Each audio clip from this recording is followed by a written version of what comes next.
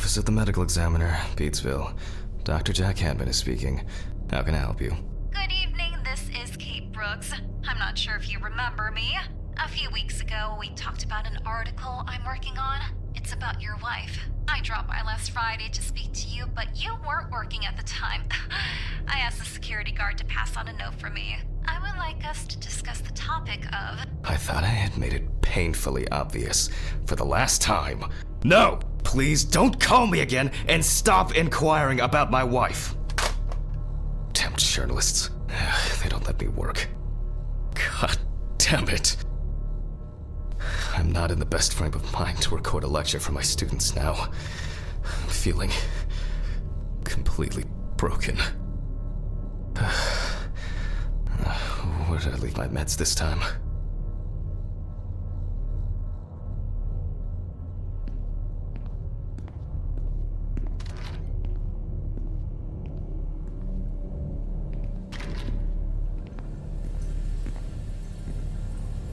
Okay, time to pull myself together. And get back to work. I've already taken my pills, not looking to overdose. I need to set up the camera first.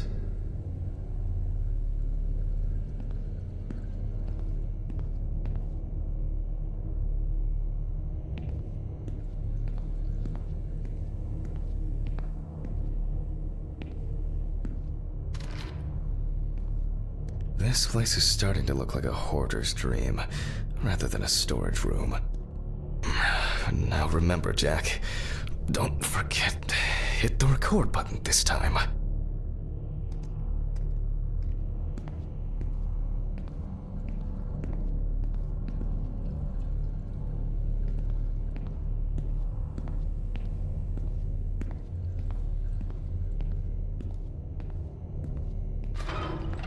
Hopefully the new tripod is going to hold up.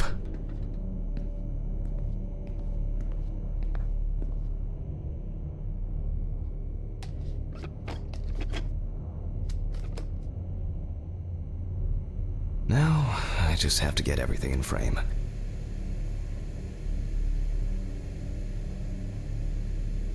This should be fine. November 20th, 1991.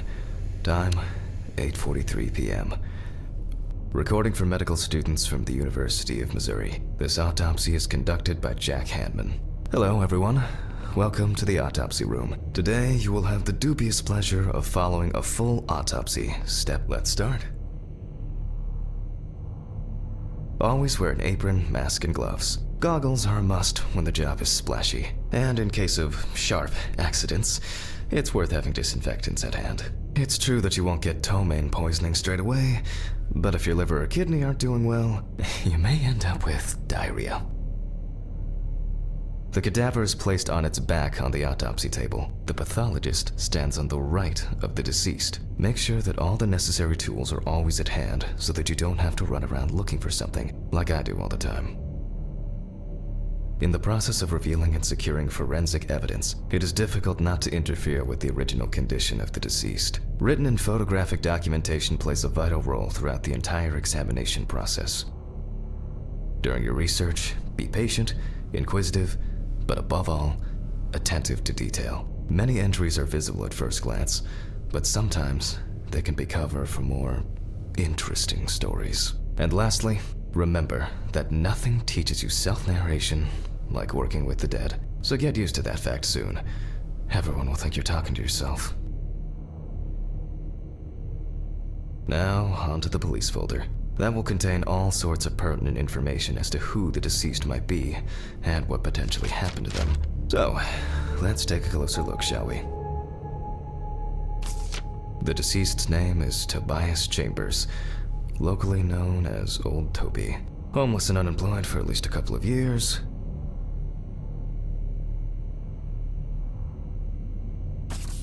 The deceased was found on the outskirts of a parking lot at a gas station, where he often begged and persistently offered drivers to wash their car windows. The body was noticed by a station employee during the morning shift. Initially, he thought that someone had thrown some boots and a coat in a nearby ditch. It took him a moment to recognize the pile of clothes as the body of a man. He worked most of his life at the local port dealing with unloaded cargo. He was fired for being drunk and starting fights. His son runs a hardware store on his own. His wife left him years ago. They both had no contact with the deceased. Signs of libation were found around the body. Empty bottles, traces of an inept attempt to start a fire, and a scattered makeshift blanket. That's it. It's worth remembering the context around the scene of a death. This allows you to better interpret any traces found on the body. I shouldn't start the procedure without gloves. Now it's our turn to take some pictures for our files. If I can just remember where I left the camera. It's in here somewhere. Aha! There you are. I knew it was here somewhere. As I mentioned at the beginning, before we begin the internal examination, we need to document the cadaver and the condition it arrived in. We begin with a full body photo. Try and stick to the top-down rule, but this is not always possible. Let's keep in mind it's all about the legibility, not the perfect frame.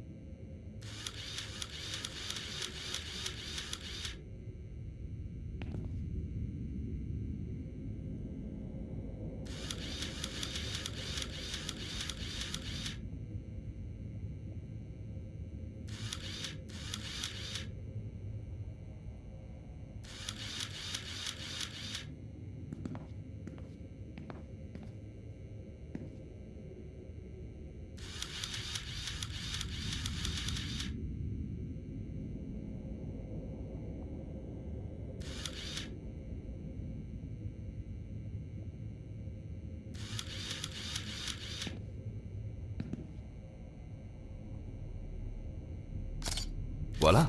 Now we move on to the next step, looking for traces. Take your time. Look at the corpse from different sides, from different angles, up close, and from a distance. You're looking for anything out of the ordinary.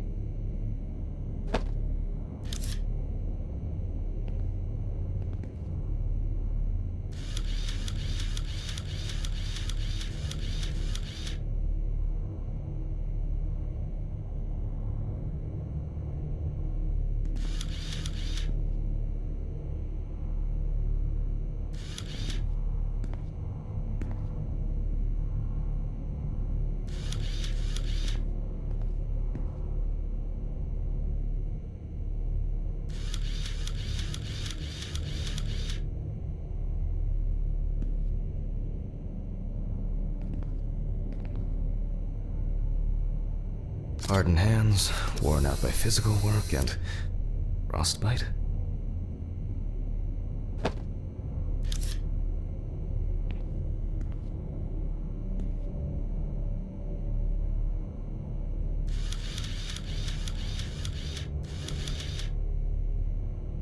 That's something interesting. It will be necessary to check whether this injury was severe enough to cause damage to the brain.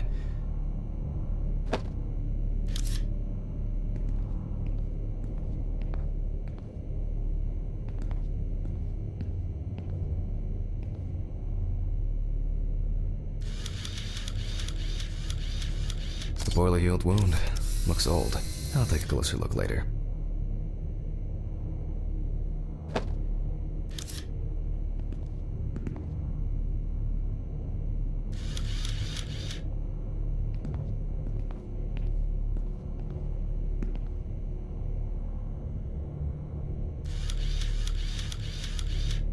Some wounds in the feet and signs of frostbite, probably because the subject's shoes were too small. In a moment, we will check which of our initial observations will be worthy of further consideration. But before we get to that, I need to write down some basic data.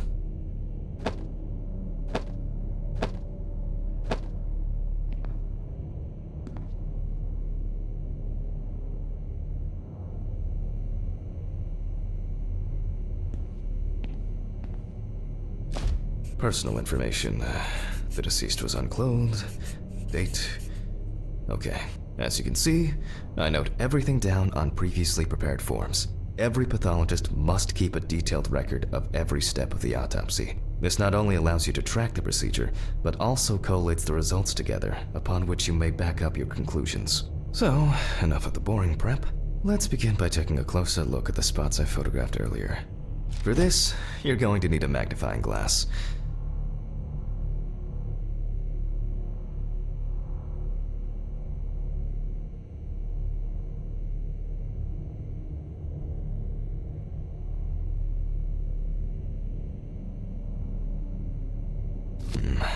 Which spot first?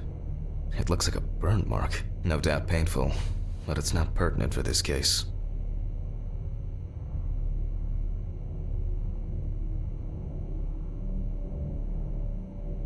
I can confirm the presence of ecchymosis on the deceased man's head. The appearance indicates the intravital nature of the wound. Add alcohol, which I can clearly smell, and this was an accident just waiting to happen.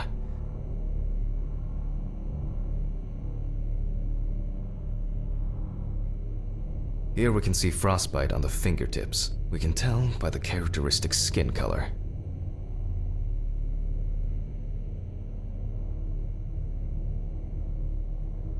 Definitely a painful mix of frostbite, abrasions, and blisters. Old Toby had been wearing shoes too small for him for a very long time.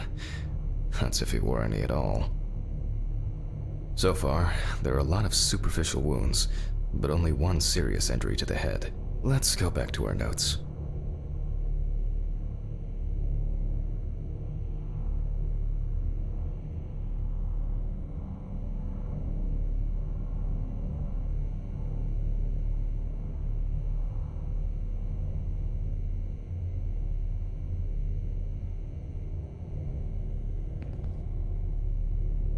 Scalpel, scissors, syringe, magnifying glass, knife. I guess I forgot to clean the knife.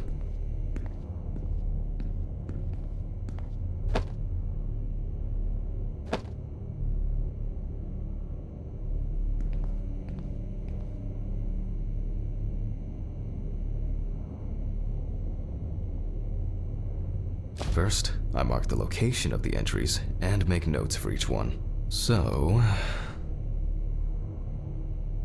the head wound. Definitely an important clue.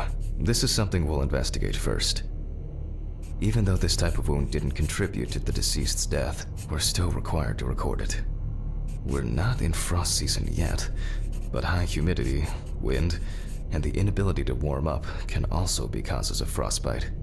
If Toby's body was cold for a prolonged period, the frostbite could have resulted from the body's defense reaction. The safety of the internal organs is more important than fingers, nose, or ears. As you can see, we don't have much to go on. Let's write down what preliminary causes of death we can think of.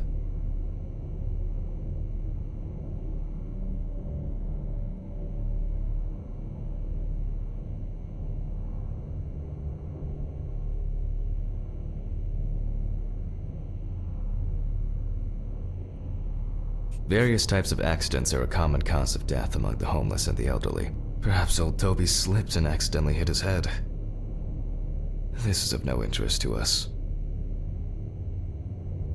Considering the conditions in which he slept, his body may have become hypothermic. The nights have been particularly nasty lately. We will check if there are any signs of freezing internally. Since the deceased clearly smelled of alcohol, I'll add alcohol poisoning to our list.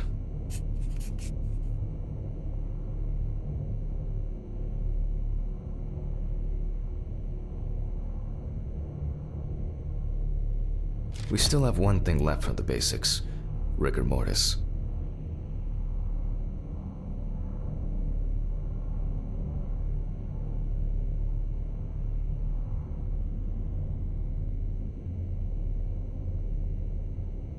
Well, we take our deceased by the hand, gradually re-raise it,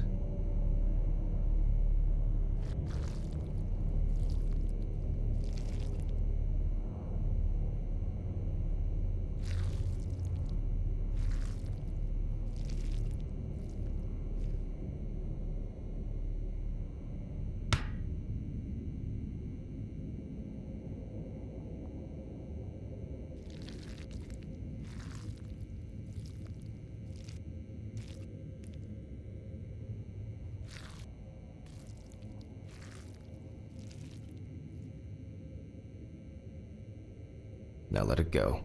As you can see, the hand falls loose. What's the conclusion? Death must have occurred more than 72 hours ago. The police information appears correct.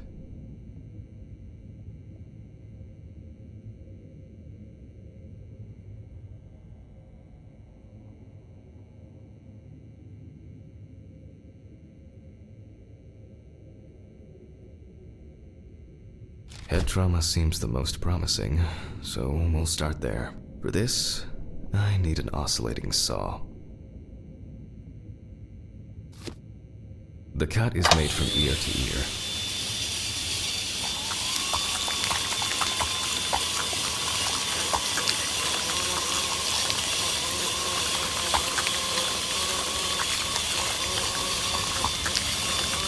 After which, we remove the skin and the top of the skull.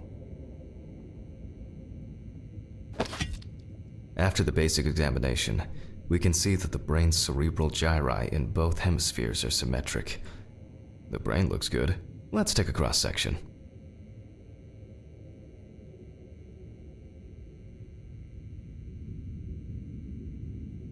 Some pathologists prefer to examine organs without removing them.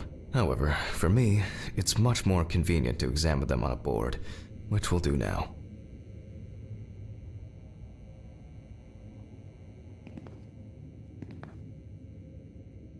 Holding a long, narrow blade knife in the dominant hand, we slowly cut the cranial nerves on both sides, all the time pulling the brain towards us.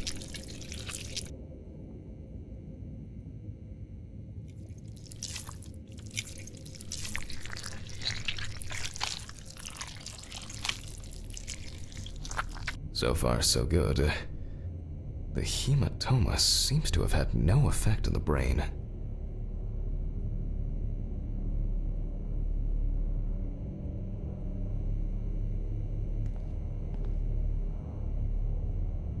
We can rule the fatal accident out as well.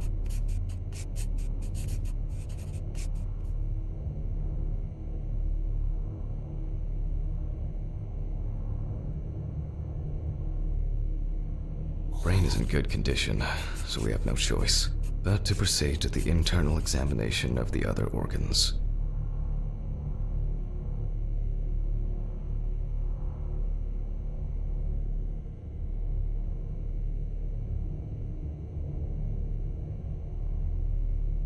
I grab a scalpel from my kit.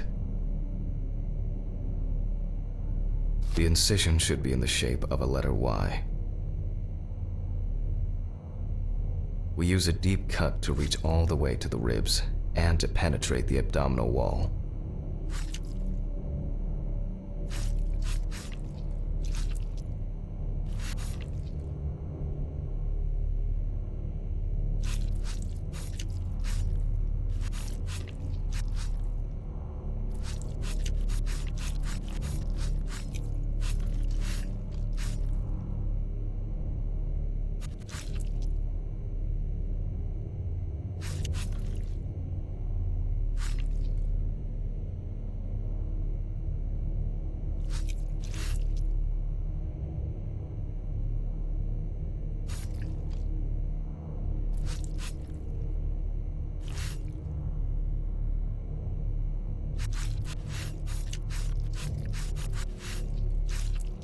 Alright, now we peel back and separate the skin.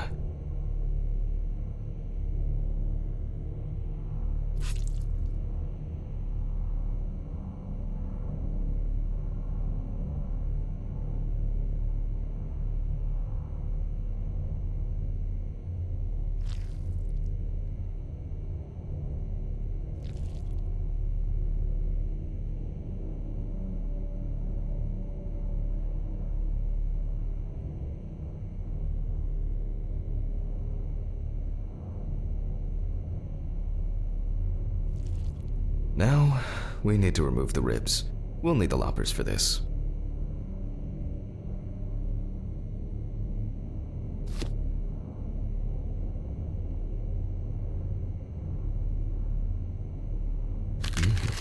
Quite a satisfying crunch, for some anyway. After removing the cartilage tissue, we instantly notice two things. Firstly, there is no congestion of the internal organs. This means that although the deceased was hypothermic, it didn't kill him. Secondly, the deceased smoked like a chimney. So, we should take a closer look at those lungs.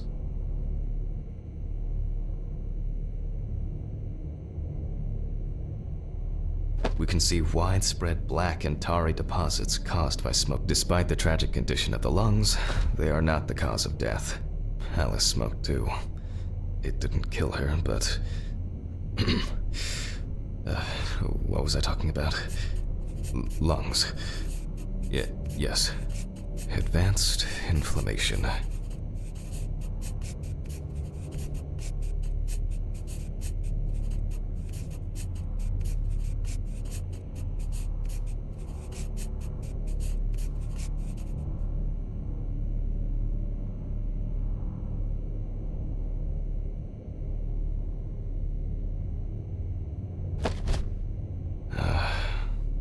What now?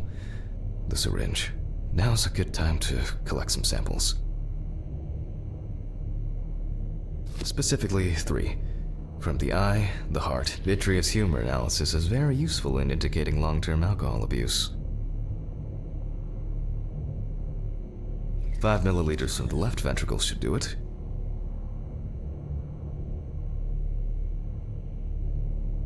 Left on the bladder, we draw about 10 milliliters of fluid. Now we take our samples to the centrifuge. But before I do that, I need to find my notebook. My dyscalculia means that I always double-check the settings.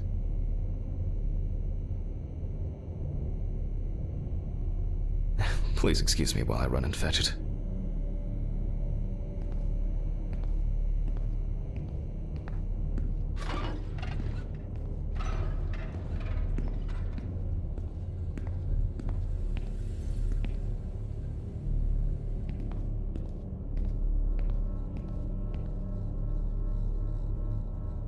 This whole thing is covered in stains.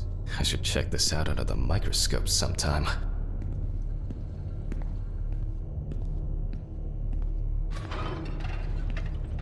Let's get back to the examination.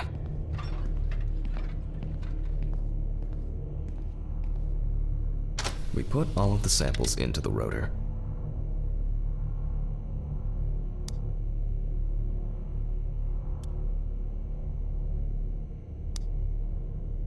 Now, we set the appropriate time and speed.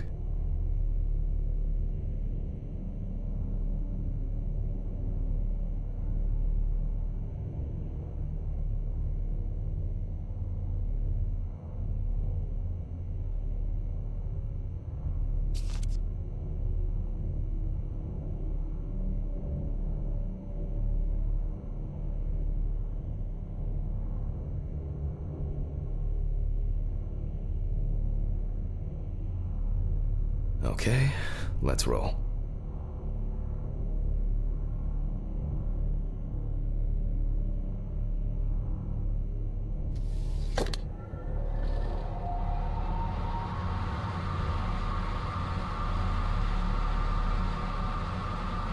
Off my own but trusted centrifuge. Ideal for all the fluid tests I need to perform during an autopsy. Where were we? Oh yes, the blood alcohol concentration. Let's see what we've got here.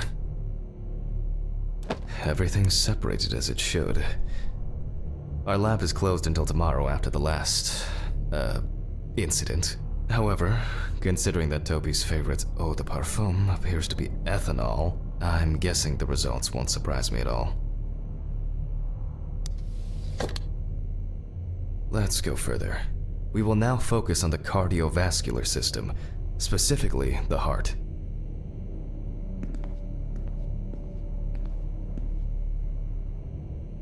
We remove the organ and examine it closely. We look for dark hypoxic areas, clots, or other elements that stand out as abnormal. At first glance, the heart looks fine. The pulmonary trunk and aorta seem to be in good condition. There are no pathological changes that would have contributed to Toby's death.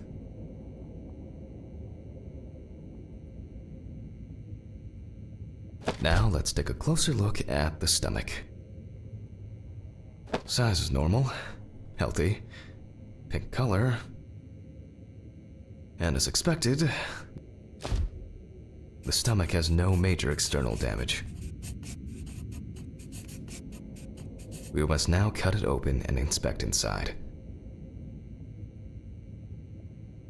We will do it carefully so that its contents do not spill out. We open the stomach along the greater curvature, from the heart to the pyloric end. Oh, I already feel like there's something left inside.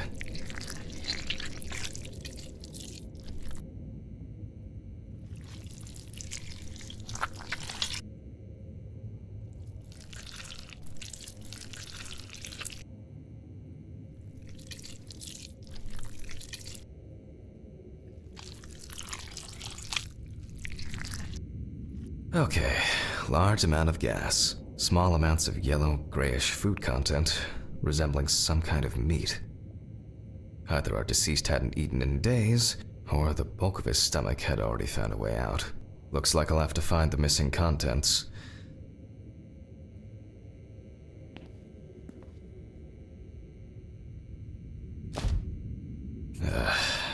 There are two ways here.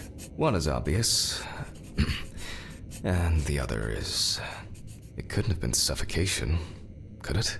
I'll add this to the list and move on to the deceased's neck.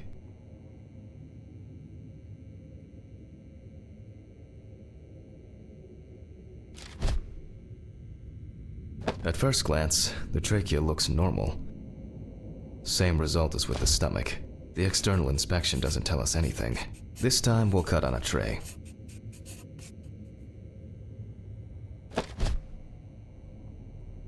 While cutting such a small organ as the trachea, we must make a precise incision.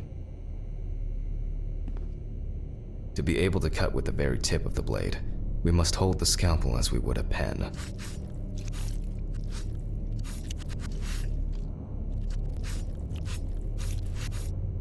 And after careful examination and deduction, we've got it. A clogged trachea. It's time to summarize the whole thing.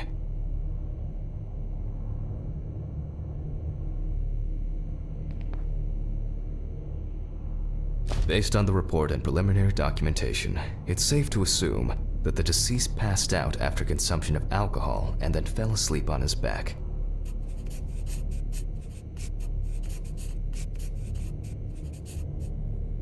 Then, the gastric contents refluxed and flooded the airways, causing death. That's why we don't forget about the recovery position at dorm parties.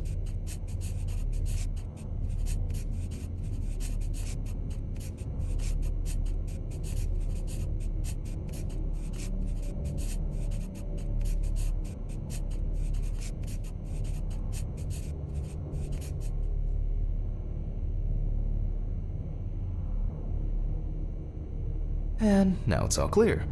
The death was suffocation. Now, signature.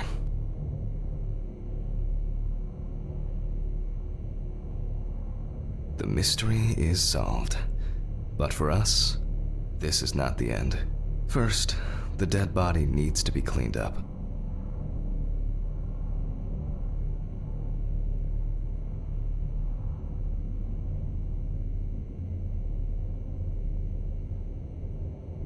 For this, we will need to close the body and grab the needle. First, we unroll the skin flaps. And then, we sew the deceased back up.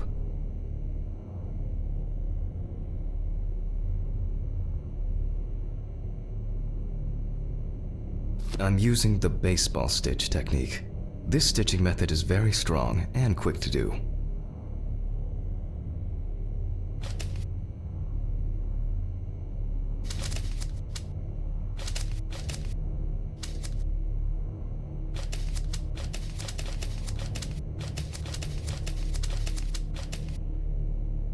Beautiful. Now we say goodbye to the deceased and put them safely in the fridge, ready for the next stage of their journey.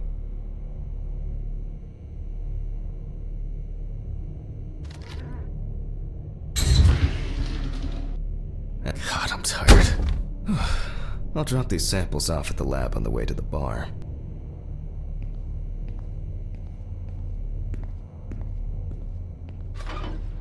I'll call Steven. I don't feel like trekking along today.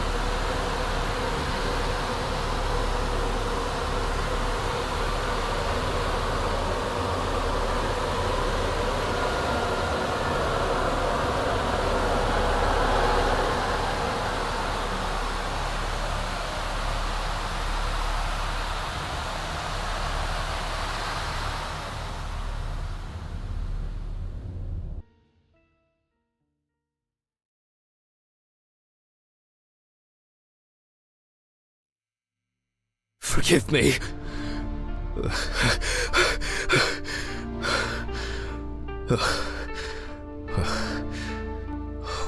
What? Christ. What a dream. Fuck.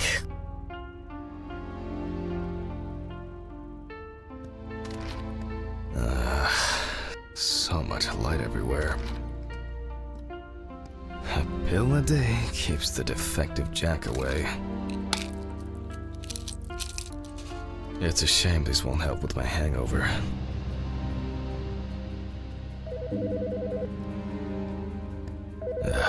The fucking phone. Okay. I know I'm late. I'll be there soon. It's not like the dead are impatient. Jack, no. Alice? Who is this? It's Charlotte Graves. Oh God, I'm sorry. I didn't recognize you. I thought it was work calling. It's okay. I hate it when work calls me at home, too. How is everything? We haven't talked since... you know. Well, there are good days, and there are bad days. What can I say? At least I can hide away at work. Well, you always were the most comfortable in the dissecting room. Listen, I have an unusual request. Okay, how can I help? It's nothing serious. I just wanted to ask, do you have any pictures of Alice? Maybe one where the two of us are together? I'd love to have something to remind me of her. I guess. I'm not sure. I'll look through her things. Thank you. I'm sorry to trouble you with this. All this can't be easy for you. I'll get through it somehow. I've been meaning to sort through her stuff for a while. Have you asked Steven if he has anything? Yes, I spoke with him this morning. He said he gave everything to their mother and that I should ask you. I see. Jack, I know you're trying, that you cope somehow. Steven's there for you, although, well, we all know how he can be. But, I mean, if you wanted to reminisce about Alice, talk. I really should go now. I overslept, I'm late for work, and I still have some errands to run on the way. Oh, okay, sure. Sorry to keep you. I'll look for something and send it over. Thanks for the call, and bye. Oh, do you have my address? Not on hand. You'd best remind me again. 292 Browning Lane, apartment 432, Johnson City, New York, 13790. Got it. Thanks. Thank you. It would mean a lot to me. Just miss her so much. Yeah, me too. And that's okay. Really, no problem. Thank you. Take care, Jack. You too, Charlotte. It was nice to hear you. Well, that was a bit unexpected. I should probably find something to send.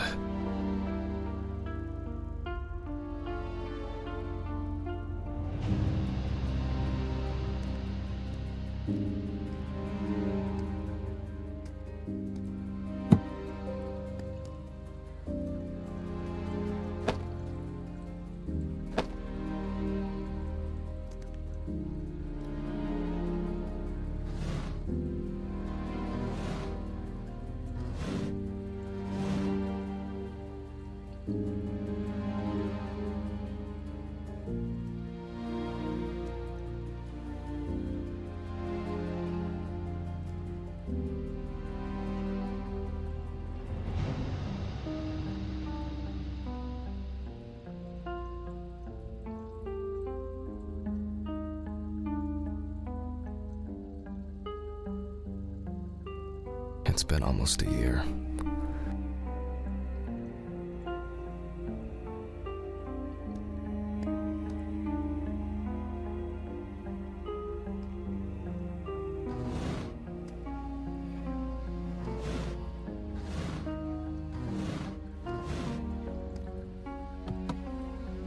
Alice and Charlotte in Amsterdam.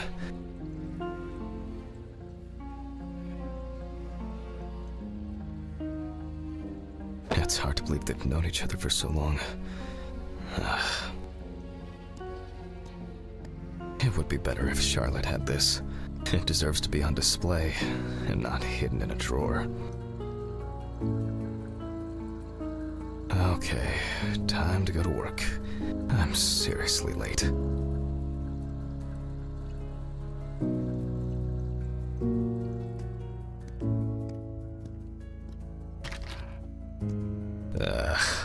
I should grab some coffee and aspirin on the way. Oh shit. Almost left the door open. These fluorescent tubes are brutal.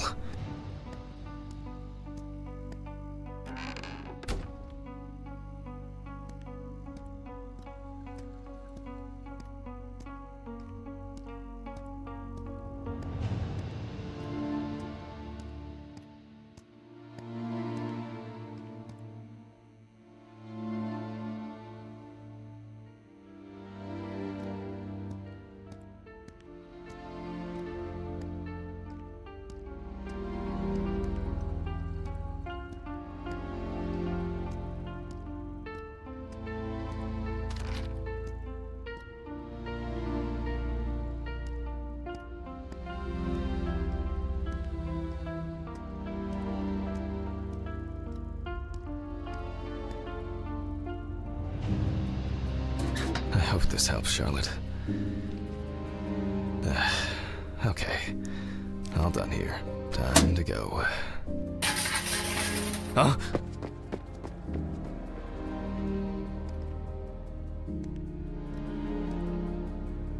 Damn. I forgot my jacket.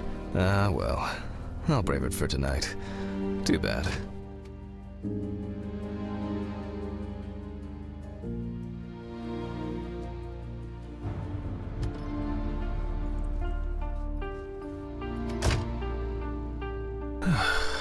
Nice and fresh. At least it's peaceful here.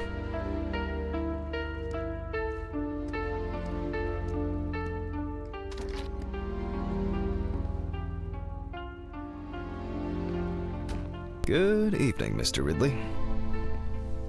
The timesheet handling.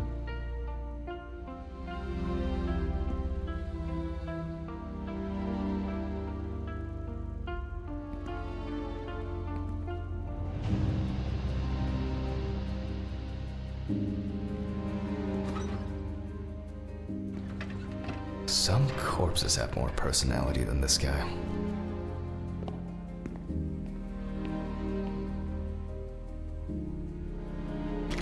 Christ. Who leaves the window open in the middle of November? So I'd better check the answering machine.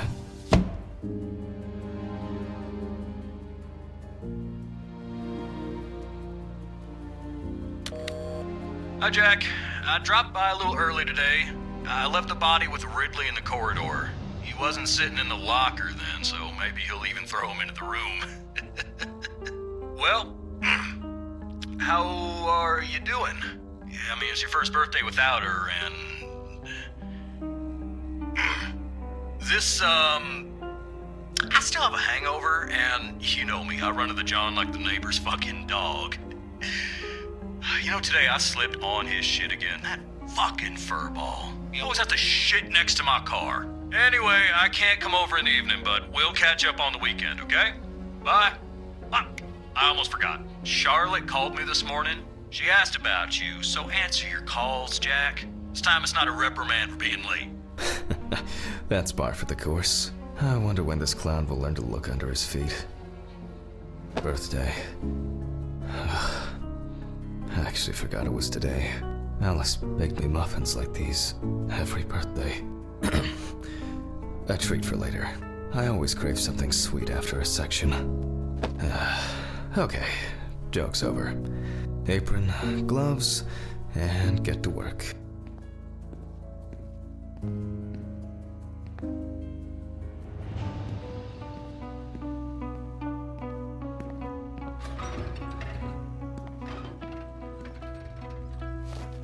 Ah, man. I remember you. You were on that talent show. What was your name again?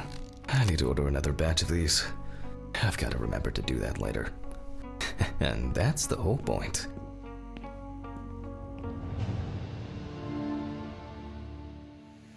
Steven laughs at me for recording everything. He says I have a bigger collection of stuff like this than most of the creeps he's caught. November 21st, 1991. Time, 9:13 p.m. The autopsy is conducted by Jack Handman. Lecture for the Medical University of Missouri. After yesterday's lecture, you should already know the ins and outs, so today we'll be consolidating our knowledge. So, where do I start? That's right, Billy's folder.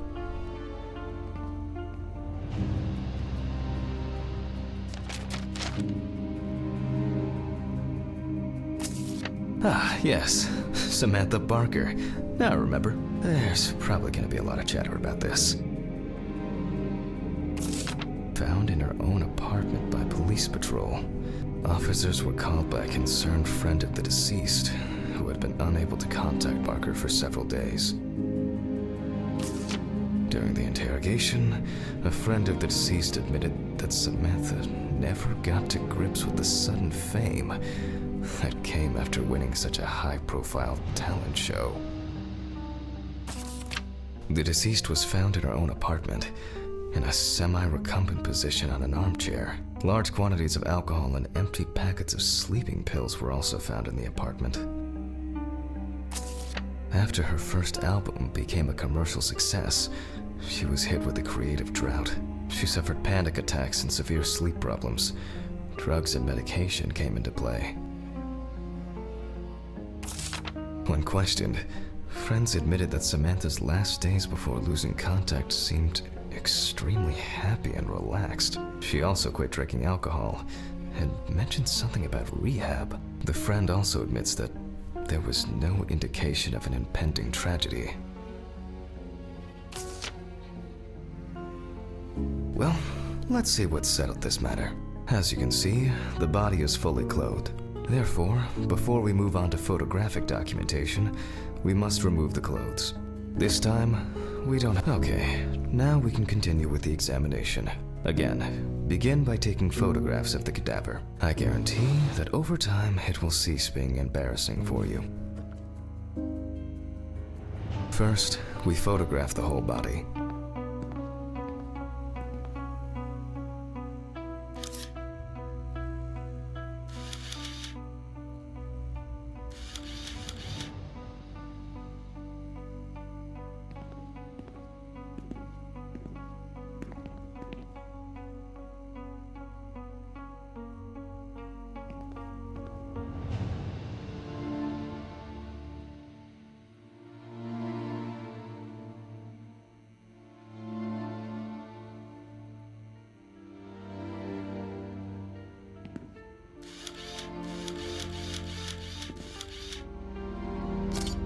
And now, any suspicious looking marks or wounds.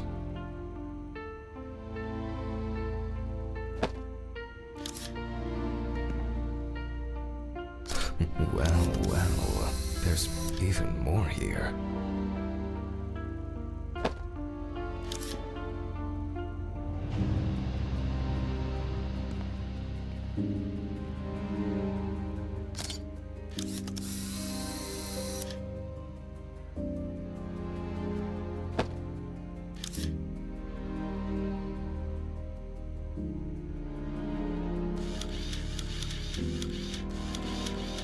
Interesting. Very uneven. We need to investigate this.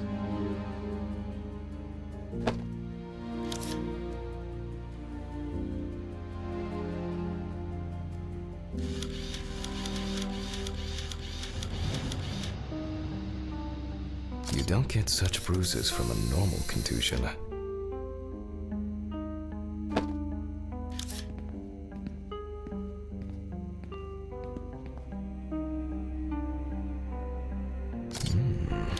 Yes, I've seen this many times.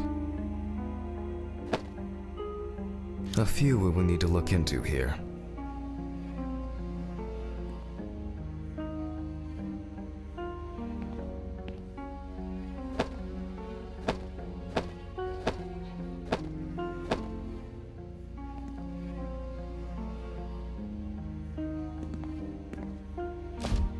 Notes prepared. Time to take a closer look.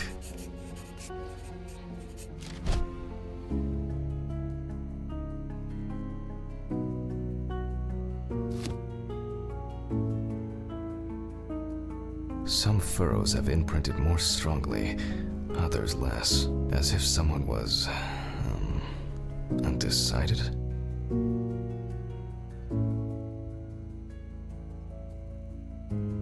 The number of bruises suggests that there may have been some kind of tussle.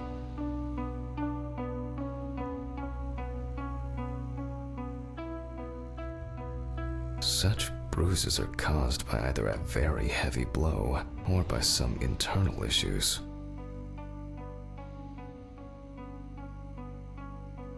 And here's something interesting. The skin of the deceased is covered with numerous blisters. Some of them are ruptured. Others still contain fluid residue.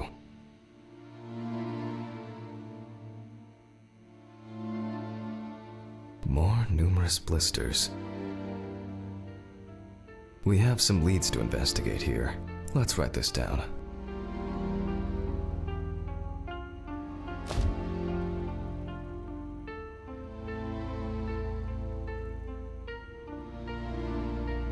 On the neck of the deceased, we can see clear furrows, indicating that strangulation may be the probable cause of death.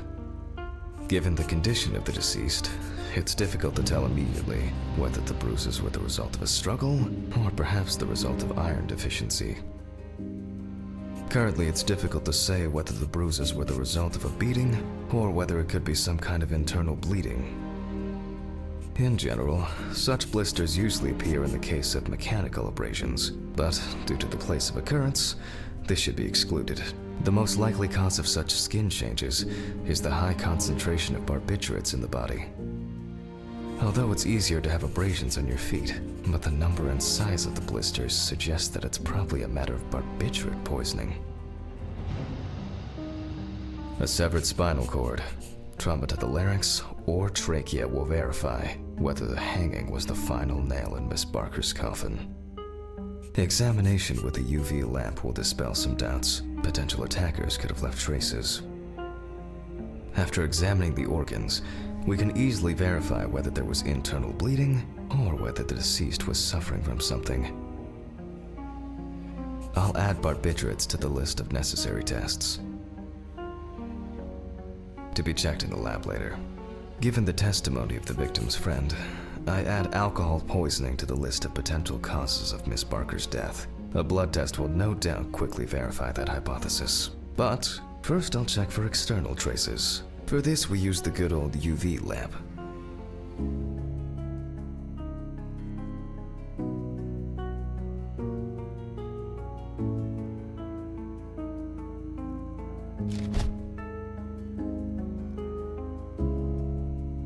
I look carefully at the whole body. UV rays will reveal any traces.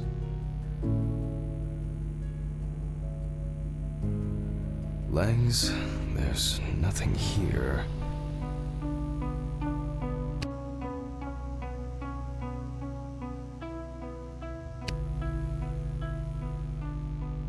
Right torso, empty without marks.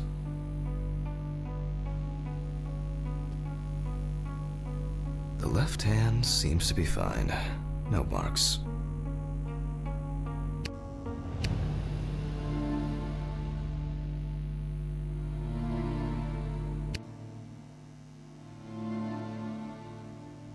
The area around the head is empty.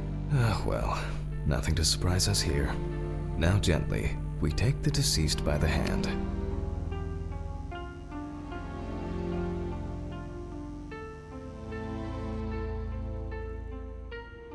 And we check for rigor mortis.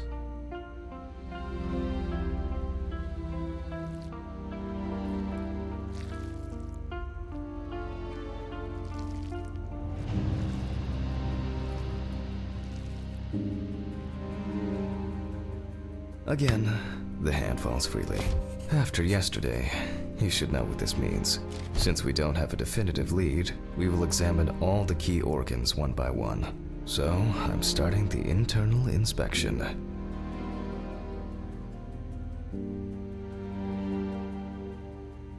I dissect the skin of the deceased.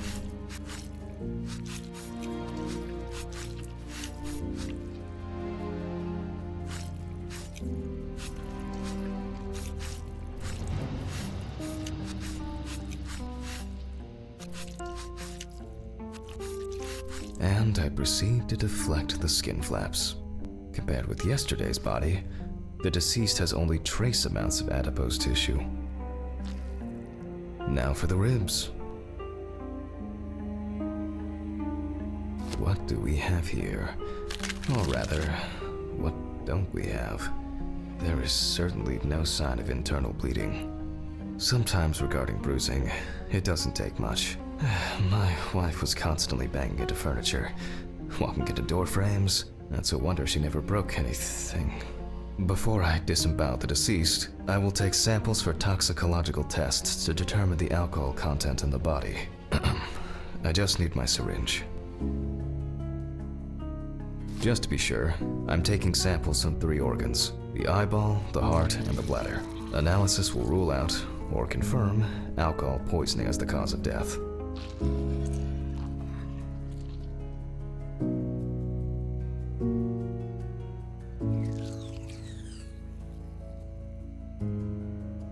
All done. I'll transfer these to the centrifuge. What was it?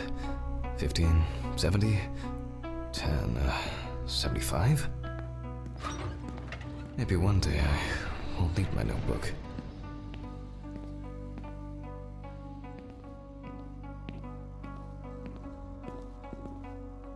Numbers have never been my strong point. It's probably why I regularly forgot birthdays and anniversaries. I'm lucky Alice always forgave me.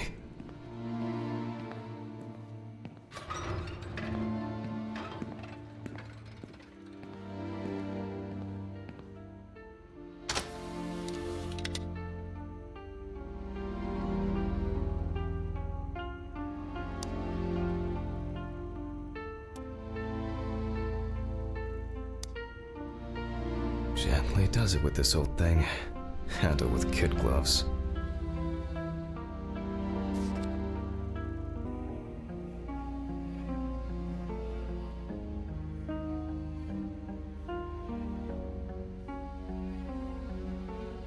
I'm starting the centrifuge. Let's see what results come out.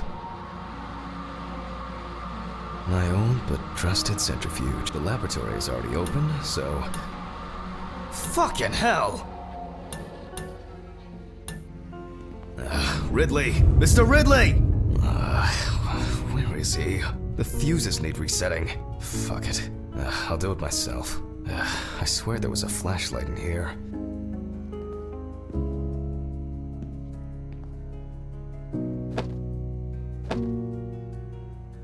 I wasn't sure it would amount to anything, but the World Wide Web has been a blessing for speeding up my work.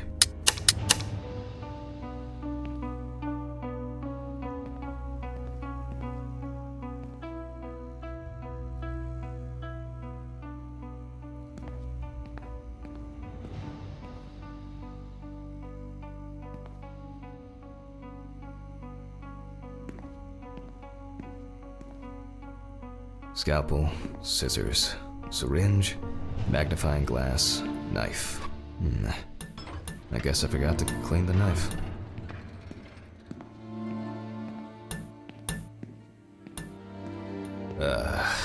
Whatever. I know where the switches are anyway.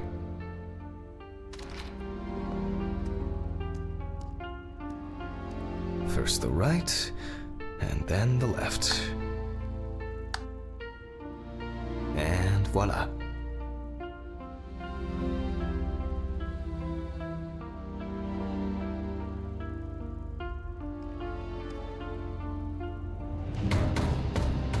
What?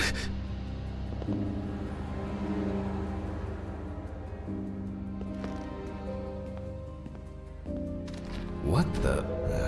Oh, for fuck's sake. Can't I work in peace?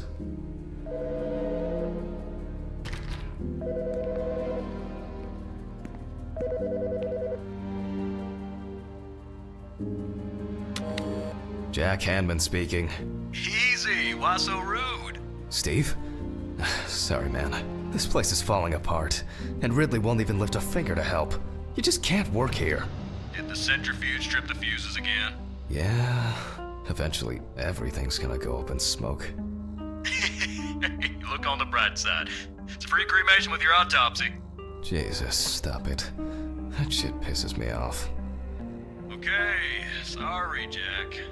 Anyway, I'm calling to ask how the autopsy's going. Soon there'll be journalists sniffing around for info, so we'd best be ready. I'll whiz through this in a couple of hours. It doesn't look like a complicated case to me. More of a formality. The report will be available in the morning. Sounds great. Thanks. Phew! How's your head? Well, my head seems better than yours. On the way to work. Holy fuck. Jack, turn on the radio. What? What's happening? Quiet. A 3-car police convoy was involved in an accident near Pete's Bay Bridge while transporting prisoners to Orleans Parish Prison. At the moment, we do not know the exact number of victims or whether any of the convicts escaped. However, the scale of the accident indicates a large number of victims, possibly even fatal ones. Police are on their way to investigate the incident and secure the area. We know that the injured prisoners are on death row. The police were to transport them to their execution, which was to take place tomorrow morning. Many of them are very dangerous criminals. We will report on the matter on an ongoing basis, so stay tuned with us. What? Steven, was Red Pete one of the passengers? He was, wasn't he? What if he survived? Jack, I have to go. They want me on site. What if he survived? I gotta go. Talk to you later, okay? Fuck. Calm down, Jack. Pills. I need my pills. You heard him, Jack. A serious accident. Lots of victims. He's definitely dead.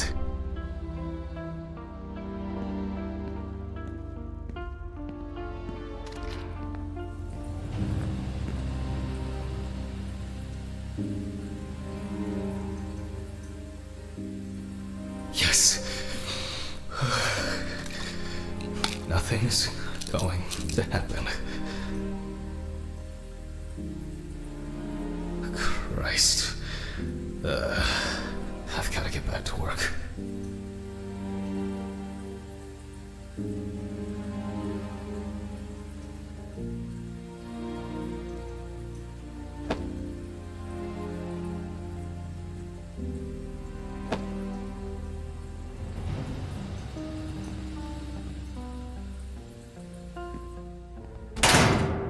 What?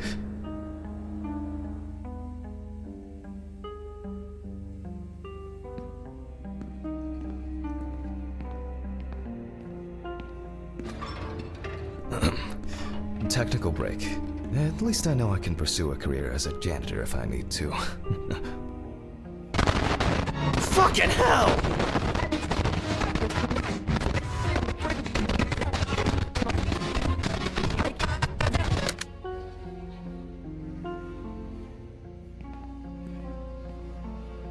Alright, let's see if we were able to get anything out of this piece of crap. And miraculously, yes. The samples did spin. I'll transfer them to the chromograph in the lab.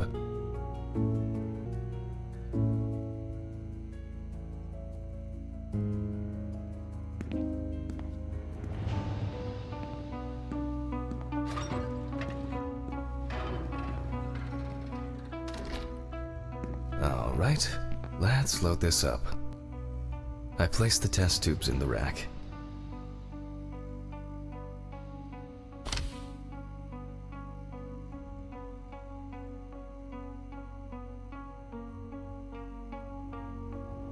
Now, just take 5 milliliters from each.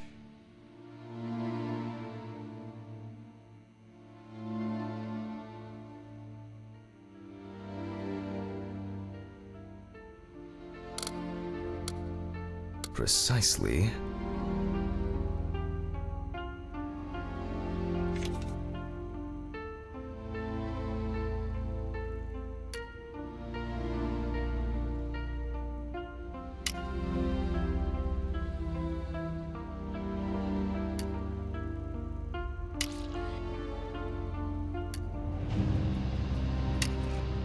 And the next.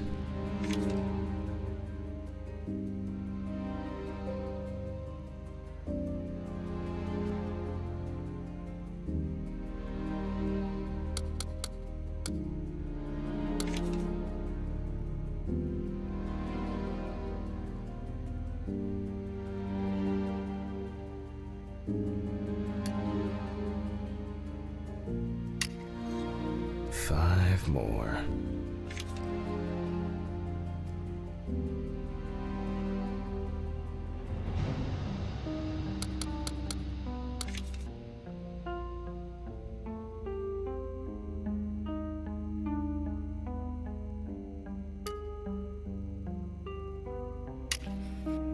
We put the prepared sample into the machine.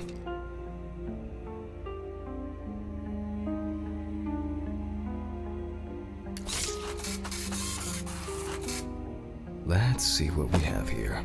The results indicate that the deceased did consume alcohol shortly before her death.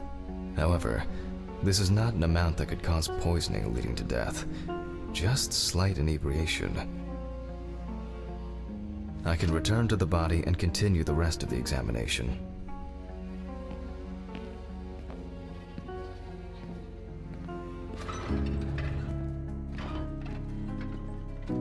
The chromatograph results show that we can eliminate alcohol poisoning from our list of potential causes of death.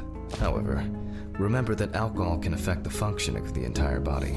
It disturbs the heart rhythm, accelerating its rate, and dilutes the blood, which may result in more severe bleeding in the event of an accident. Also remember that alcohol affects the metabolism of drugs in the liver, which I'll now look at in more detail.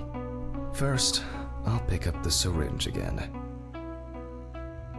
I'll take samples from the liver and the heart to test the concentration of barbiturates in the body.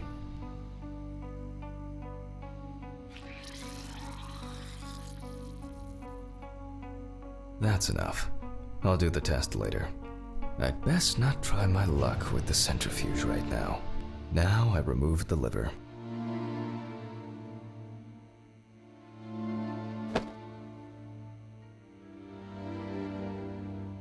No lesions. However, it is slightly enlarged.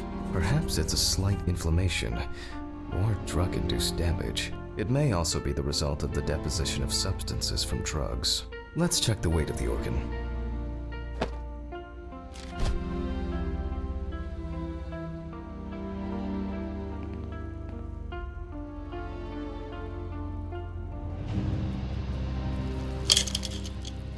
The weight is 1,300 grams. The liver is enlarged.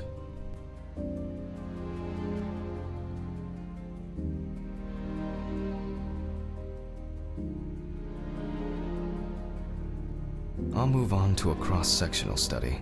Perhaps the enlargement is the result of early cancerous changes. The blade glides through smoothly. I don't feel like I'm encountering any changes with an unusual structure. No steatosis or cirrhosis. The liver is actually quite clean inside.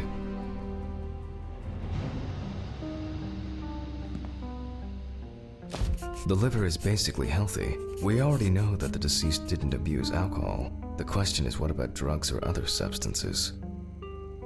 I move on to the heart.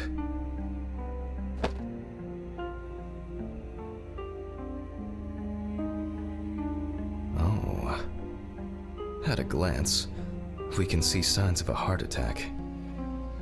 The deceased is definitely too young to have a heart attack due to natural causes. The liver is enlarged, not from alcohol poisoning, and the heart looks like it has collapsed. So, I guess we need to go to the centrifuge and check for these barbiturates. The last time I saw this kind of poisoning was a few years ago. I better check the data in my notebook. He was a middle-aged guy. He took his medication and forgot about it, so he took another pill. He forgot again and took another one, and another one, until he took the last one. That's why it's better to have amnesic drugs in boxes labeled with the days of the week. This sort of thing rarely happens anymore. Doctors tend to prescribe benzodiazepines. They are safer, but still shouldn't be combined with alcohol.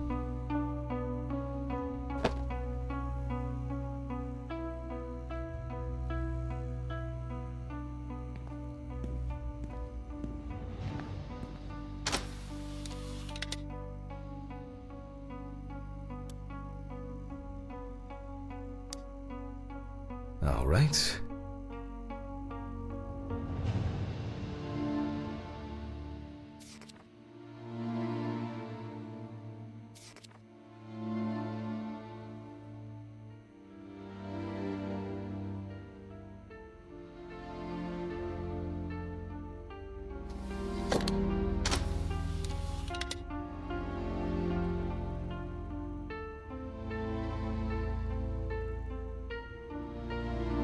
We close the centrifuge and pray that it doesn't trip anything again.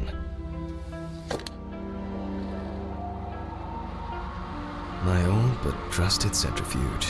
Ideal for all the fluid tests I need to perform during an autopsy.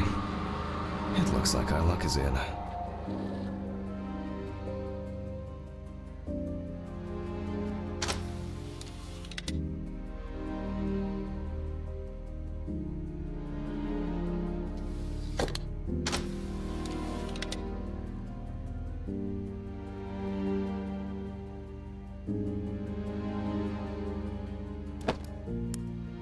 We can take the samples to the lab now.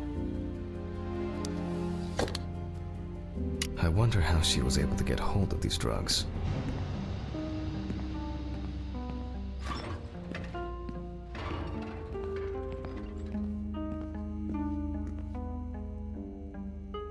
Okay, 2 samples this time. 6 milliliters each.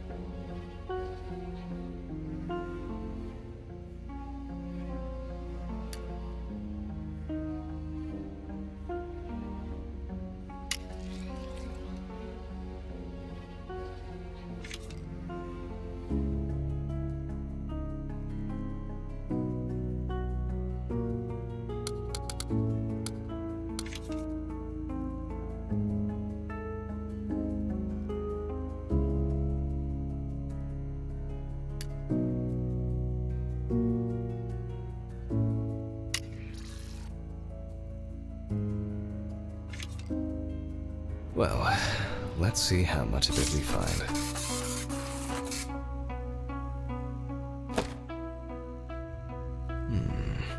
Nothing surprising.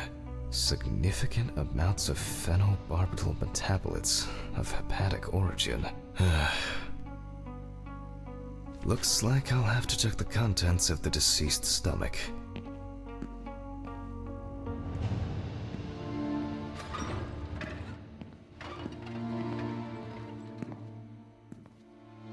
The test showed that the collected blood contained enough barbiturates to cause cardiopulmonary collapse.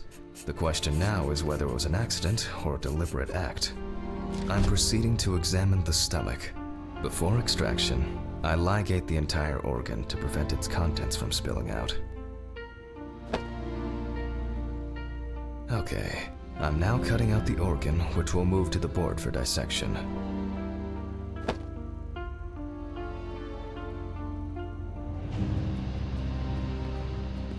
Normally, the stomach and intestines are full of surprises.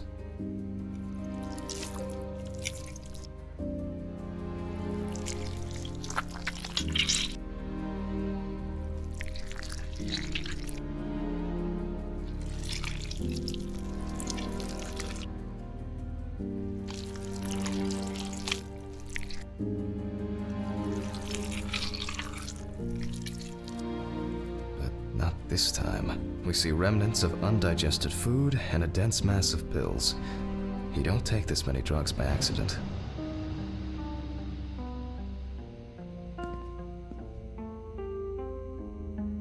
Length and width normal. No obvious pathological changes. Undigested drugs found in the stomach of the deceased. The direct cause of death was probably an overdose. I'll check the rest of the organs, and then the nervous system. We'll see how significant the marks on the neck are for the whole case. Lungs are normal, no lesions. The victim was probably a smoker, but was unlikely to be in any serious danger. The deceased's trachea is normal, complete patency. No food or fluid. The deceased's intestine is normal, no clear pathological changes. Abdominal cavity checked off. We can check the brain.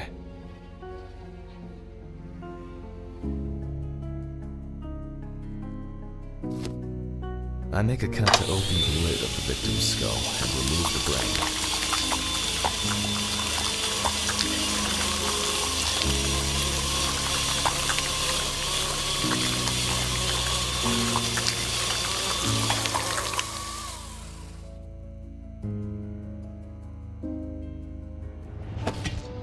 Brain is normal, no obvious lesions. Alright, I need to dissect it on a board.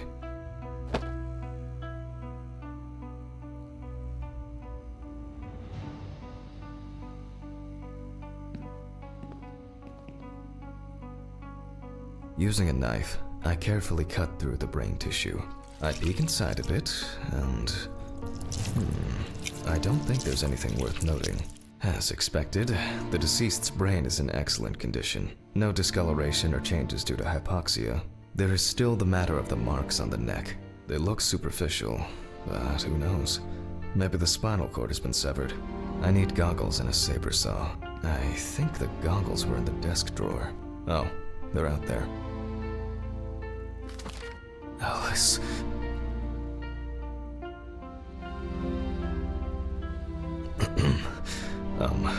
Saw. I need saw. Fuck. I don't see it here. Oh. I know. I probably left it in the basement after its last cleaning.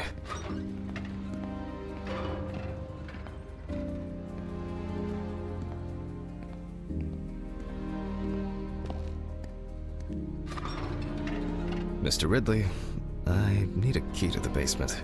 It's in the social room. Why is the key lying at the... never mind. Thank you. Hey, Hammond. Did you hear about the convoy? Well, maybe you'll get a chance to relive your glory days and catch Red Pete again, huh? Let's hope there won't be a need for that.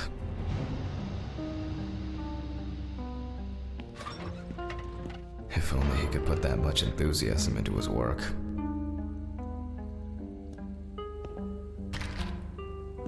I get the feeling that searching through this rubbish is more pathogenic than working with corpses. Please, may this be the last trip.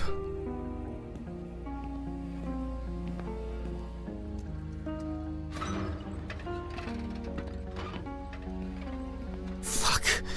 Why did the prison convoy have to get into an accident? Jack, take a deep breath. Deep, pleasantly cool breath. You're nearly finished with the autopsy. Then you can go home and rest.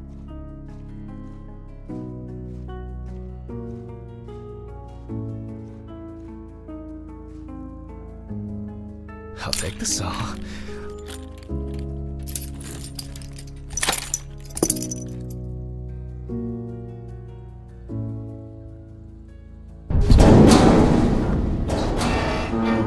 Fuck! It's jammed! Doesn't anyone do maintenance around here? Damn hatch. Damn red Pete. Will I never again? Will I if only...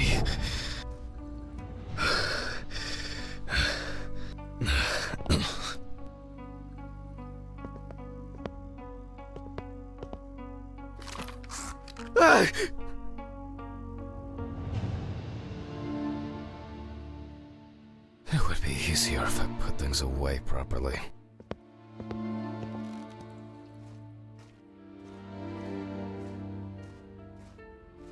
Ugh, damn student lectures and their fucking props.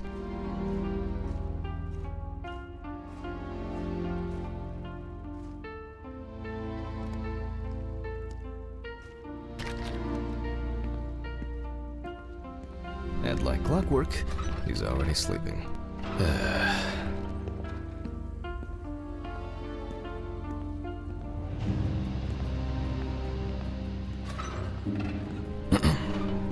Sorry for the short interruption. I hope you all took the opportunity to grab some coffee. And now that I have everything I need, I'll move on to revealing the spinal cord.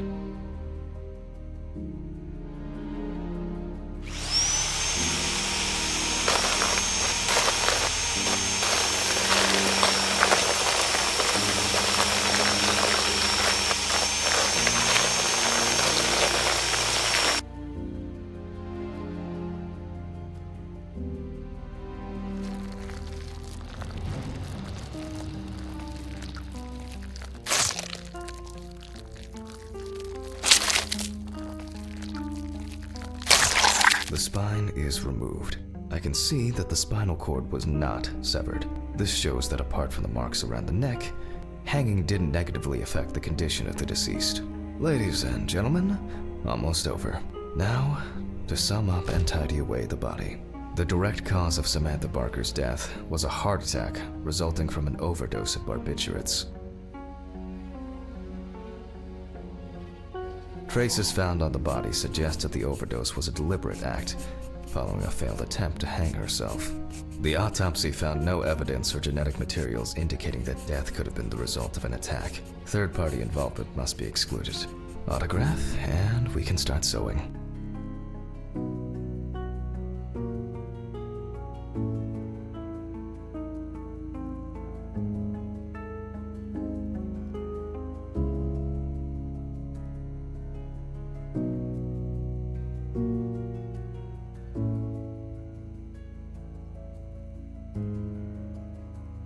In the 1950s and 1960s, the use of barbiturates for suicide was actually quite common.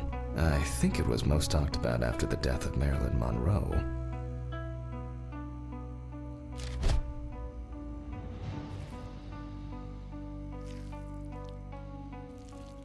At home, it was a help and comfort. On death row, a farewell to the convicts.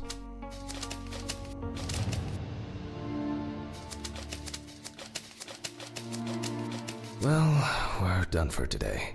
Thank you for your attention.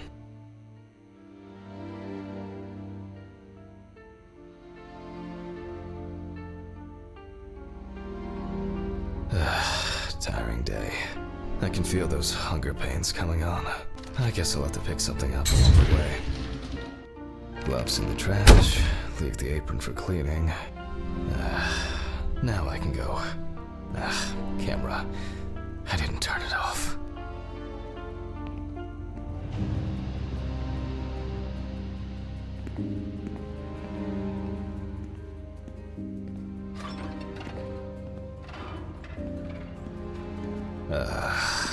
A nightcap will do me good.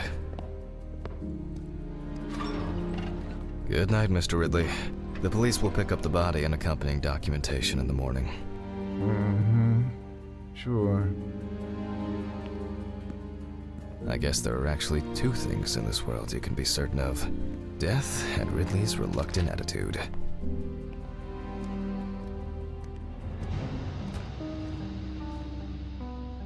Alright, maybe three things. My whiskey on the rocks when I get home.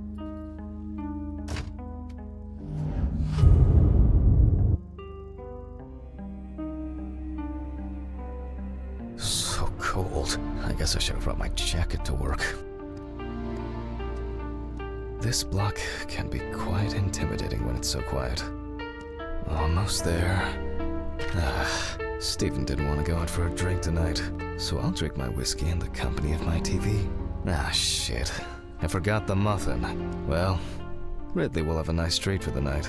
I'm sure he'll be his happy, thankful self tomorrow.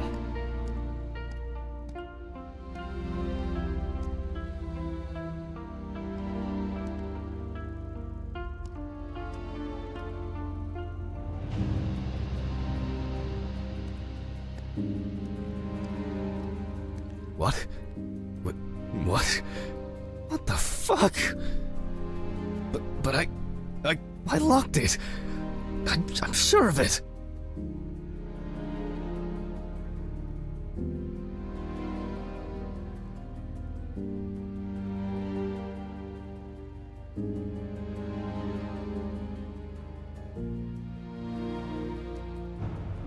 Who the fuck did this? I don't have anything valuable. Money. They must have stolen the money. Fuck! Great. That's all I need. What if it was Red Pete?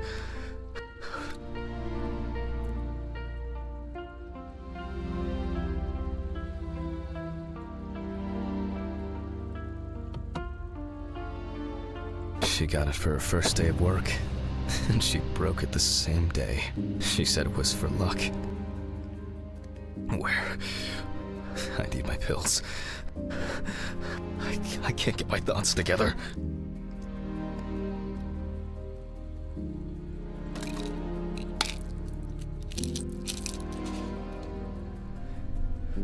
Okay. I'm gonna have to report this to the police. Christ. Why did the neighbors not report anything? I'm calling Steven. Steven? Now, Jack, I told you, I'm going for a drink with you for another night in a row. That's not why I'm ringing. Although I could do with one. Someone broke into my apartment. What? Did anyone see anything? Have you called the police yet? No, I don't think so. Anyway, no one contacted me. As for the police, I'm calling right now, officer. All right. Do you want me to head around? Look for any trace evidence? I don't know. No, I guess not. Honestly, I don't have the strength to deal with it right now. I just want to lie down. Are you sure? Because it's no trouble at all. I think so. I'm sorry. I just wanted to calm down a bit. I don't know. That's probably some stupid joke. Only money was stolen. Money? From Alice's box? Oh, fuck. Listen, I can come over. I have the key. I'll drop by, do what I need to do, and you go get some sleep. No, don't trouble yourself. Lately, I've been just so tired and distracted. I don't know. Maybe I forgot to close the apartment door on my way to work. If anything else is missing, I'll let you know and call the police. All right. Just make sure you close it tonight. If you see anything weird tomorrow, let me know. Whoever did this may be watching you. I don't think anyone is dumb enough to come back. You're probably right. Take care, Jack. If you need anything, call me. I promise I will. Thanks, Steven. Sorry to bother you again. I've just been all over the place lately. It's not a problem. Good night, Jack. Good night.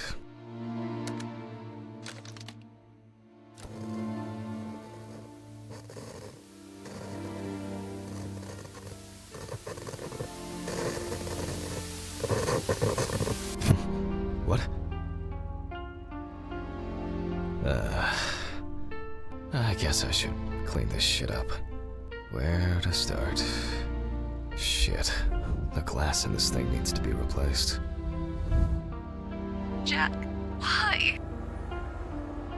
Ugh, I think I'm just tired. I'm glad this didn't break.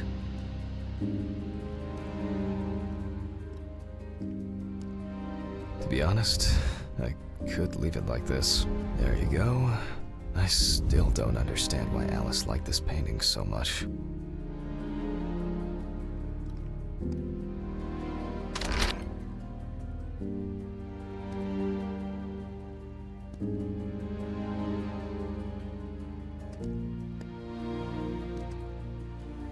Maybe I could barricade the door with this. I should pack this thing away. I have no interest in DIY at the moment. Now I'm sure I won't get caught up in these papers. Alice's family should really have some of these. That's enough for now.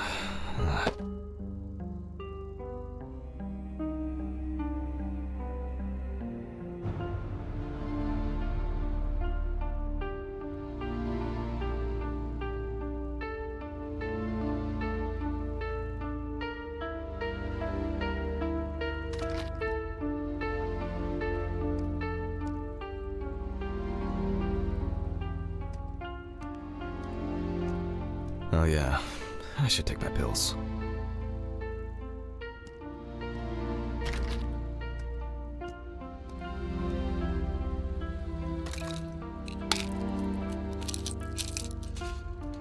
I feel like it takes me forever to finish these things. That's enough. It will never look clean. I need to quickly change and finish getting ready. I'm gonna be late for work again.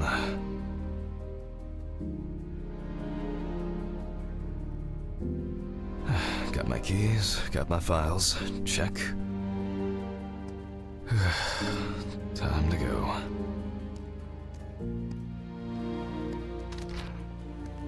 Remember to close the door properly, Jack. I'll ask the neighbors tomorrow if they saw anything suspicious. Ugh.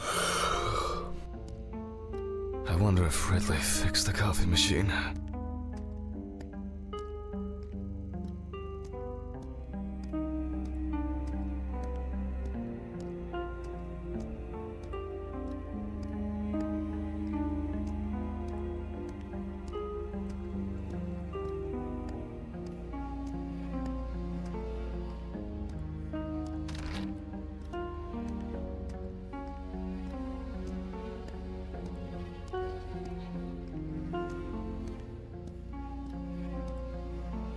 Maybe a bit optimistic. I'd better grab a coffee on the way.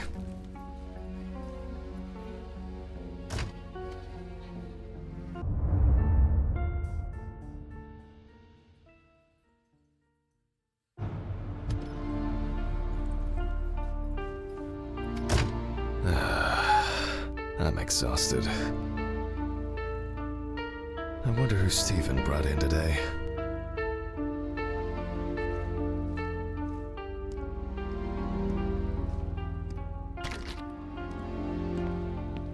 Good morning, Mr. Ridley. Oh, he's not here yet? No, I'll do without him.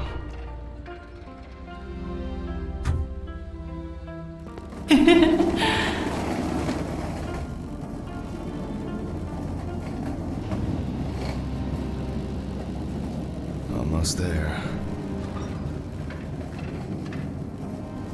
Now for the tough part. The body needs to be moved. Where's Ridley when you need him?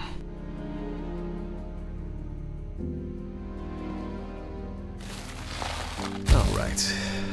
I just need some gloves and my apron. Then I can get to work.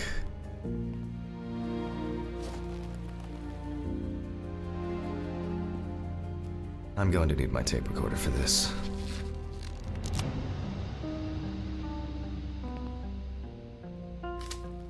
Autopsy dated November 22nd, 1991, 7:32 p.m. I begin by verifying the identity of the Jane Doe. It's most likely Harper Lloyd, age 35, found in a well-owned house by her neighbors Leonard and Dorothy Chelsea, reported missing for a week. It is also known that the deceased was diagnosed with affective bipolar disorder. Harper was placed on drug therapy, which she dropped out of fairly regularly. During her treatment, she was under the care of her common-law partner, Richard Benson, professional truck driver. The last person who had contact with the deceased was her partner. Harper's last message read as follows: "I'm gonna take a shit in their stupid well. Then we'll see who has the last laugh." Nice one. Police records also show that Mrs. Lloyd was in constant conflict with her neighbors. The constant parties and subsequent brawls made living in the area nearly impossible, especially when Lloyd's partner wasn't around. Firefighters found the body after the Chelsea family began complaining that their tap water tasted strange, and at one point had begun to smell and turn a dark color. I proceed to open the bag and check the state of decomposition of the corpse. The most important task in forensic identification of a drowned person is to distinguish whether the death occurred before or after entering the water.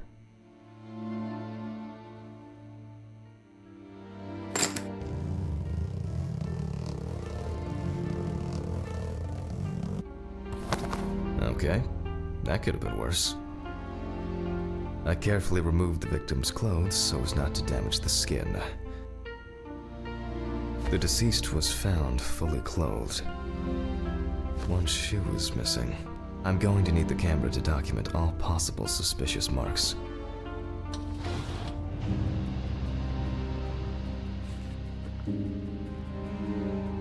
Definitely the first thing that stands out is the very advanced post-mortem gigantism.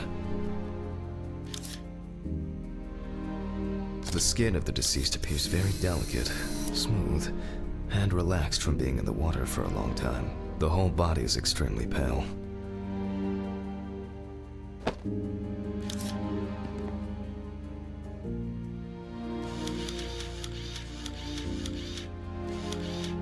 The so-called washerwoman's skin on the feet. The deceased had indeed been in the water for a long time.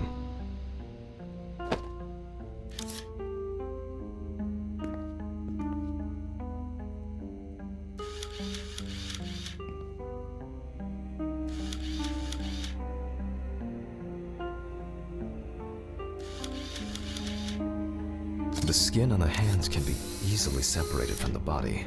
The separation takes the form of a glove.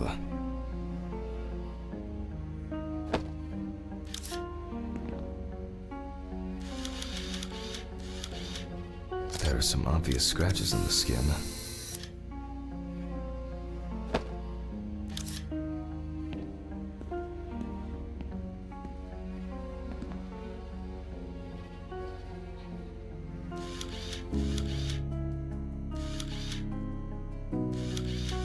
It's likely that the deceased was lying on her back when she was fished out.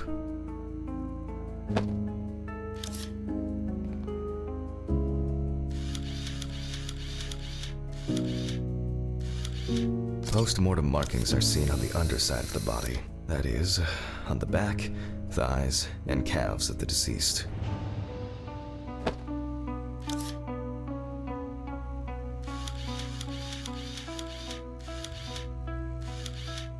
There are bruises and hemorrhages on the neck. These usually occur due to increased inhalation when fighting to breathe underwater.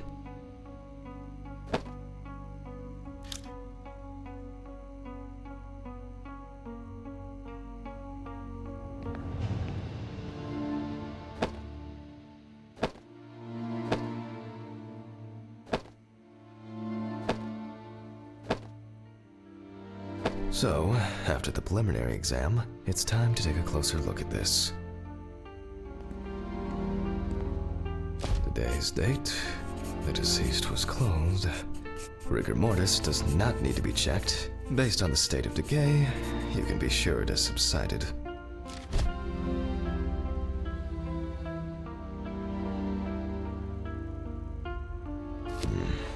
Where to start? We see thick, white foam in the mouth of the deceased, resulting from pulmonary edema. Foam is a characteristic in deaths due to drowning.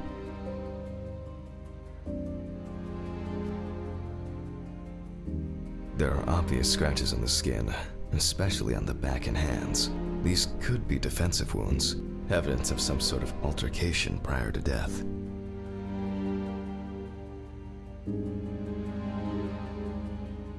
The spots have a purplish blue-red hue, which is a typical sign of the death of the organism.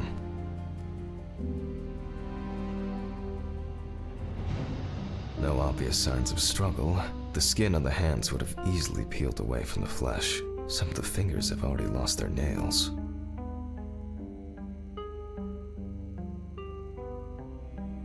Yep, pretty typical. Liver mortis are formed as a result of putrefaction of blood in the veins.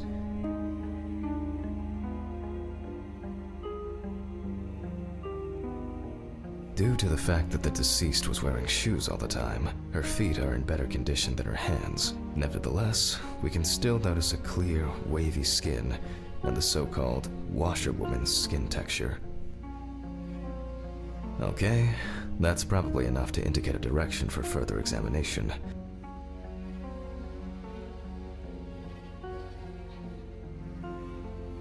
I'd better note that down in the records. Marks found on the neck and foaming at the mouth are typical signs of drowning people.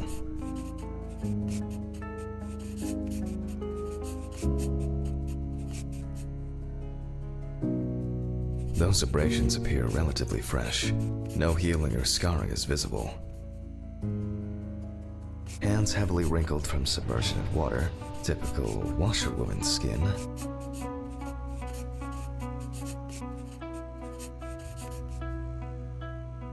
There doesn't seem to be anything unusual about this liver mortis.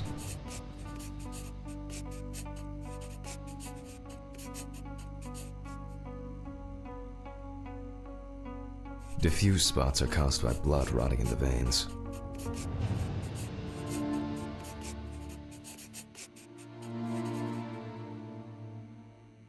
Considering the deceased's penchant for drinking alcohol, it could have been a mere accident.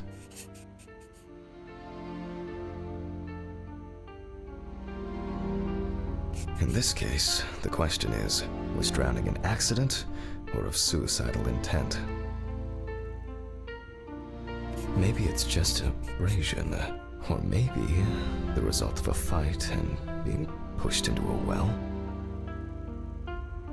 Fortunately, the skin on the hands didn't fall off. Otherwise, I'd have trouble identifying the deceased.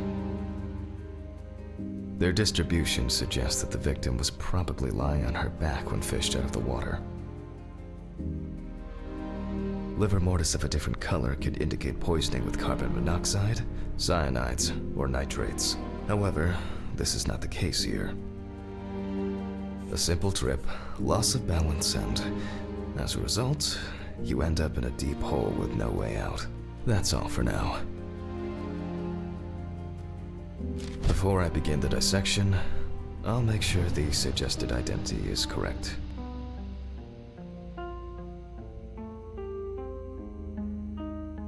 The suitcase with the fingerprint equipment should be around here somewhere.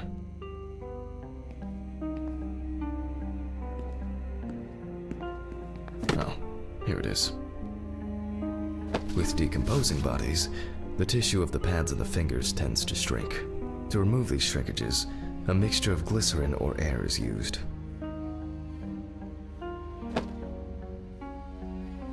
If the body of the deceased is well preserved, fingerprinting is similar to that of a living person. The fingerprint sheet should always be checked.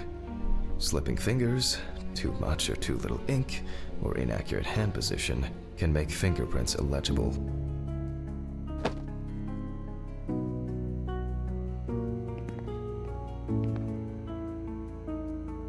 I'm going to conduct a dactyloscopic examination. If in fact the deceased is in the police database, I will find her. Glycerin is injected successively between the nail and the skin of each finger. The substance then enters the fingertip, removing shrinkage and wrinkles.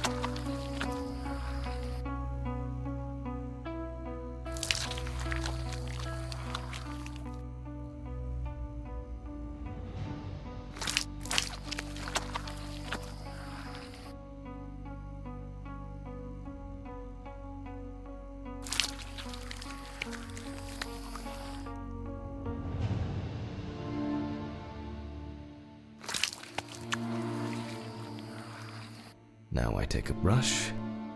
Only when the skin is taut and elastic can you use ink. I think it's enough. I'm getting fingerprint samples.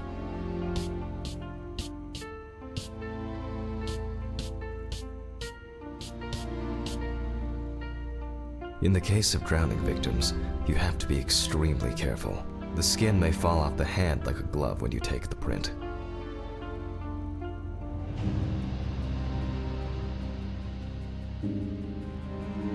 I'll use the fax machine to add the print into the system.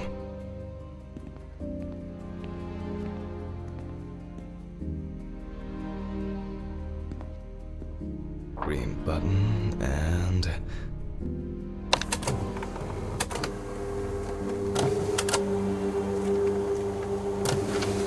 Once the data uploads, I'll run the prints against the police database on the computer. Great, the data is there. Click upload.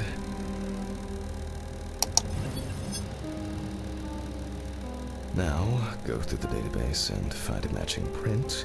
Expect possible hours of fun.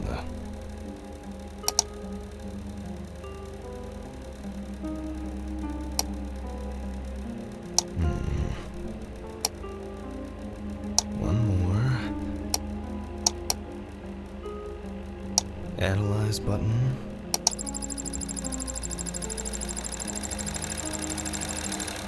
And we have a result. Everyone has a story to tell, even if it's just a police record.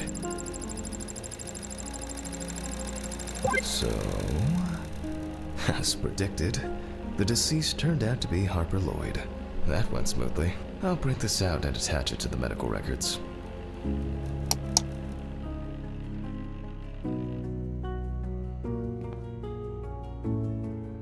Great. Now I can go back to my inspection.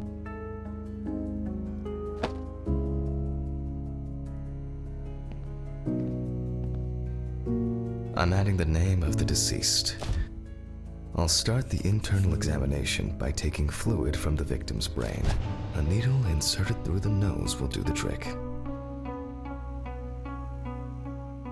If the victim was alive when she fell into the well, she must have swallowed water fighting for her life, and then diatoms, characteristics of pooled water like a well, got into the body.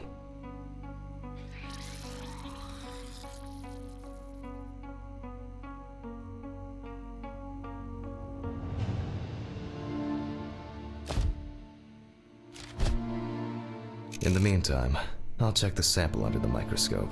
I'm sure that these algae traces will be found in the samples taken from the well where police found the body. Now I need to adjust the knobs properly and place the diatom in the center of the slide. Diatoms are single-celled microscopic algae. I won't even notice an army of diatoms from this distance. Oh, I'm finally starting to see something here. I'm finally starting to see it's not, perfect. It's not a dirty lens, I'm afraid, but rather a bad focus. Oh, I'm finally starting to see something here. And it's not a dirty lens, I'm afraid, but rather a bad focus.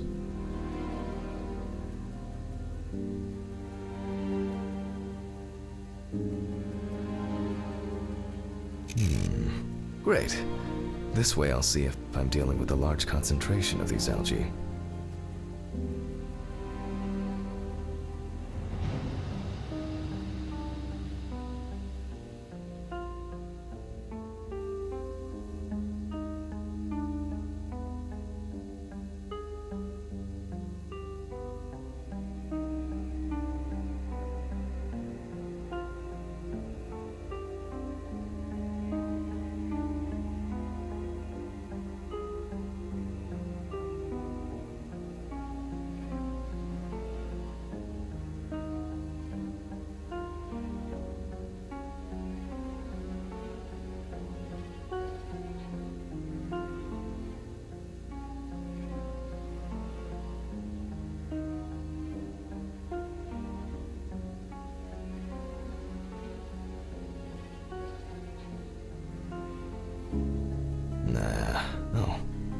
finally starting to see something here.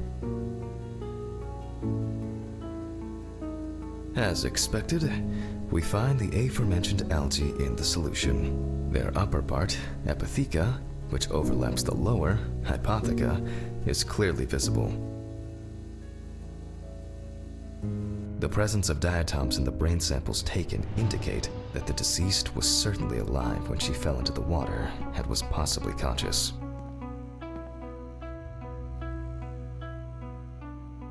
Since there were diatoms in the brain, it means that many more of them must have entered the body. Studies of the rest of the organs will most likely confirm this hypothesis.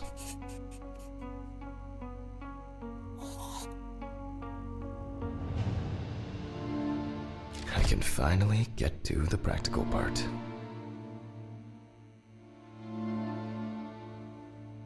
I must be extra careful because the skin of the deceased is very stretched. I wouldn't want an explosion here.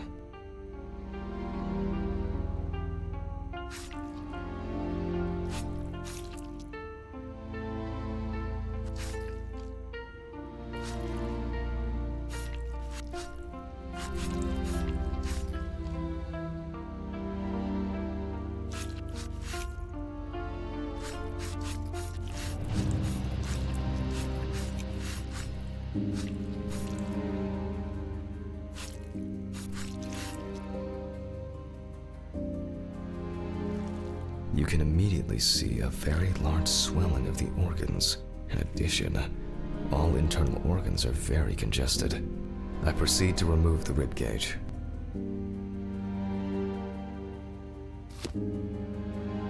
It's easy to see that the ribs have been imprinted in the lungs. So, I'm going to start by drawing blood from the lungs for testing for diatoms. If diatoms were only present in the lungs, this would mean that the victim was placed in the well after death, and the perpetrator wanted to get rid of the corpse in this way.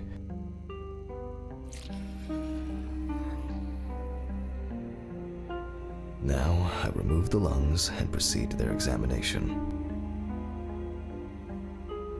Taking the lungs in my hand, I feel that the tissues have lost their elasticity, which is the result of water emphysema. In addition, there is significant swelling of the organs, and as a result, we have a nice imprint of the ribs. The emphysema itself, it's clear how far it's progressed, which is characteristic of drowning.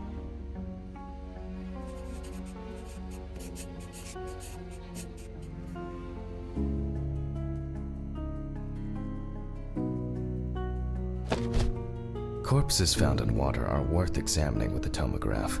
However, I can't count on such luxuries, so I must reach for a more archaic technology: a bucket and water.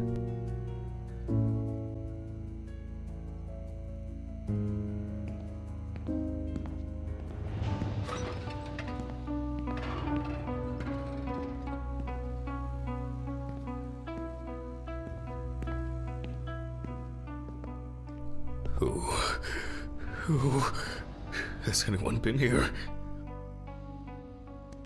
I hope no one dipped a mop in it. It's best to go to the lab for this.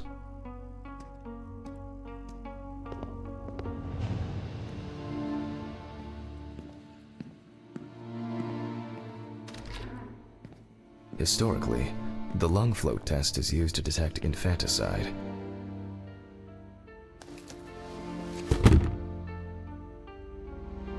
The water should be at room temperature.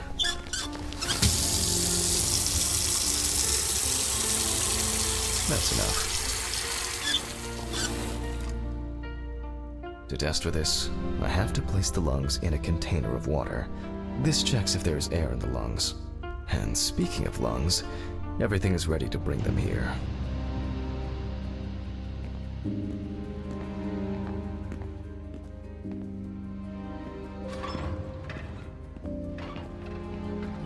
Oh, Jesus.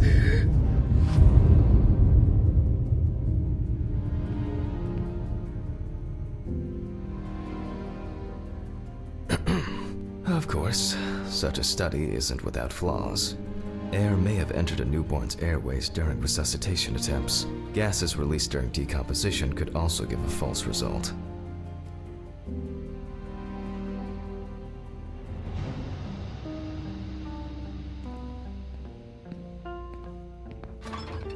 In this case, however, it's about something else, namely, the amount of fluid in the lungs. To test for this, I have to place the lungs in a container of water and wait to see if they fall or if they will float on the surface.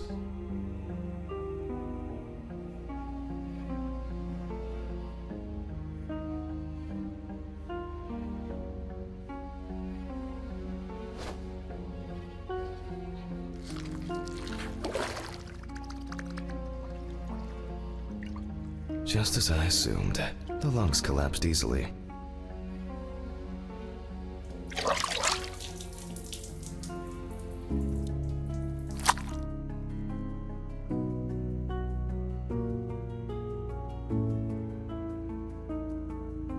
Fluid could have entered the lungs during panic attempts to catch breath underwater, but it could also be the result of bacterial infections or cancer, so further investigation is needed.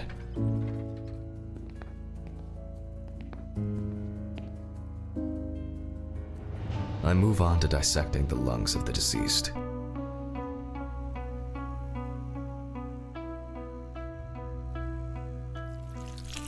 You can hear the distinct, very unpleasant crackling of the tissues being cut through. The parenchyma is remarkably pale, although small hemorrhagic foci and petechia are present on the surface.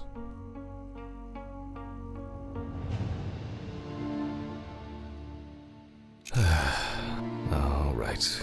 Now, I will check the collected fluid under a microscope. If we find 20 diatoms on the slide, it can be considered drowning, and our result is not false positive due to possible contaminations.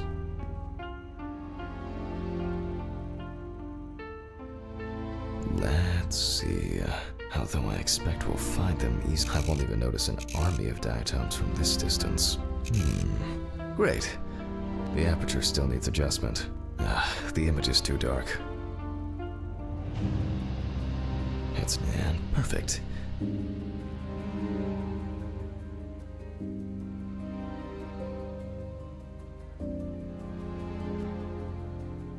It's not a dirty lens, I'm afraid. Perfect. Oh, I'm finally starting to see. The aperture still needs adjustment. Oh, I'm finally starting to see something here. Oh, I'm finally starting to see something here. As expected, in solution, the diatoms are clearly visible. There are smaller and larger clusters of them. There will definitely be more than 20 of them. I'll make a note of all this.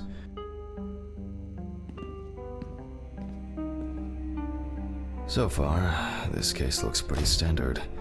It's clear from the beginning that it's drowning. Well, the procedure requires me to check everything anyway.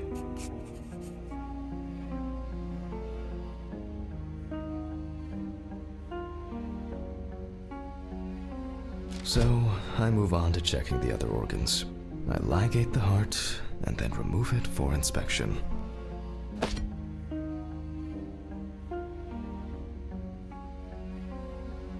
Strongly developed putrefactic hemolysis of the organ can be seen at first glance. Apart from that, no signs of a heart attack or other heart disease.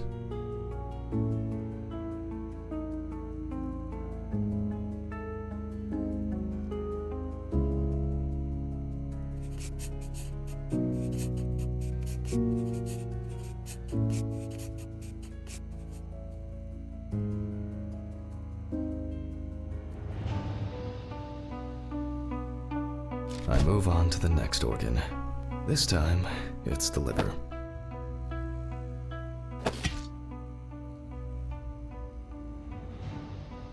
It's immediately apparent that the deceased didn't care for herself. Like most organs, her liver is enlarged and severely congested. The beginnings of cirrhosis are visible in some areas.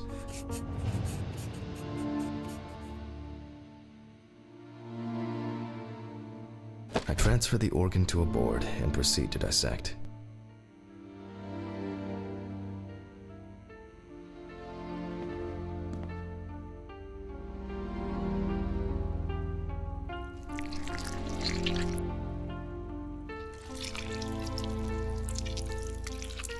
The cross-section clearly shows dilated veins and many small hemorrhagic foci. I must admit that this is quite a feat, considering the rather young age of the deceased. Harper enjoyed drinking so much that she might not have lasted a few more years.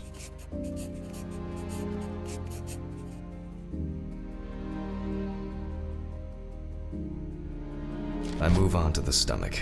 I take a sample of the fluid for testing.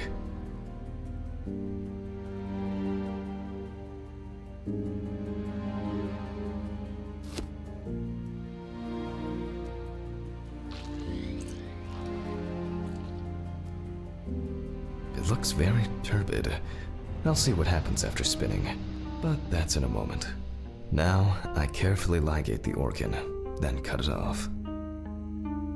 It's enlarged, probably full of putrid gases. I transfer it to the board and carefully open it, checking the contents.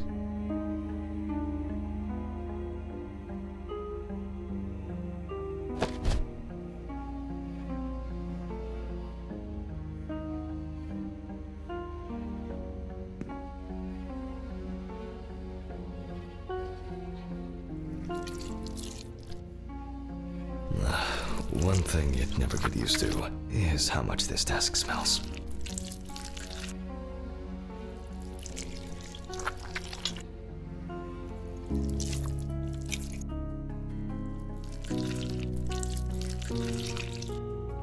Okay, the stomach is full of fluid and unidentified organic matter, which is probably leftover food.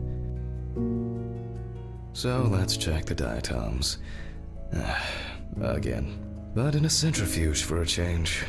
The problem with examining drowned people is being able to show whether the death was due to drowning or whether something else contributed to the death. Cramp, heart attack, drugs, homicide, or some accident. Such an analysis requires viewing from different angles and a careful interpretation of the collected data, including those from the field. That's why it's so important to collect as many samples as possible.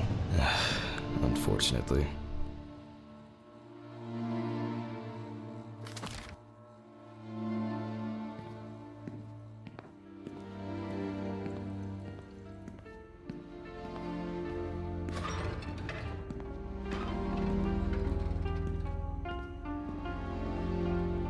Okay, this is one last little sample. Now set.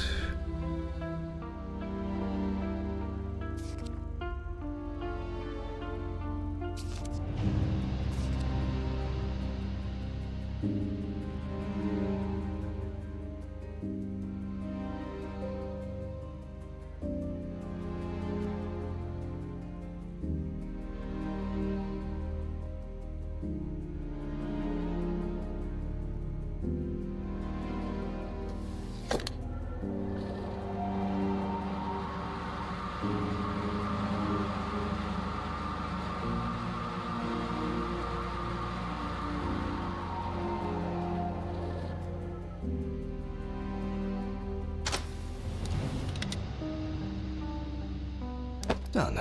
I'll run it directly into the chromatograph and run it against the data from the police. I'm certain the analysis will show similarities between the fluid and water in Chelsea's well.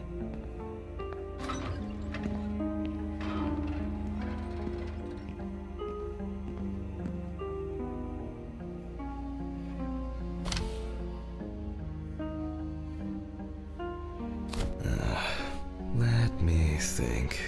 3 milliliters should be fine.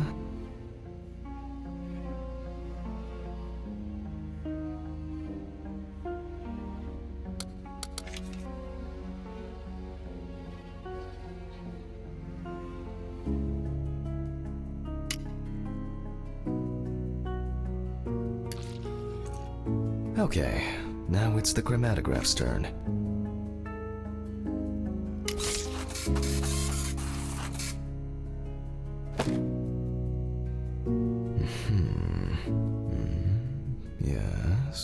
The water sample matches the one provided by the police. Well, the results are quite clear. I was hoping it would be a more interesting case.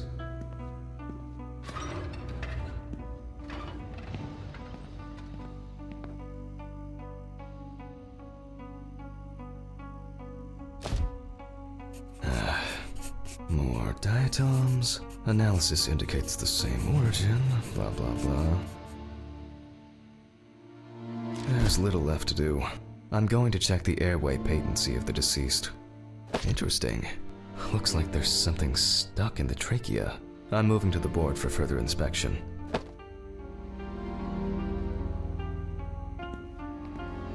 I dissect the trachea and open the organ.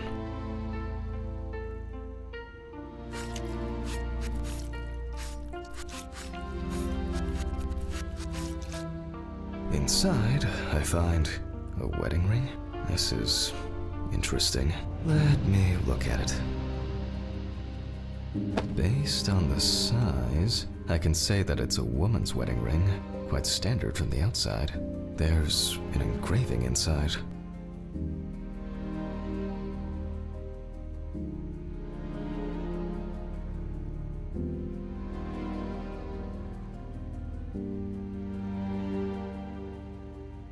What the fuck? But this is my ring. Alice's ring. But how did it, but they should be at home. I have it. At home. I have to check this out. Where are my meds? Where the fuck are my meds?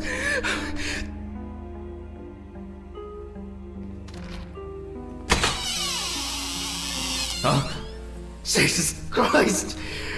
Please all make it go away. I have to check the apartment. It can't be. Jesus Christ!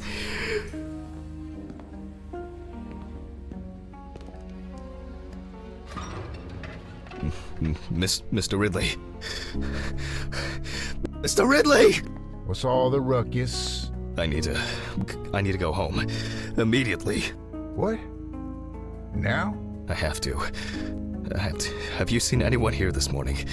Anybody suspicious? No, there was no one. Dorothy was, but only for a moment, then she left. What's wrong with you, Hammond? Okay. Thanks. What about the corpse? I'll come back, I promise.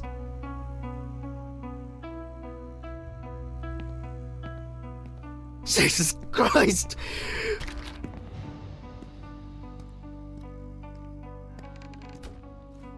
I have to check this out.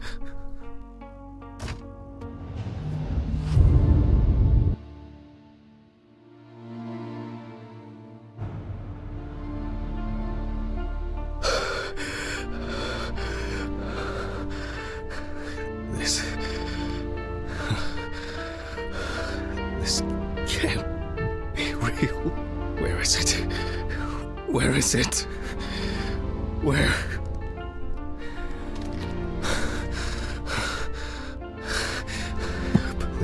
Please, it's not here.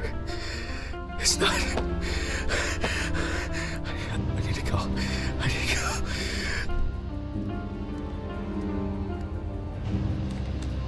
This is sick. Fuck.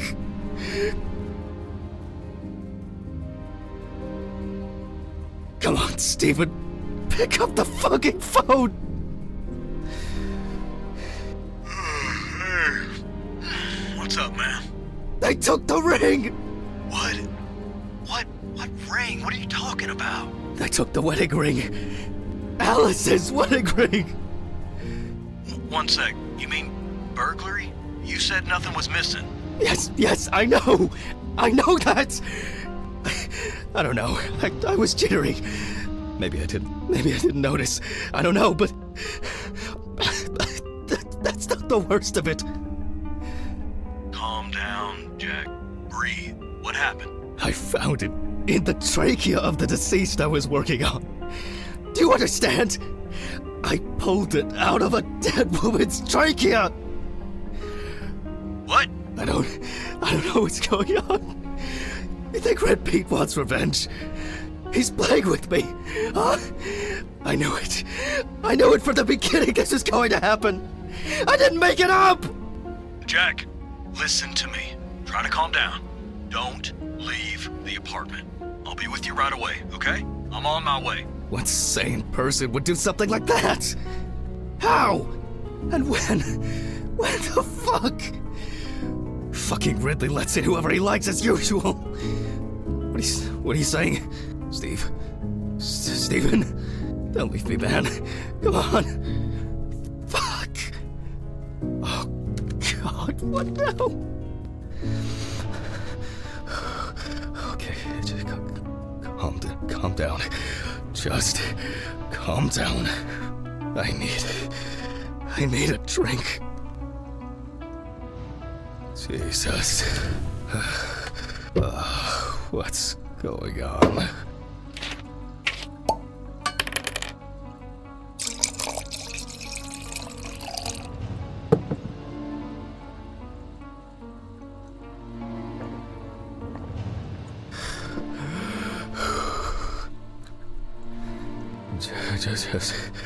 Just one sip more. Yep.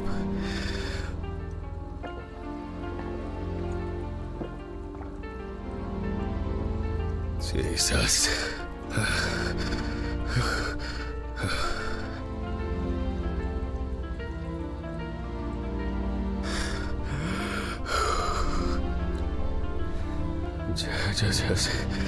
Just one sip more. Oh, God.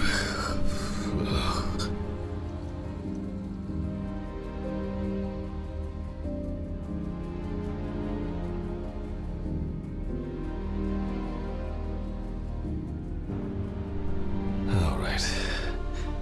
I can't do it anymore. These reports will kill me one day. I'll have to finish it over the weekend.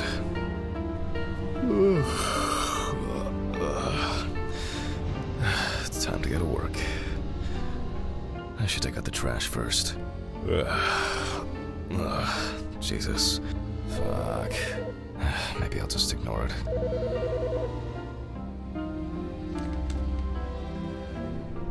Yes? Hi, this is Charlotte. I guess I interrupted you again? Oh, hi. No, I just... I wrote reports in those last sections, and I was just about to leave for work. I always know when to call. Yeah, definitely. What's up? How are you? I'm good, thanks. What about you? Okay, nothing new. I had a few days off. Oh, that's nice. Then... Did you have a moment to look for something for me? Something for you? Well... the photo with, the photo I asked you for? It hasn't come yet? Oh, sorry, but I said it a week ago. No, not yet. Maybe I'm too impatient. I'm sorry for rushing you. You have so much on your mind, I thought maybe you forgot. It's okay. No worries. With my pills, Pills. I almost forgot to take my pills. So you see... Yeah. I have to go now. Yes, sure. Let me know if you still haven't received the letter. Then I'll try... Well, maybe I'll find something else. Oh, really? Could you? It would be great if you could. Really? Yes. I know it means a lot to you.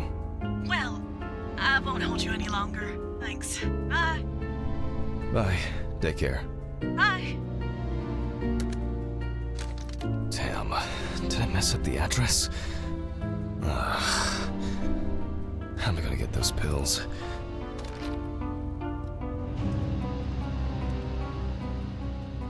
Maybe I should invite Charlotte to do something herself.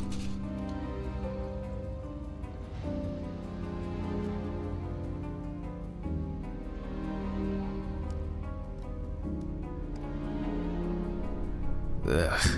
Why is it so wet?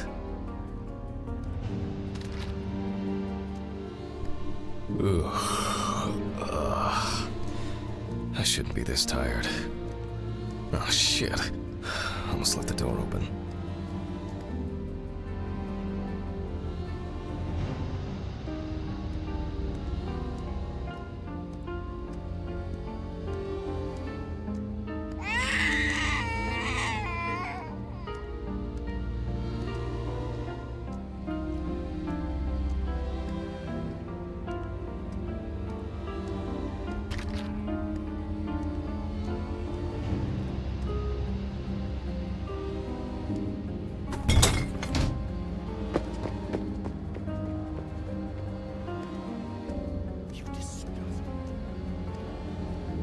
I wonder if Alice's mother has a film of this photo somewhere.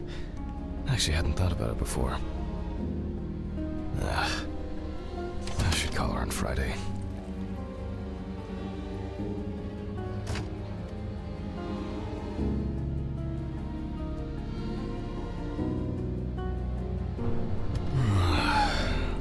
Oh, God. Why do I like sleeping so much?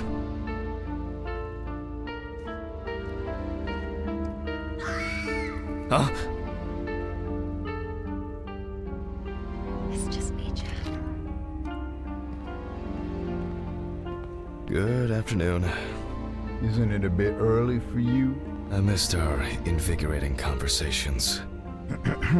Has Stephen brought the body? Yeah, the trolley's in the hall. Maybe wheeling it to the dissection room will be invigorating enough for you. I've missed how friendly and helpful you are. I think I'll get straight to work on this one. Focusing on something will do me some good. Christ, this one's heavy.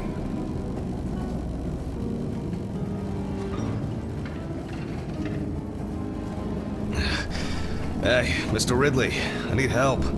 I can't lift this bag myself.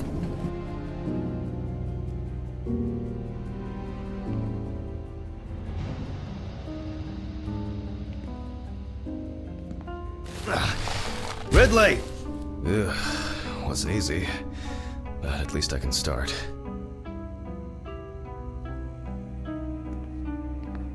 new package must have arrived. I guess Dorothy ordered it. I think I'll skip recording a video for the students today. They don't need to see me and the body. Ugh. And they'll still have the accompanying photos anyway. November 27th, 1991, 5:14 p.m. Conducted by Dr. Jack Hanman. James Evans Jr., also known as Jesse. Age about 30, weight 130 kilograms, height 180 centimeters.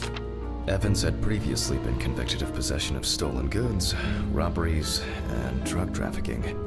There were also attempts to accuse him of leading a criminal group responsible for burglaries in the New Orleans area. What? Burglaries in the New Orleans area? This is... It's a rather strange coincidence. The body was found naked and mutilated. Clothes, probably belonging to the deceased, were found lying nearby. The body was found inadvertently in the woods near Pete'sville. The dogs picked up the scent while searching for a missing boy. The deceased's father, James Evans Sr., is a local businessman. He was the one who reported. Police photos show that the body was not even particularly hidden, but only covered with a thin layer of soil, branches, and leaves.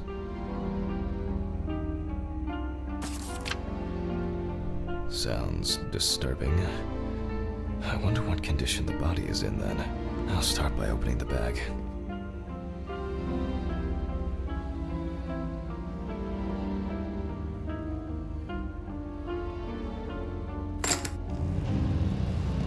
Oh, fuck.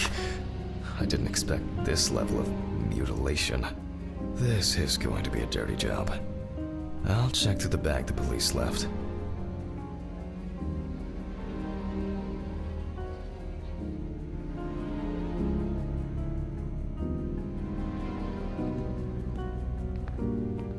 Maybe there will be something worth noting about the victim's clothes. Leather belt, plain cotton t-shirt, classic jeans. Well, dirty and torn. Certainly not my style. Trace... Is this...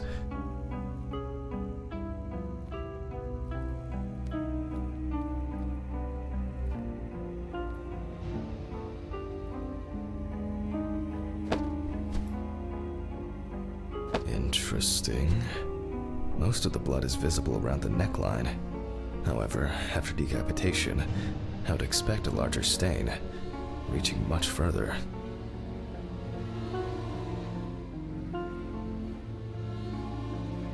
Something's stuck here. It looks like some kind of ectasis? Scale? Mainly traces of soil.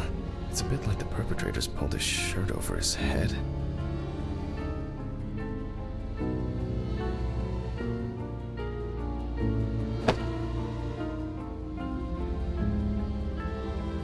The bloodstains don't appear to be related to any injuries on the body.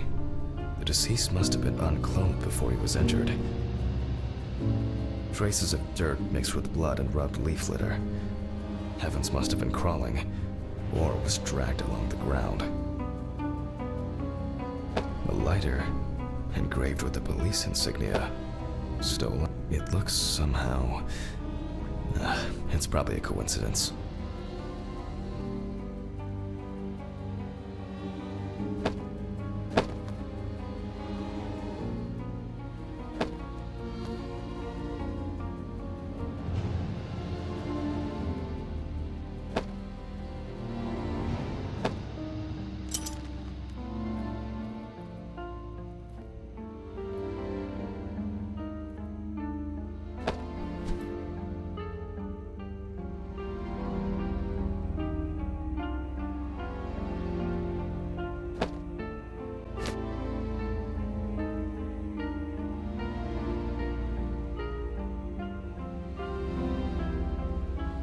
Here, another animal souvenir. It looks different than the previous one.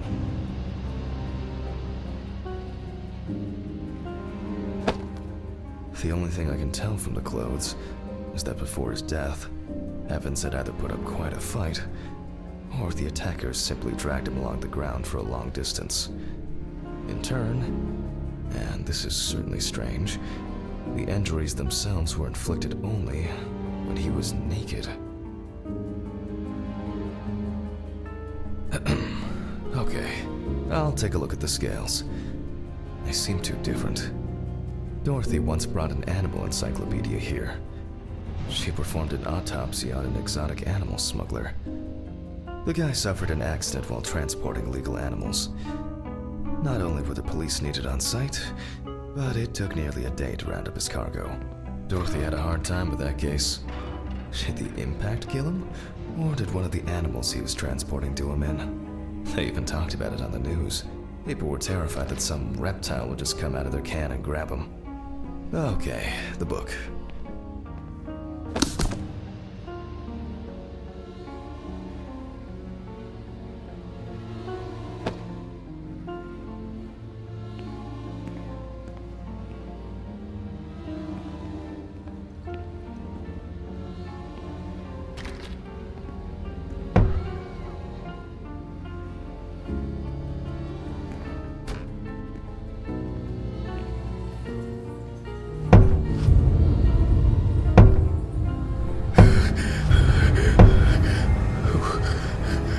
Who is this? All right. Which page was it?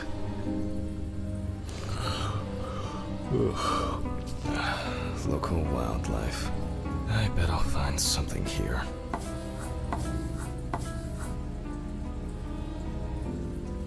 Evans was found in the woods by the river. There could be this type of alligator. I'll first have to check the body for marks, and then come back to it. Not this area, but who knows?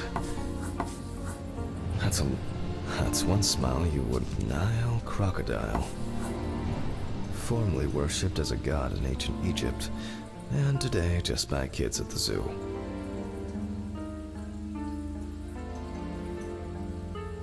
Nah, this one here looks more like a handbag.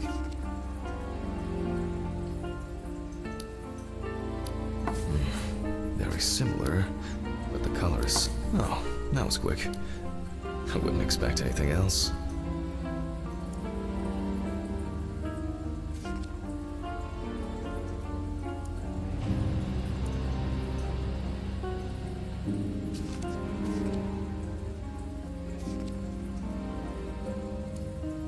No way. I would expect something local? I certainly don't remember hearing of an animal escaping from the zoo. So, either someone donned in crocodile products was around the deceased, or one of them attacked him. I'll examine the body and take photos. If an animal attacked him, there'll be traces. Ugh, Christ. Why am I so tired? Some coffee would be nice. What was I supposed to... the pictures. I'll have to show them to Dorothy. Too bad that we no longer keep our ranking. With something like that, I would come out on top.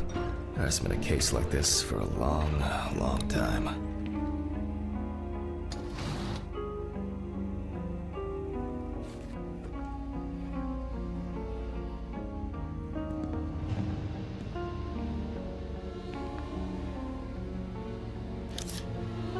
All right, I'll begin. The deceased's skin is smooth and taut. This suggests an advanced stage of decomposition of the corpse.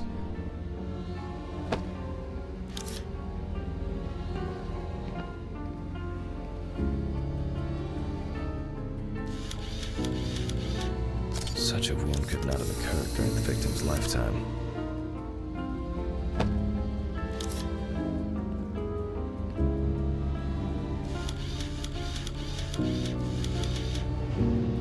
It's unlikely that a human would make such a wound.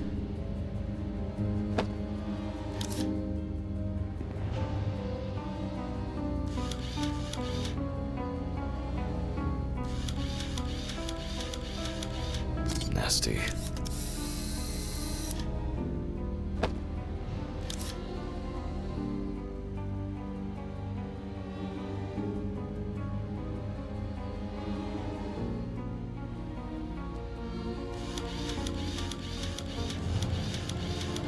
There are also clear traces of the deceased's ankles being bound in some way.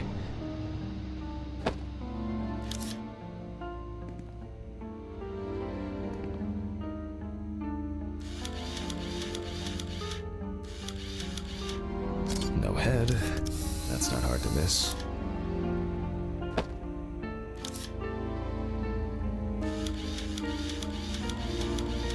This wound appears to have been made by a sharp instrument.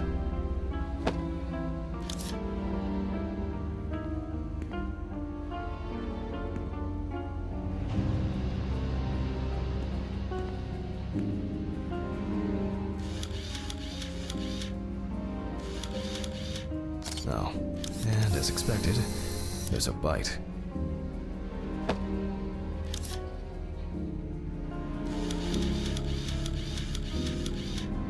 Evans couldn't have tied himself up like that. It looks like some sort of attack or kidnapping.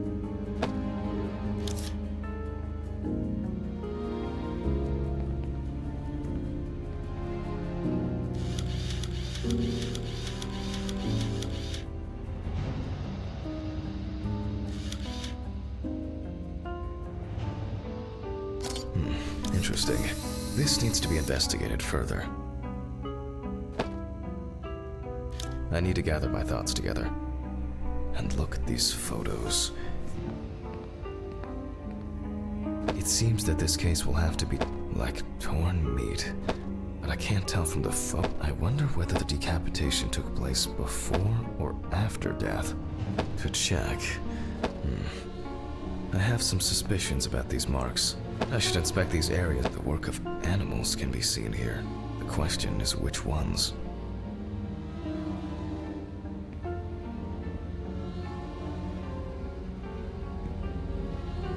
This looks very promising. The bite is clearly visible. It should be easy to compare with the encyclopedia and identify the culprit. I just need to make it a little bigger. It'll be faster than physically measuring the bite.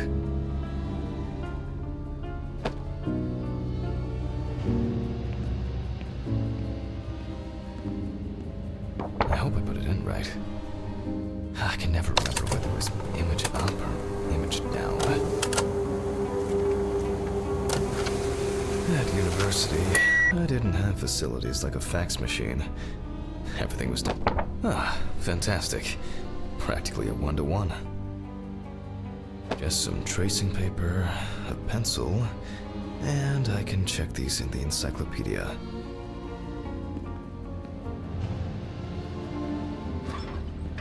Now, did I leave them in a drawer? Or maybe a box somewhere? Ugh. I don't remember if I left them out somewhere.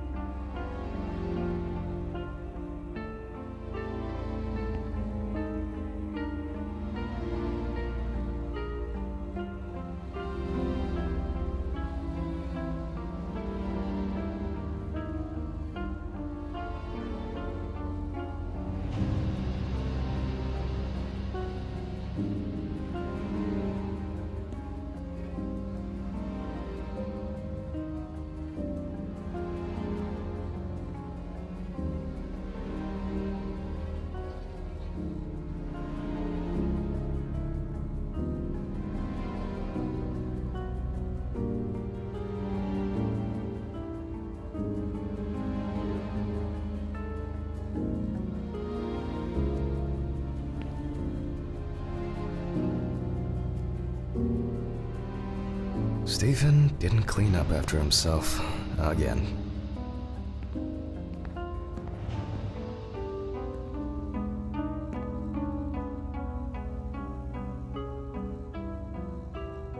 I guess it was in another life. Wednesday. It's not my favorite day, although it's certainly better than Monday.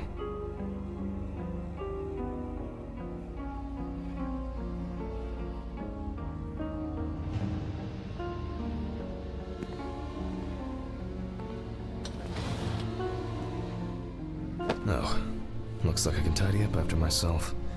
Sometimes. Archives. Just as lifeless as the corpses they concern.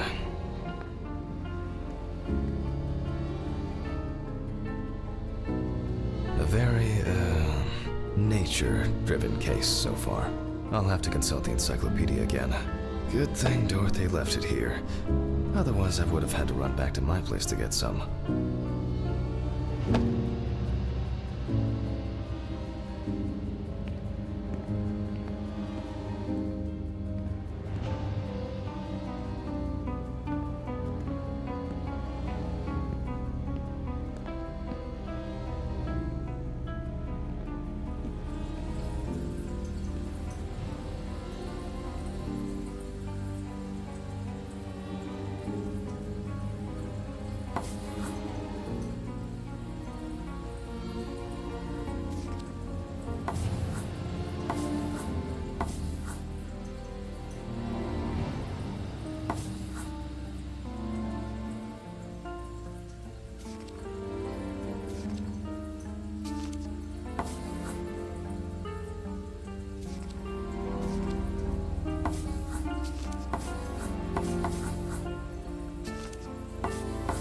What kind is this? Ah, salt water. Oh, yes. This turtle turned out to be a killer. He ripped off the guy's wrist and tore him in a few other places. Aggressive, definitely not. The tooth line forms a V letter.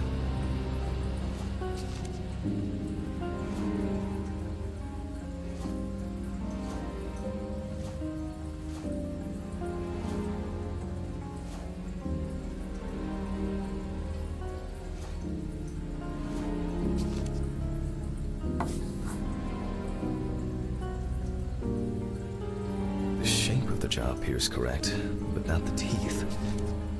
That's not it. It makes sense. This would also explain the mold found in the clothes. It turns out that some of the wounds can be safely blamed on local alligators.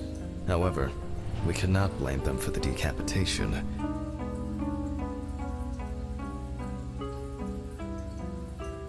It's not these animals we should be afraid of here. I should make some notes and start the autopsy.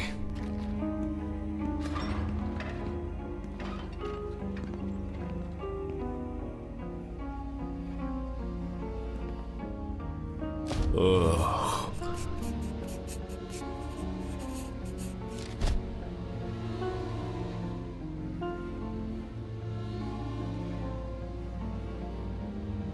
And look for other traces. It doesn't look good.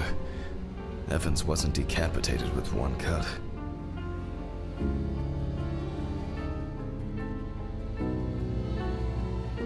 Several stab wounds of varying depth and circumference. It looks like the killer might have missed before they finally hit the neck. Mississippi alligator. It's strange that an alligator would leave such a clear and smooth mark.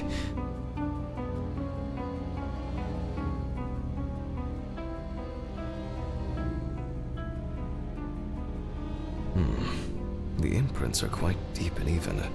From the looks of it, I'd say Evans was restrained with his own belt.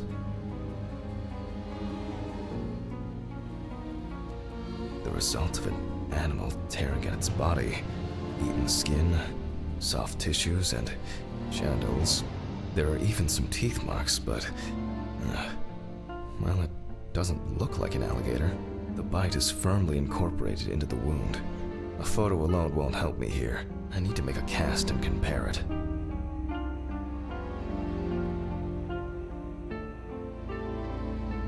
Looks like an uneven bite. It's worth taking a closer look at this. Maybe there will be some remaining teeth marks.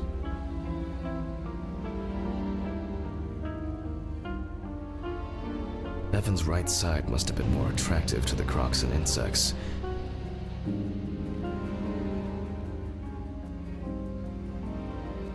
Very strong binding marks. You can see peeled epidermis and small wounds. There's no end to playing zoologist today.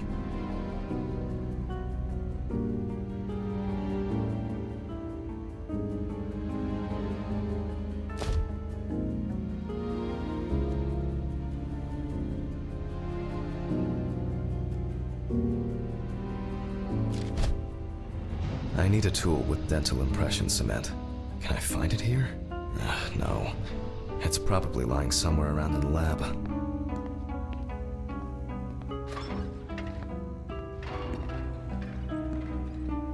I hope the cement hasn't expired.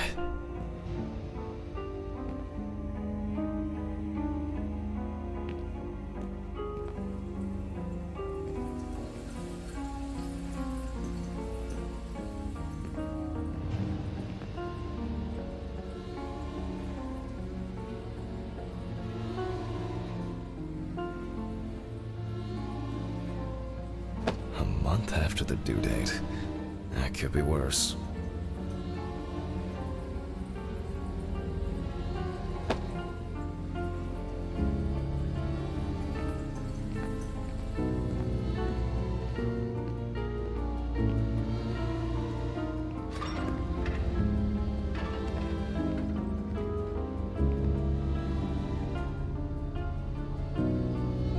Now I need to cover the bite area.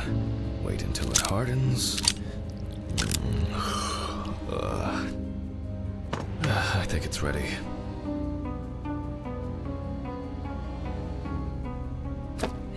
The cast looks quite contaminated from the other wounds in that area.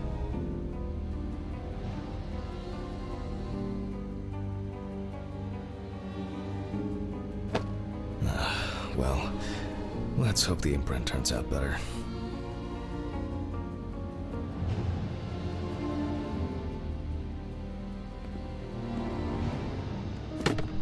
Brush, ink, and paper. Similar to taking fingerprints.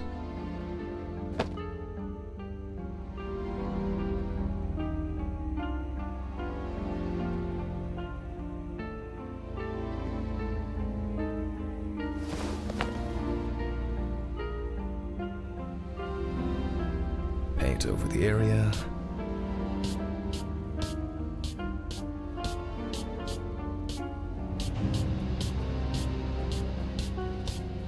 And put a piece of paper on it.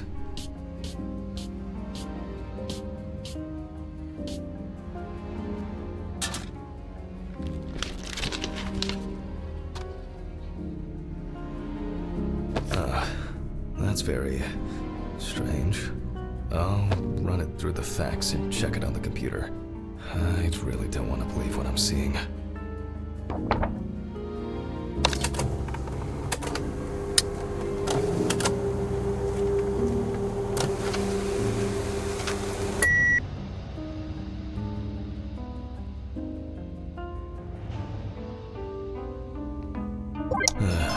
Loading.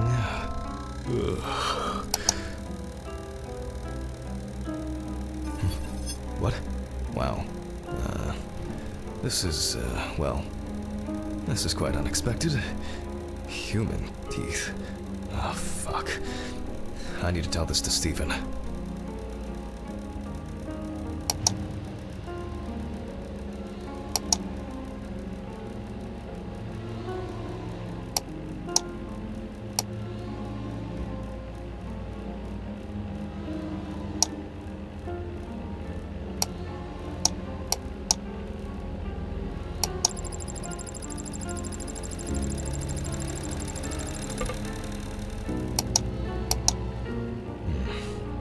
Maybe not everything is cataloged correctly.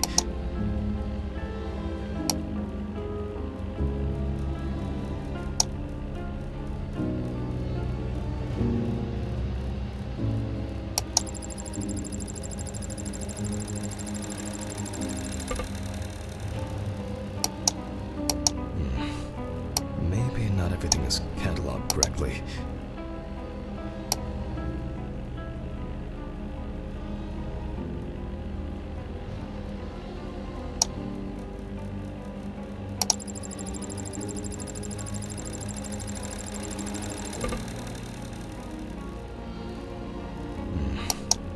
Maybe not everything is cataloged correctly.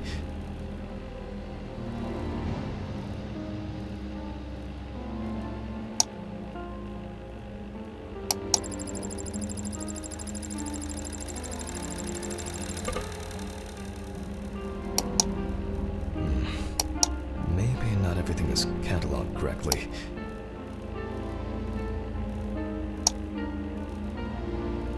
Loading. It'll probably take a while.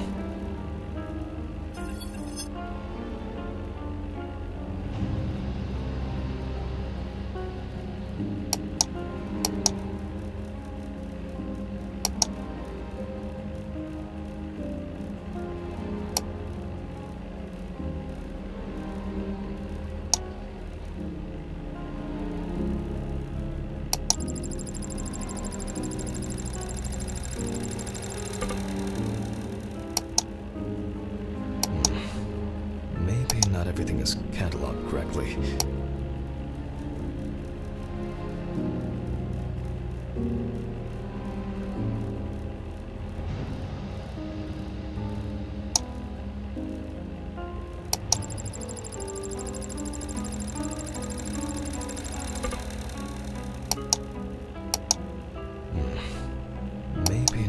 is cataloged correctly.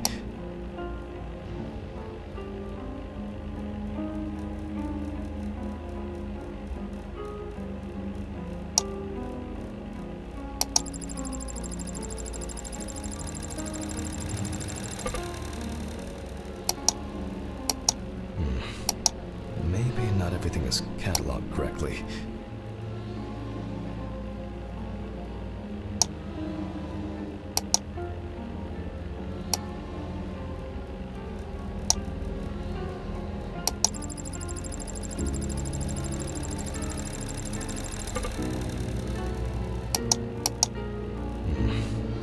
Maybe not everything is cataloged correctly.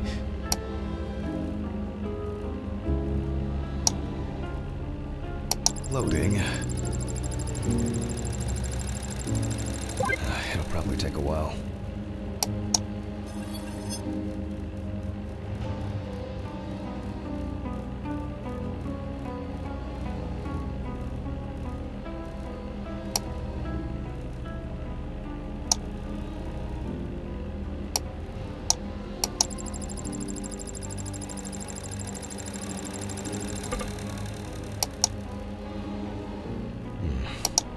Maybe not everything is cataloged correctly.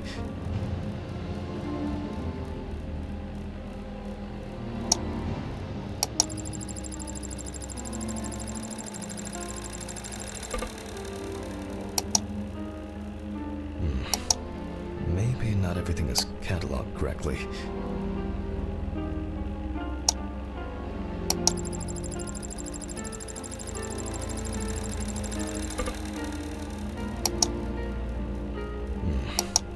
Maybe not everything is cataloged correctly.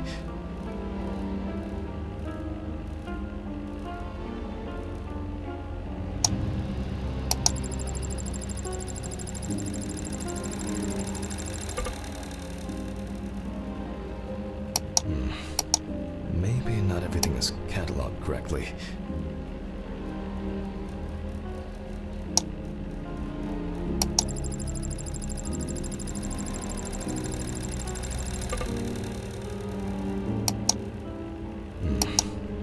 Maybe not everything is cataloged correctly.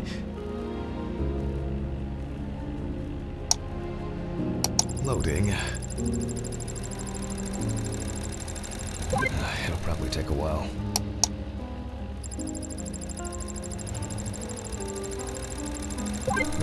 Finally. What? The partial impression I have may match several people. Okay, this one is in prison, so he's out. Another in prison. No, here's someone with quite interesting tendencies. Oh, he's dead. It doesn't fit. This one doesn't either. I'm afraid this will remain a mystery. The killer's profile is getting more and more interesting.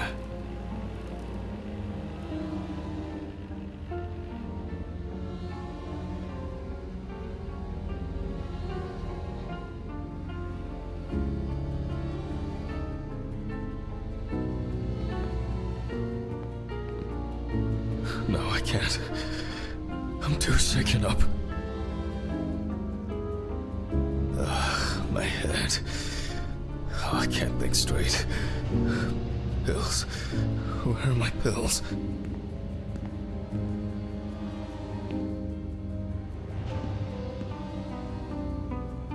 Can't do it. I need to calm down first. Now I should... I can't concentrate. No. Everything is spinning. Pills. I have to take pills. No, I can't. Now I should... I can't concentrate.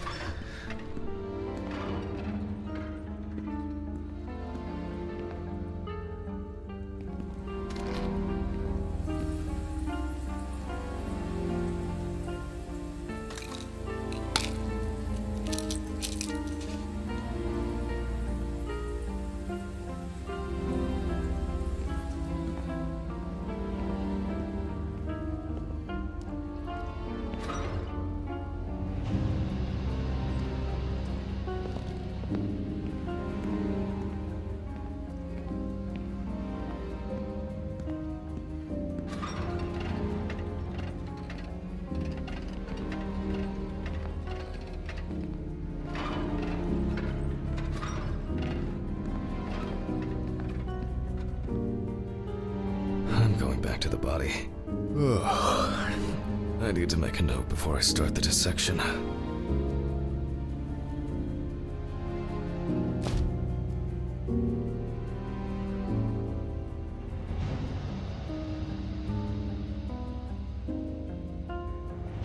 You can see that the tool used was sharp and smooth. So, what if it was in the hands of an unskilled person? They look quite shallow. Someone must have inflicted these with some sort of primitive tool. Torn tissue, lacerations, bite wounds. Maybe something chased that alligator away before it bit down properly? This wound turned out to be more troublesome than I thought it would be.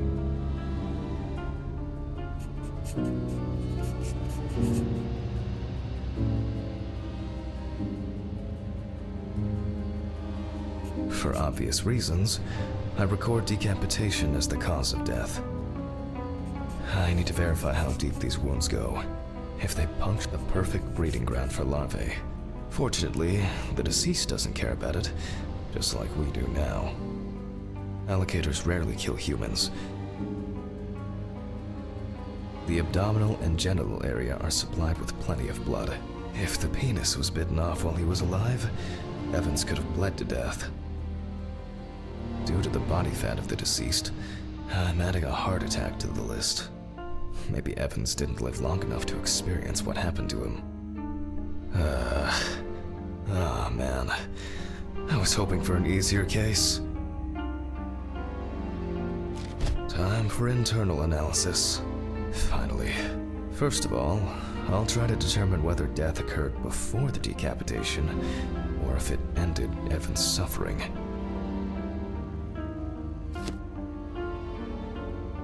With the scalpel, I'll open the deceased's chest.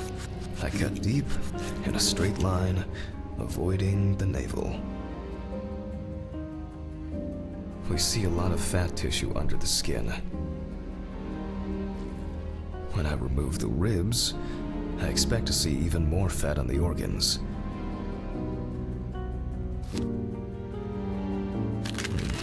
Correct. High levels of internal fat. Organ size above average due to obesity. I move on to the lung analysis. The deceased smoked cigarettes, but more importantly, you can see that the lungs have clearly suffered severe trauma. The lung parenchyma is abnormal with diffuse hemorrhage.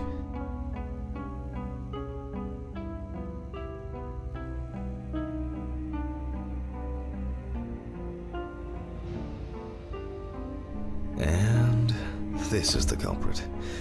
Well, it didn't look like the holes were that deep.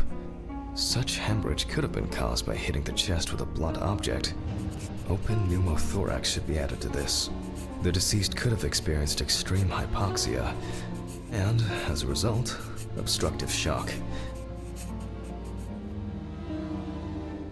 I wonder what the heart looks like then. The organ is enlarged with very clear, light yellow traces of steatomas similarly to the lungs. There is a trace of puncture with a sharp object. In pneumothorax, the heart rate increases. In the event of such a wound, this would mean bleeding out faster and more. In turn, a sudden increase in the amount of fluid in the pericardial cavity could lead to cardiac tamponade, which is also a life-threatening condition.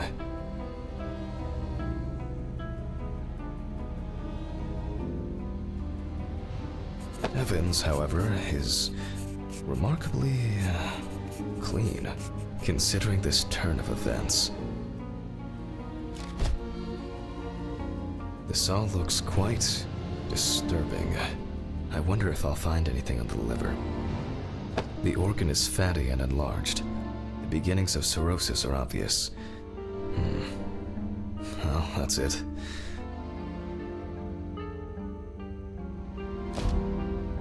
This time, nothing to write home about.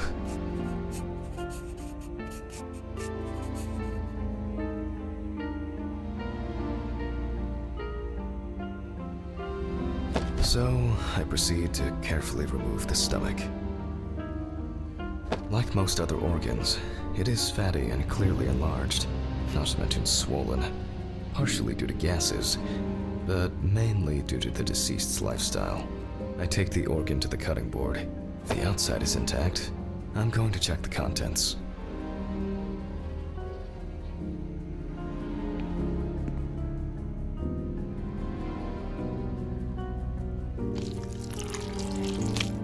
It sounds like there's an unusually large amount of undigested, and now rotten stomach contents inside.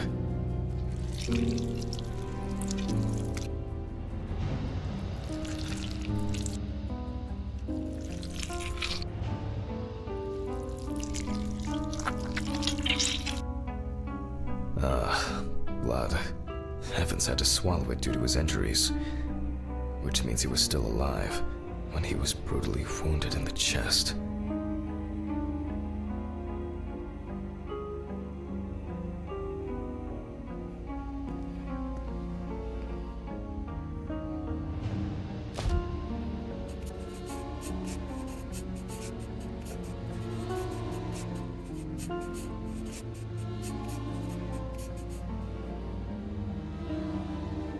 Only the trachea left to be examined. Surprisingly, it's not damaged by the decapitation. I move on to cutting it open.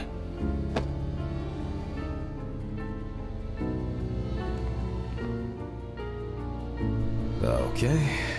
I carefully cut, and... blood. Just as I expected. Evans not only swallowed it, but also choked on it. Looks like I can wrap this up. Let me tie this together.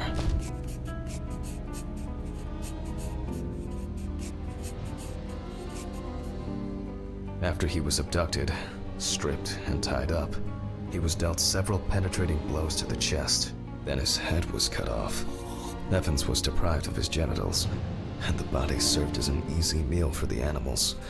Even though there are a lot of injuries on the body that could cause death, it was the decapitation that ended Evan's life.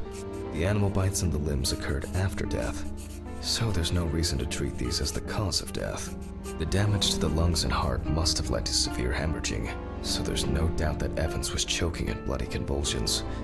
But it didn't last too long, which I conclude from the small amount of blood in the stomach and trachea. I never thought I'd ever wish someone to have a heart attack. But in this case, it would have been better for him. In some way, it can be said with certainty that James Evans was murdered.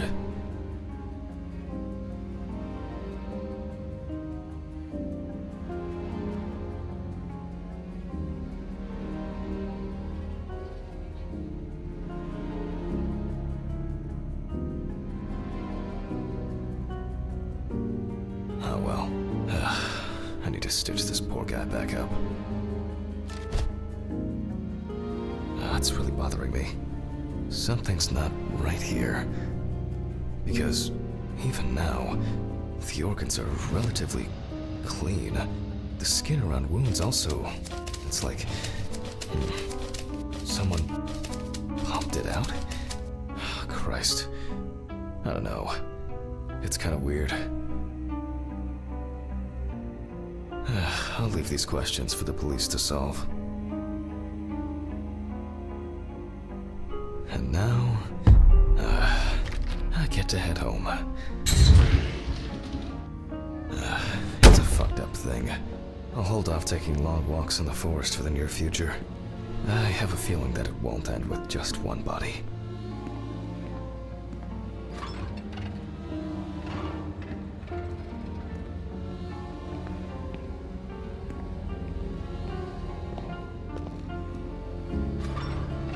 Good night, Mr. Ridley. The body's ready to be picked up. Sure. Good night. I think it's the first time in a long time that I finished work at a decent hour. Oh, come on. Fuck! When did I get a flat tire? What the fuck? Oh, God, this is impossible. What's this supposed to mean? Why is this happening? Someone is messing with me again.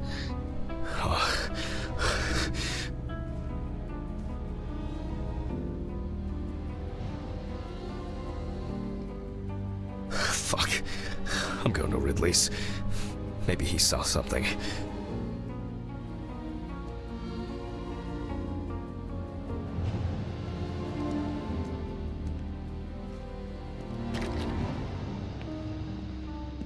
Ridley, do you know what happened to my car? Oh, what happened to your car? All the tires are fucking flat! Well, it happens. Don't you have a spare in the trunk? Spare ones in the trunk.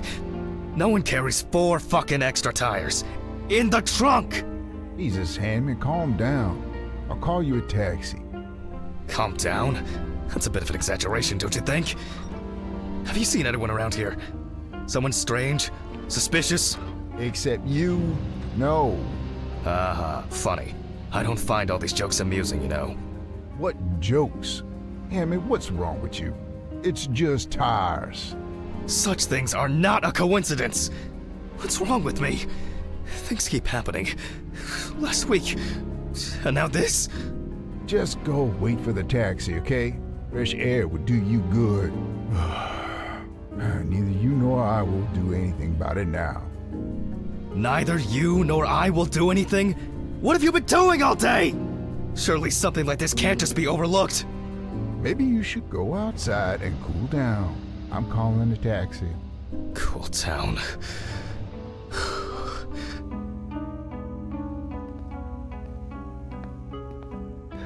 I just want to sleep.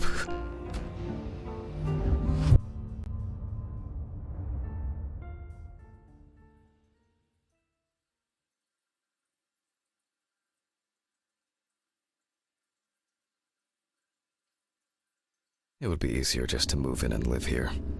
I doubt I'll get reimbursed for the cab.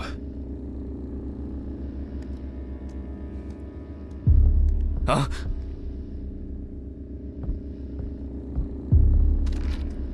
Damn. Good evening. Any news for me? About my car? You know, the flat tires? No. No, what? Have you checked the cameras? Anything? Handman, I cut my teeth working in prison. I know what to do. What? There were no strangers hanging around. Maybe you ran over something. What? All the tires? Why, possibly. You can congratulate yourself. Christ. You should try sleeping more. You've been kind of out of it lately. That's the first bit of sense you've made all evening. Good. The body is expected to be ready for pickup tonight, along with your lecture. What? What did no one... You still pontificating? Best hurry, don't you think? Fuck me. I don't have the strength for this today. Have I taken my pills today? Did I take it, or... I need to focus. Fuck. I don't have much time. Okay. One by one, Jack. Take it easy. Oh, a burning issue indeed. Then I'll move on to the body. Ah, shit. The lecture. This is making me nervous.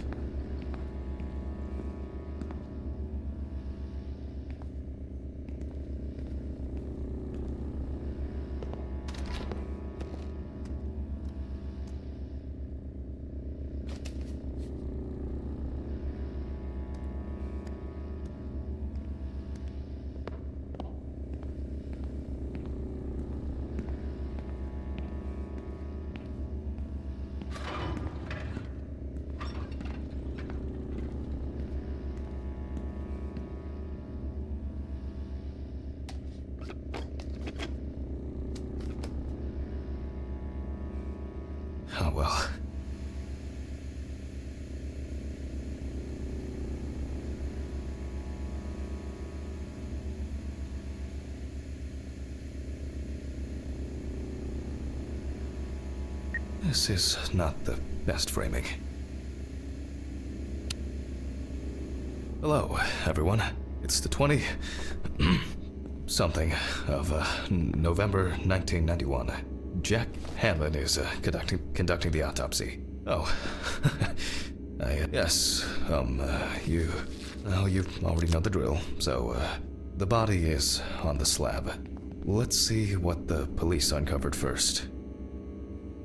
So, the victim is from... The exact cause of the fire has not yet been determined. However, it is known that the fire started in the deceased's apartment, where the most damage was reported. The body was not found until the next morning. The tenant was naked, charred, and with severe burns. The owner of the apartment asked about the deceased. He was surprised anyone even lived there. The deceased was sitting in an armchair near the TV. Pieces of pornographic material, an ashtray, melted video cassettes, and several bottles of so-called poppers were found in the vicinity. It's difficult to assess whether any escape attempts were made. Firefighters indicated that it was probably the large quantity of poppers found near the deceased and rapid spread of the fire. Well, that's our basic question. Whether the death occurred as a result of fire, or whether he was dead before it.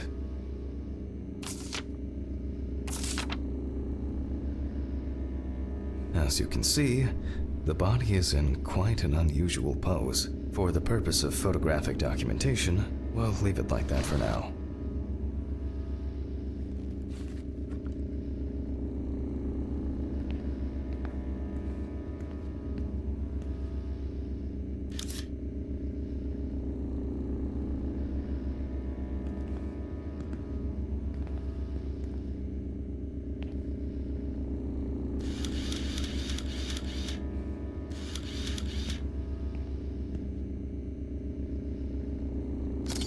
This position is called the pugilistic attitude. This is due to the influence of high temperature on the muscles.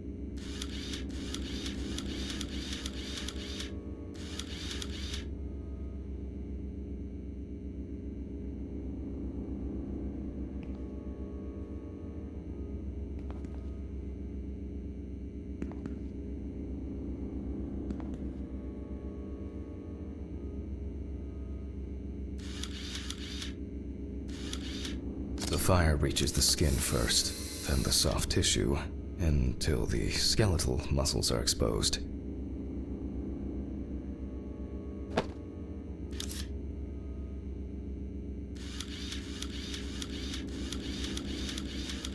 Coagulation occurs in exposed muscles due to their fibers shrinking.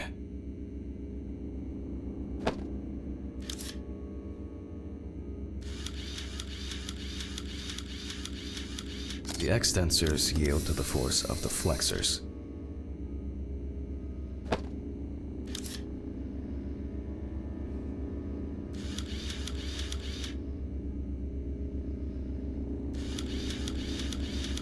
The muscles contract and contract until the limbs become flexy and deformed.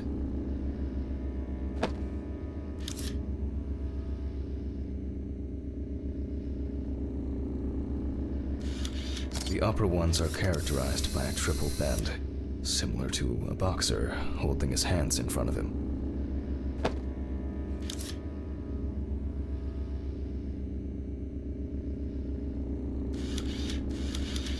Just 10 minutes will do it.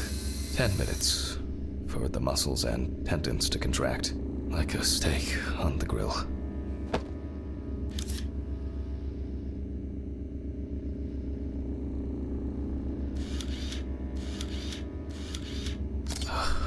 In the end, we're all just walking meat.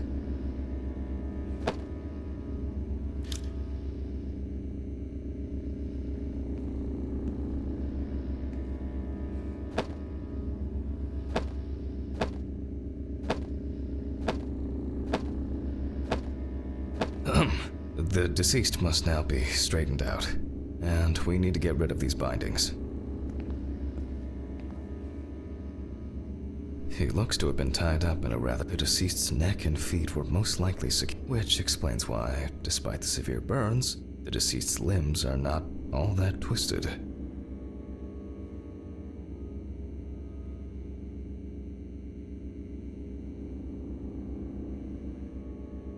That's better. It's easier to straighten him now. Without taking out the magnifying glass, we already know that the deceased's skin is heavily charred and cracked.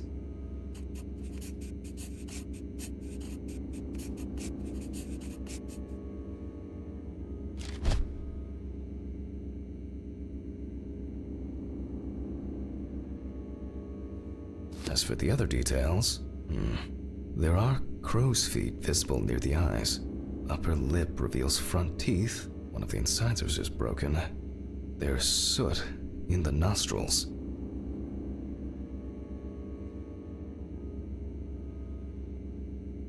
The rope around the neck wasn't very tight.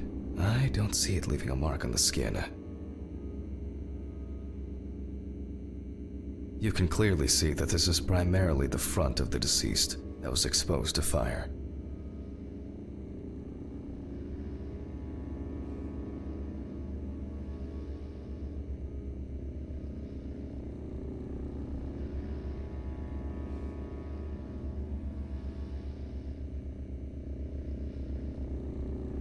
The victim sat in the chair the whole time, hence his back being in much better condition than this extremely burned area.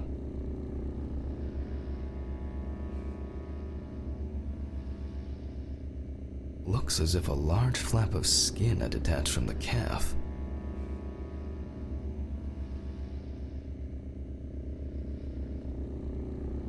The rope at the man's ankles was tied much tighter and more precisely than the one around his wrists.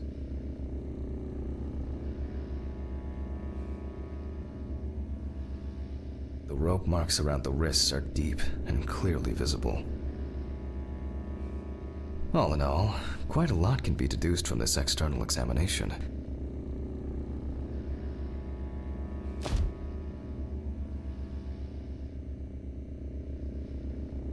The eye clenching is a natural reaction of the body to high temperatures. Soot in the nose appears when inhaling harmful and choking smoke. The tissue of the mouth was heavily burned as well. The teeth, however, makes me wonder. Traces failed to indicate that the deceased suffocated before the fire took hold. Oh, that must have been terrifying. Severe burns, covering approximately 80% of the epidermis. He appears to be loosely tied. However, this is the result of the corpse drying out. The wound shows that the rope had deeply imprinted itself in the tissue. Predominance of 4th and 3rd degree burns.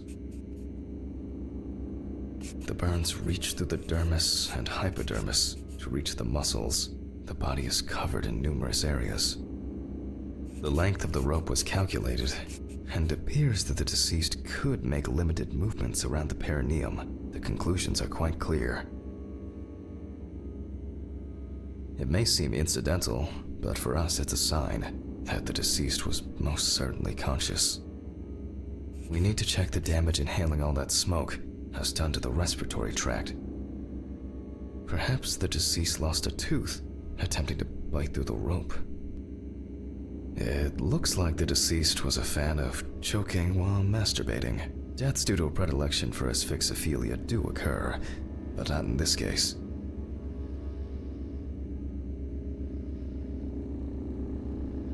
The extent of the thermal stresses on the body could have caused this death.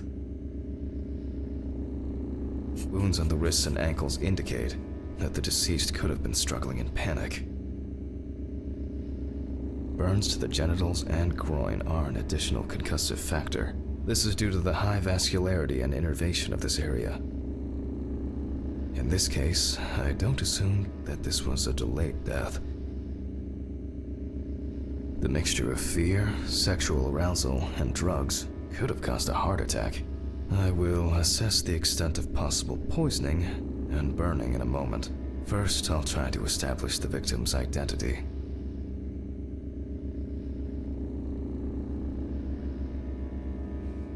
Due to the amount of charring, we are unable to collect the victim's fingerprints. Visual identification is also out of the question. You can probably guess what options we are left with. You guessed it, a dental impression. For this, I need impression trays and alkanate material. Please excuse me for a moment. What I need should be somewhere in the lab.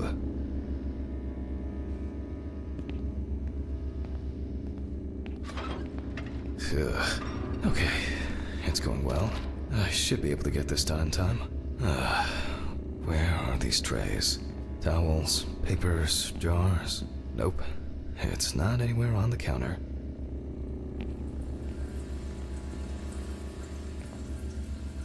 Maybe in this drawer. Oh, I'll warm this up in my hands.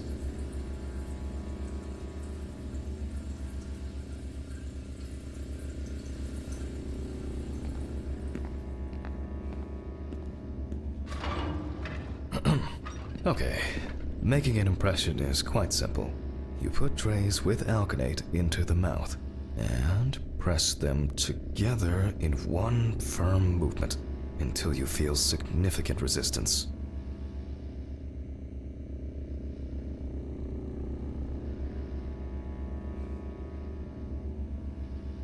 Once the devices have been placed... apologies. They cannot be adjusted. Okay, again, we will need a piece of paper, a brush, and ink. We will make a plaster model of the deceased's teeth from the obtained impression. We will then make an impression of the mold on a piece of paper, which will be scanned into the computer.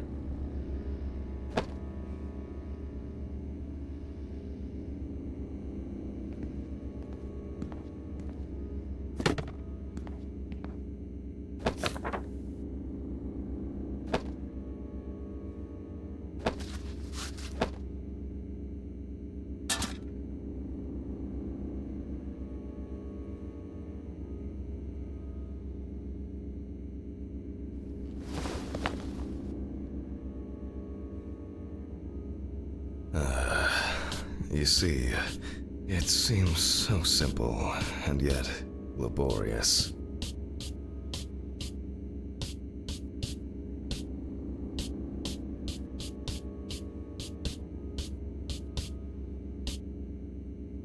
On the plus side, We don't have to worry about the gag reflex with the deceased.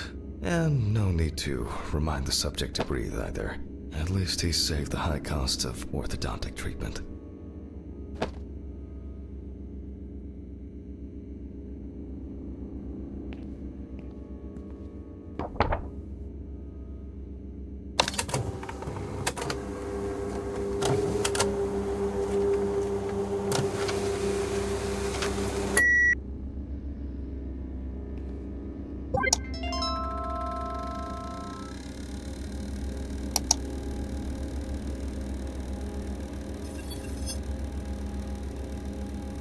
Wow.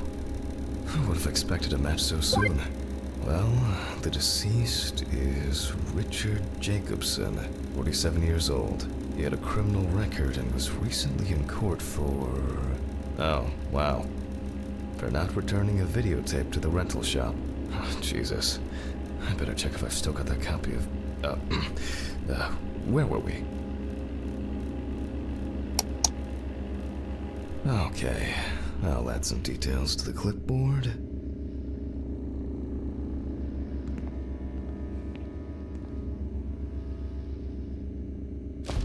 Okay, and we can move on to dissecting the body. This time, I'll go straight for the loppers. I'll slice it piece by piece. Let me start here. I push hard several times.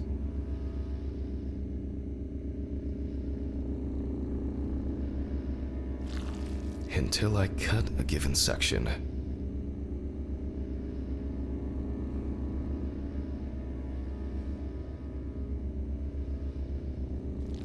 You can see that using a scalpel would be pointless here.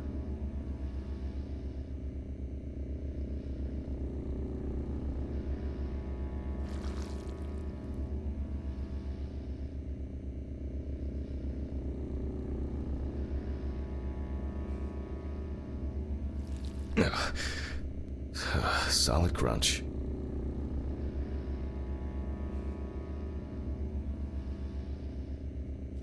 Almost there.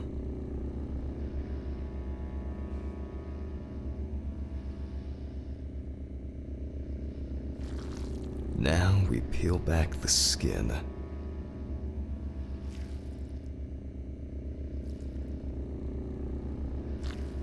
Now to remove the ribs.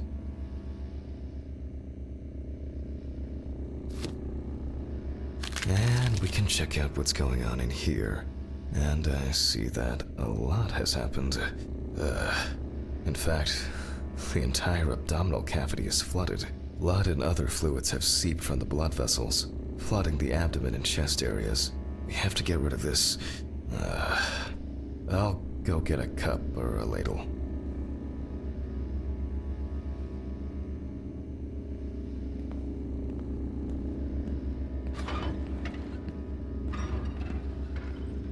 I think I saw one somewhere here.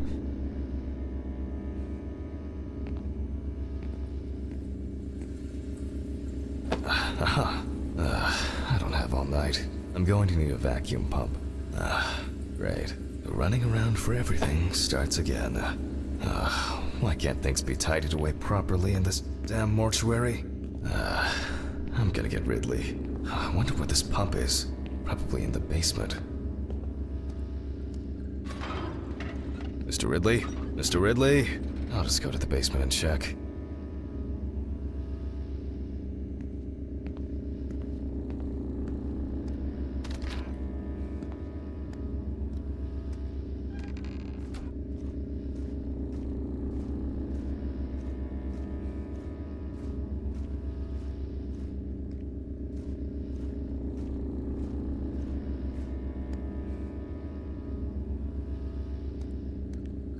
Jeez.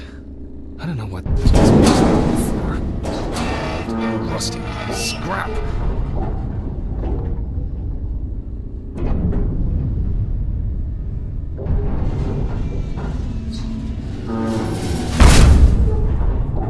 God! Where is this infernal machine? Wow, that's heavy. Can I fit through the door with this?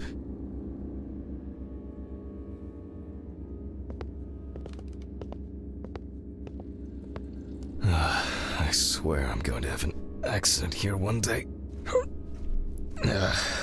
Like Alice, when she twisted her ankle on those stairs. We were supposed to go to the mountains then. It was supposed to be our first trip since... And Alice, Handman! because of me, as always, she had to... Handman, are you talking to yourself or what? Huh? What? No, I just... There is a letter for you. I left it on your desk. Letter? For me? Yes, letter for you. Do I have to repeat myself again? No. Thank you.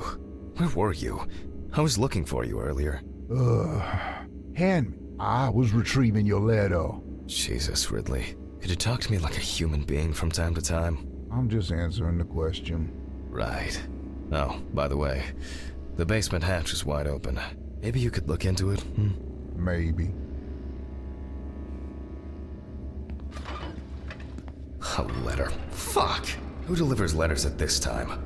It's probably been sat in his office for ages. Just didn't want to move his lazy ass. So, we have the equipment. Now I have to place it somewhere close to the table.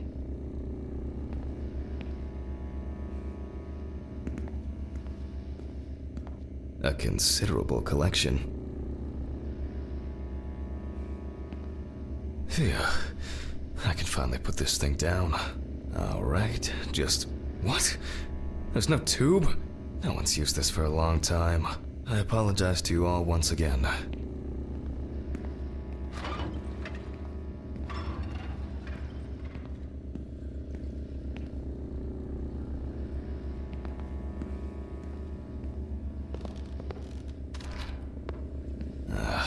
These lockers could contain everything we need, or simply filled with people's crap.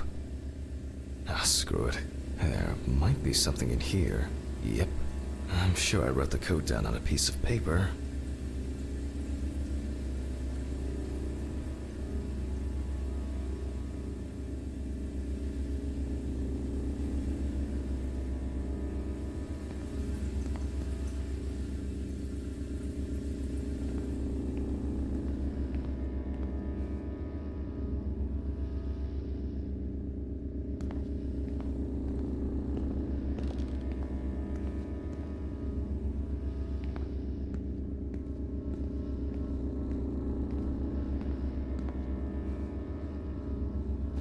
Aha. 3649. Okay. 3649. 3649. 3749. 3794?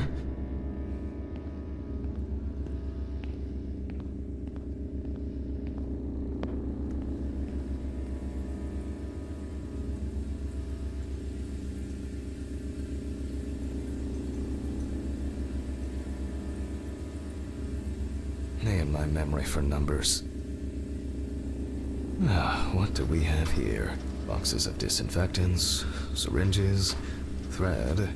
Oh, some small trinkets. Oh, that's interesting. Antiseptics. And maybe about here.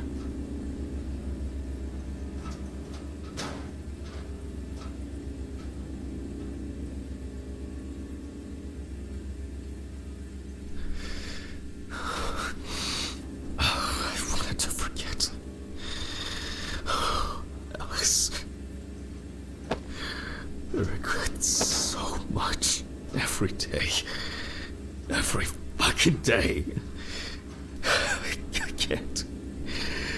I can't take it anymore. Oh, God.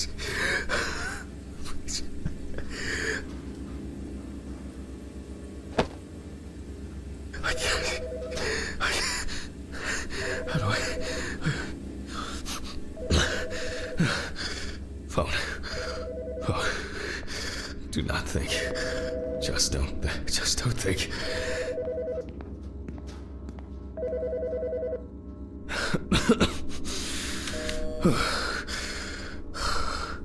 Office. office of the medical examiner, Beatsville. Oh, Jack. I was hoping to catch you at work. Hi, Dorothy. How's it going? Good, thanks. And what about you? You sound tired.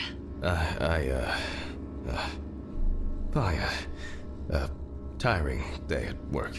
That's it. You scared me last time we spoke. I'm sorry. I didn't want to cause any trouble. And say what I said. Jack, it's alright. You're not causing any trouble. I'm not surprised at all that. No, really. I mean it. Sorry. I just... I'm fed up with myself. You should take care of yourself. Didn't you say you wanted to stay at home longer? To rest? You know I pick up the slack at work. No, I didn't. I can't. I don't want to be there. Well, why not consider taking a trip, Jack? Dorothy, please. I really don't have the energy for this today. No, I just wish. Stop it. Why are you calling? Reminder about annual drug testing. I figured you probably didn't remember. Oh, yes.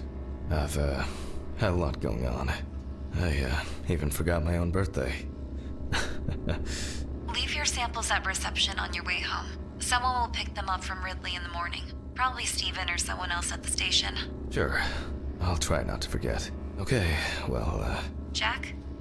Try not to do anything stupid, okay? Alcohol, your medication. No, you shouldn't. I have it all under control. I should be getting back to work. The results should be in tomorrow. I'll call you when we know. Right. Thanks. Goodbye, Jack. Bye. Annual drug testing. I'll take care of it before I go home. I feel terribly weak. Wake up, Jack. Jesus. There's been a bit too much going on lately.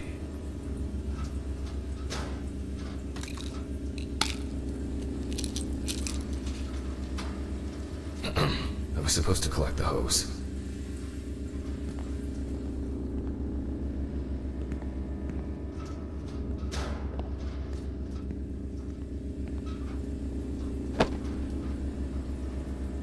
Focus on your work, Jack.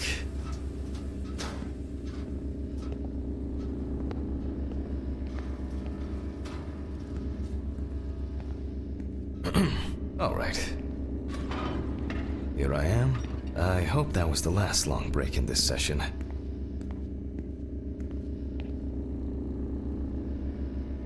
So, let's connect the tube.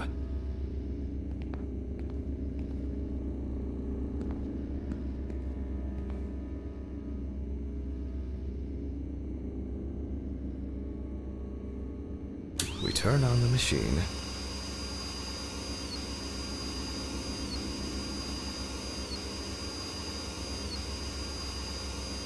With this amount of fluid, there's no point in holding back.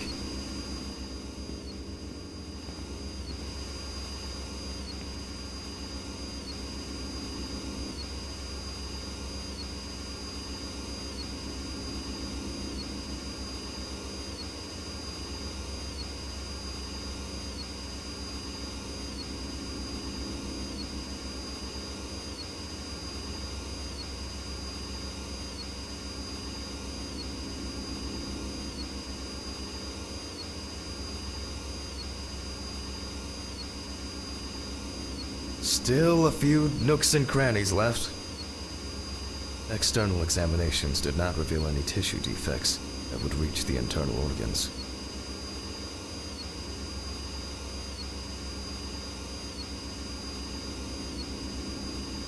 So, I expect the organs to be intact.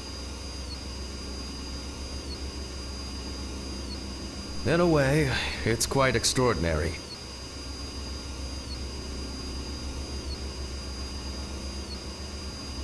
That even with such severe burns, skin, fat, muscles, peritoneal fascia, they can keep the insides intact. The organs are all present and correct.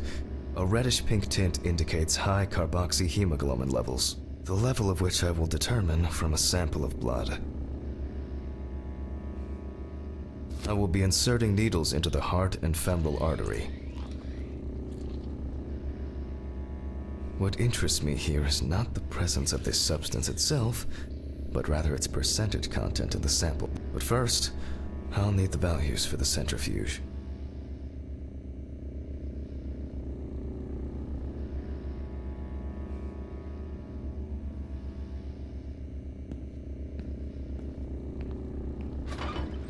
Ugh. I feel like I've been here forever.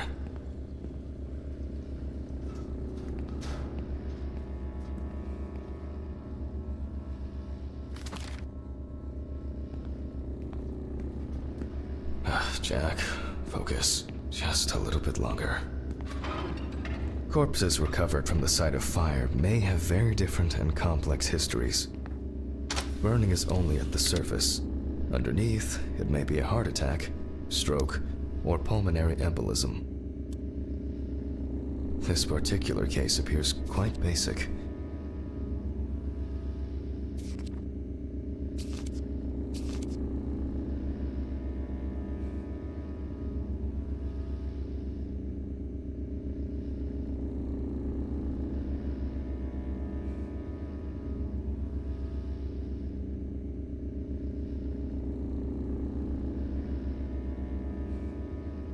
However, I would warn against making a diagnosis too hastily. A fire victim does not always mean death due to smoke inhalation.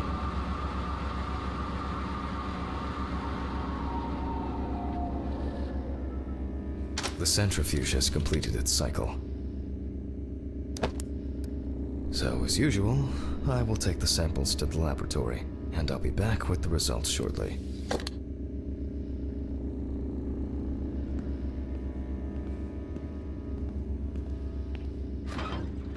Ugh. What exactly was I supposed to test for?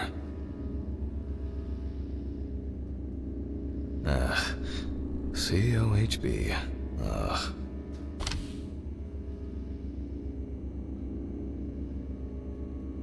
I'll take 2 milliliters of each sample.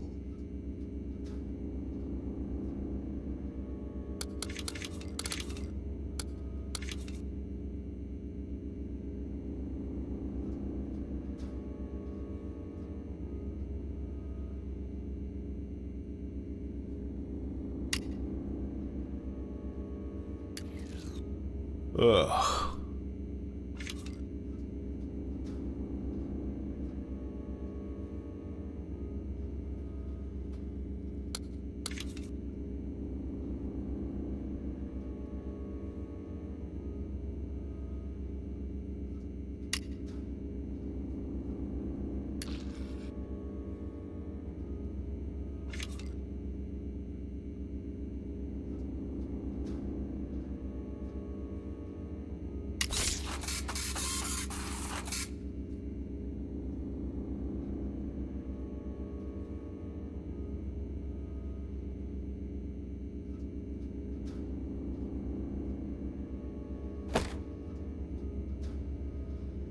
Well, confirmed. Death due to carbon monoxide poisoning. Carboxyhemoglobin levels at 84%.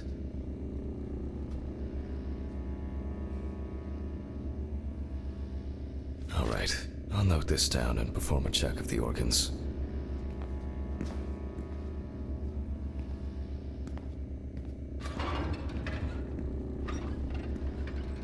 What? Where? Mr. Ridley?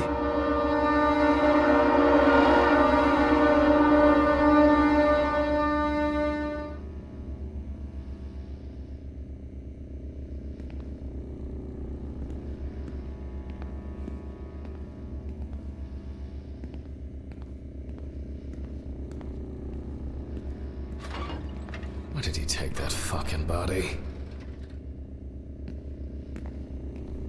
Maybe I think I'm just tired.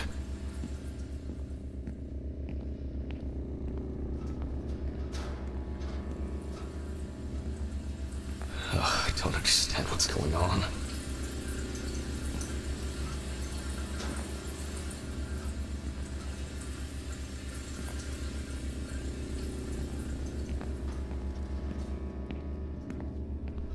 Maybe I think I'm just tired.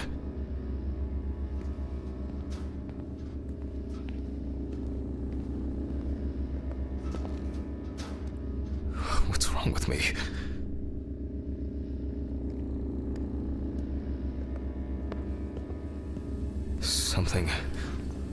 Something strange is happening here.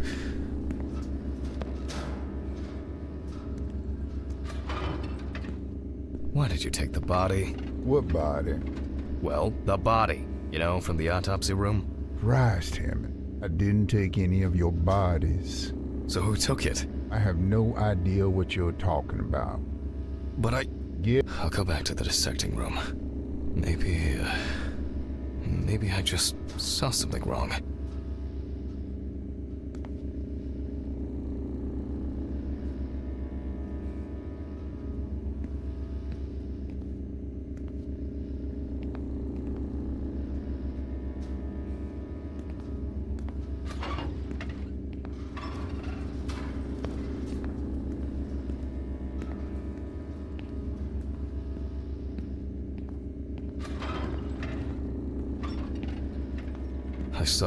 I think there's... I must have been seeing things. Results. Well, then we can... From the results... We can now be sure that the carboxyhemoglobin concentration was fatal. I think I should inspect the heart. The organ has a reddish pink tint, which results from the concentration of COHB and general congestion of the organ. Other than that, I can cross this off my list now.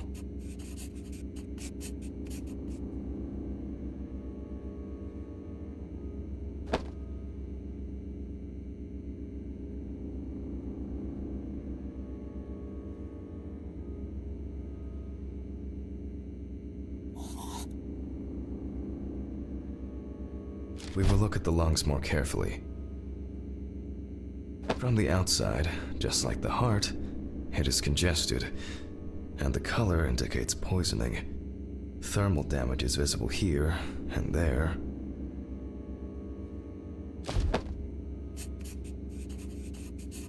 Enough of the external exam. It's time to grab the knife and dissect the lungs. I need to check for any obstruction, burns, or clots. Jesus.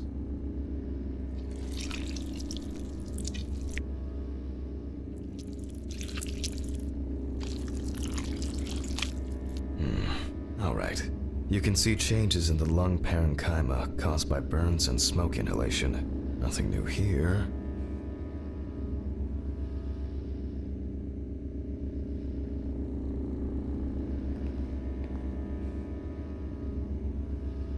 So let's complete the notes. And let's check the trachea.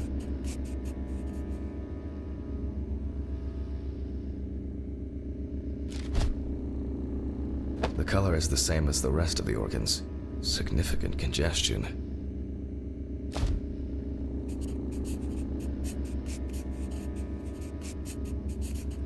Let's see what it looks like inside.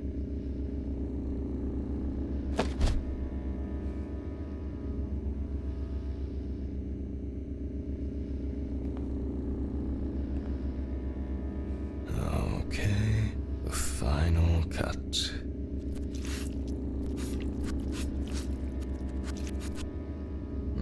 There are visible burns inside, but what catches the eye the most is the amount of soot. Looks like our subject was in the thick of the fire. Let's deal with the final notes, and we're ready to go. Let's deal with the final notes, and we're ready to go. I considered the direct cause of death to be severe carbon monoxide poisoning, leading to extreme hypoxia of the body. The extreme burns on the deceased's body and respiratory tract indicate that he must have been surrounded by fire. During the examination, no other factors were found that could have contributed to the victim's death. Environmental data does not indicate any third-party involvement.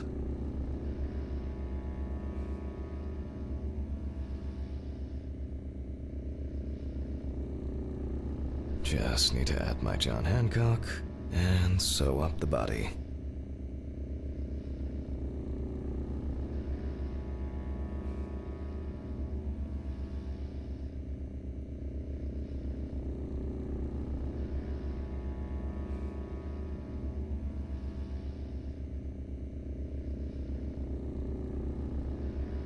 I'll close the body, trying not to damage what's left of the skin. As for stitching, well, it varies. It can be that the fire victims are in such a condition that there is nothing left to stitch. So for this job, a thicker needle and heavy-duty thread.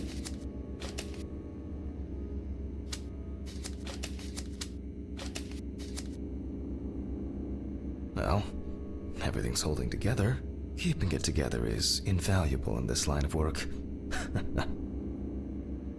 Well, after storing the body, there's nothing left for me to do. But thank you for your attention. All the best, and good night.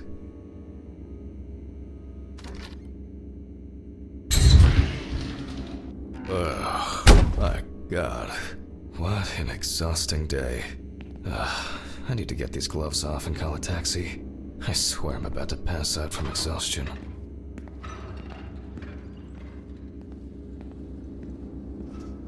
Oh, fuck. Urine sample. Oh, no.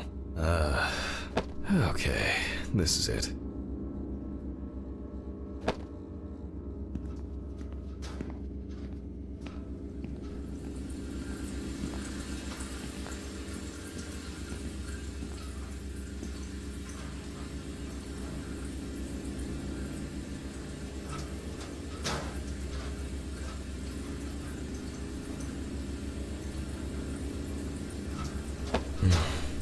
I'm dehydrated. I should drink more water.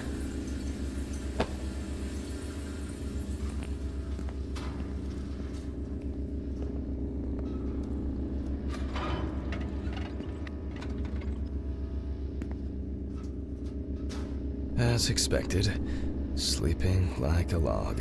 I'm jealous.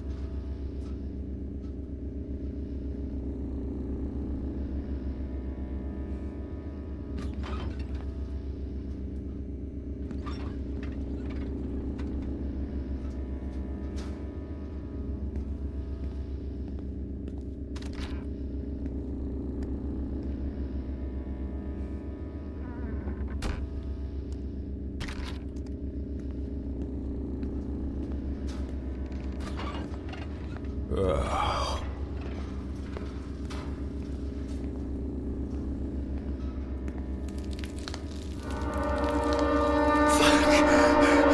What's going on here?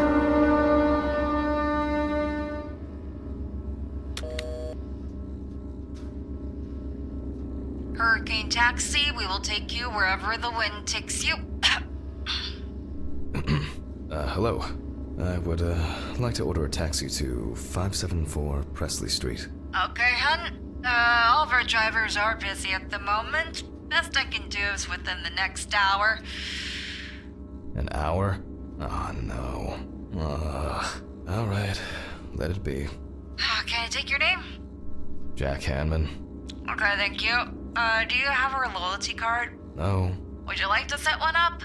For regular customers, we have discounts and extra... Would that make the taxi get here faster? Well... I thought so. Thank you. Goodbye. This is already giving me a headache.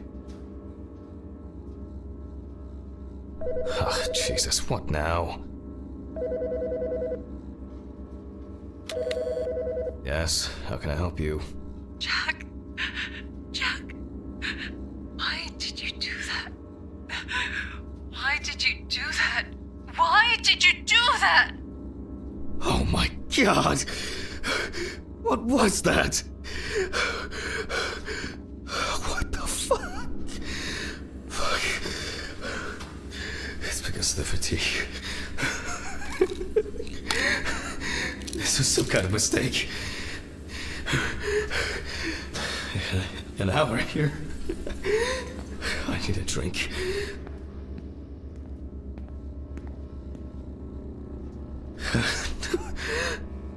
Oh, strong.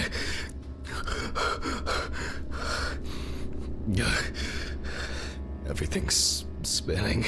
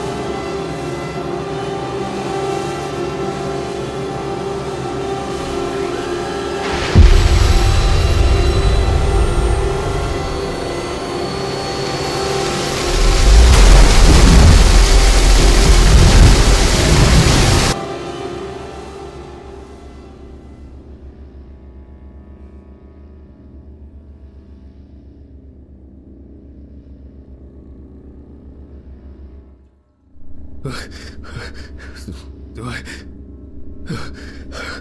Is this...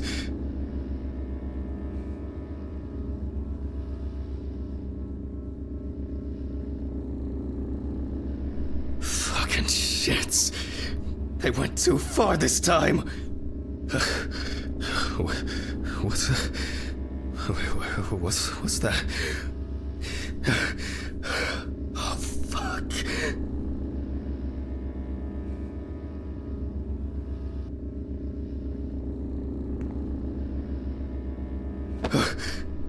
Is that blood? Oh, God, what's happened? Oh, Mr. Ridley? Oh, fuck. Can't you hear all this commotion?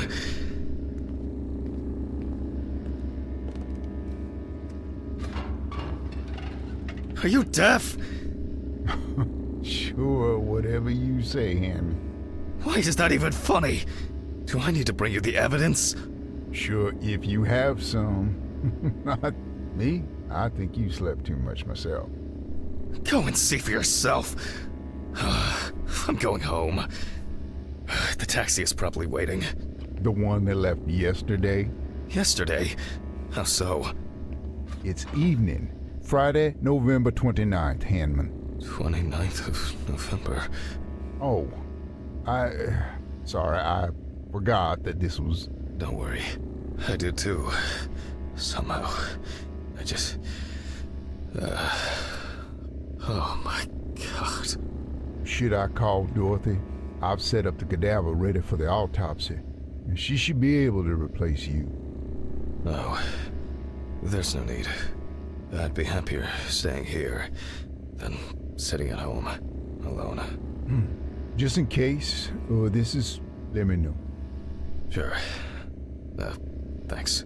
Hanman, I'm very sorry. Yeah, me too.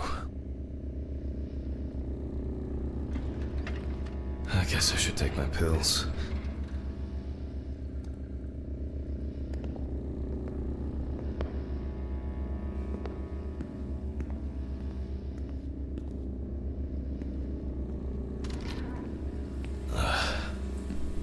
I should go to the cemetery later. Buy flowers. Not today. To forget the most important of things.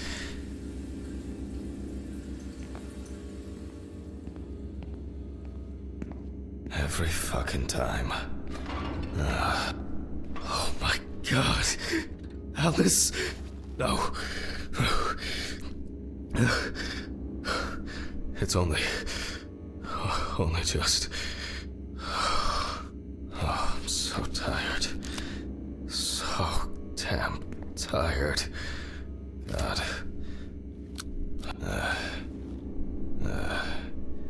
It's November 29th, year 1991. The autopsy is performed by Dr. Jack Hanban. Amber Louvre, 30. Investigators determined that the victim was most likely dumped close to the nearby forests. She crawled to the bus stop on her own, as evidenced by the traces of blood she left behind. According to the information provided by the aforementioned friend, the car belonged to the Hurricane Taxi Network. The company was provided with a description of the driver. However, they deny that any of their drivers fit the description. The police have been looking for the man since yesterday. The body was lying in the grass beside the road, where it was spotted by commuters waiting for the morning bus. A friend at the salon testified that the last time she saw Amber was 2 weeks ago. It was her last day at work before her vacation. At around 9:40 p.m., she left in a taxi for a flight to Amsterdam.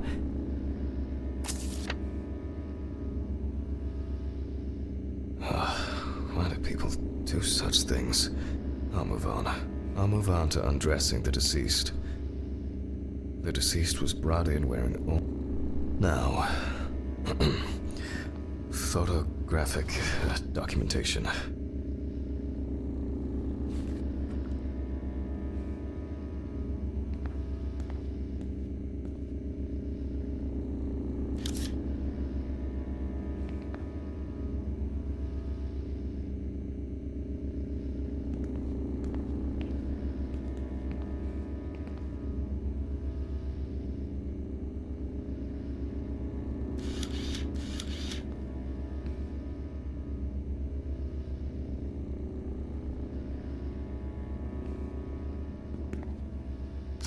The deceased's skin is extremely pale.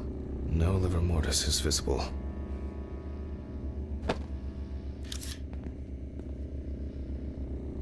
The deceased is also missing her left leg.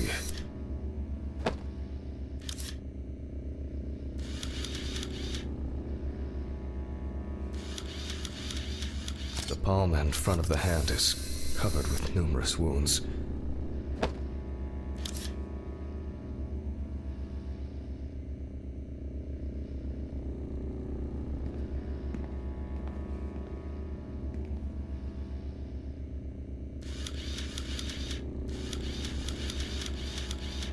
Lots of rough, irregular slashing cuts.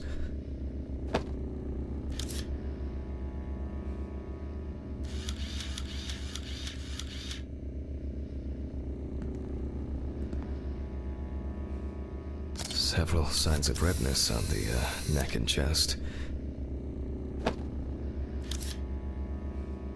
The deceased is missing her right arm.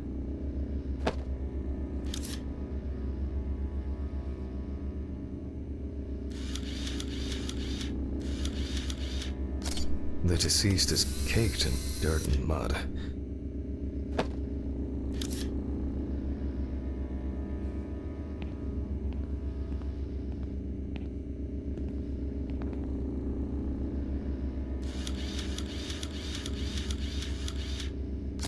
Extensive hematoma on the victim's forehead.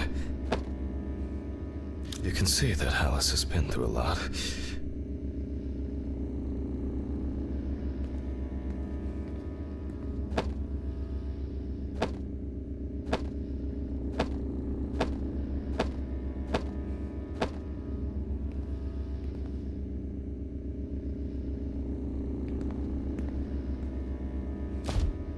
Why is she so... Focus. The overall picture is... I'll grab the magnifying glass.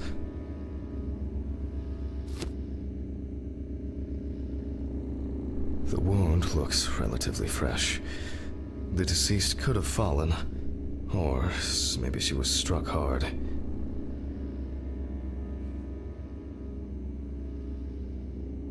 The wounds were stitched up by someone who knew what they were doing. However, it seems that the sewing was done in a hurry, and quite carelessly at that. Minor redness appearing in several places.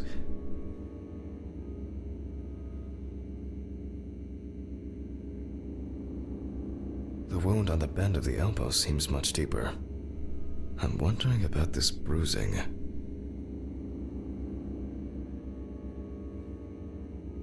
There are no signs of internal bleeding, detectable through an internal examination.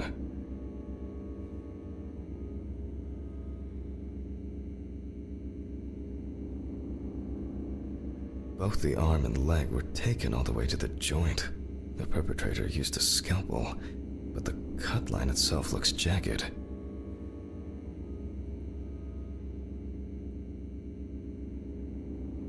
These wounds appear to have been caused by crawling across rough ground. Let me sum this up somehow.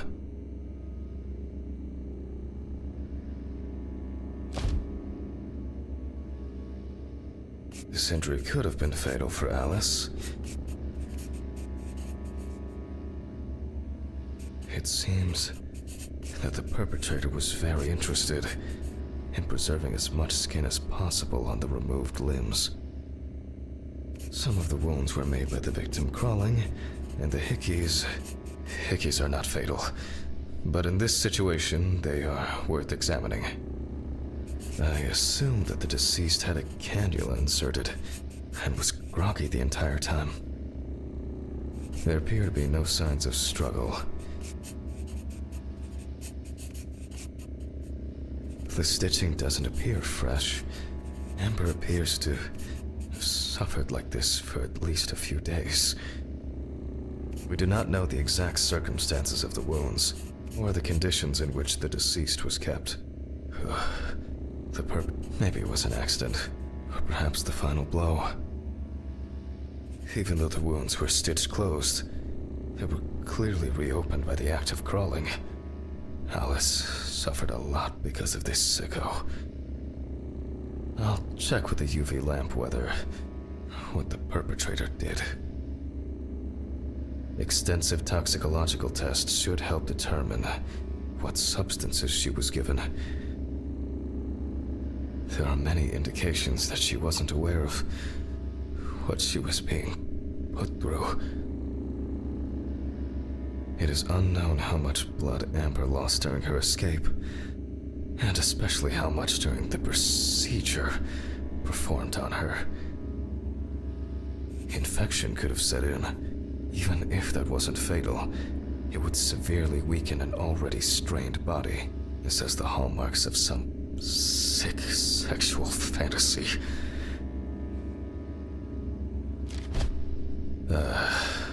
I will check the UV lamp whether on Amber's body there are some clues.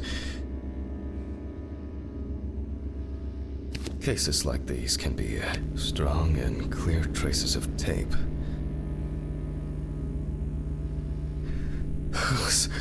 Alice, you know that I would never.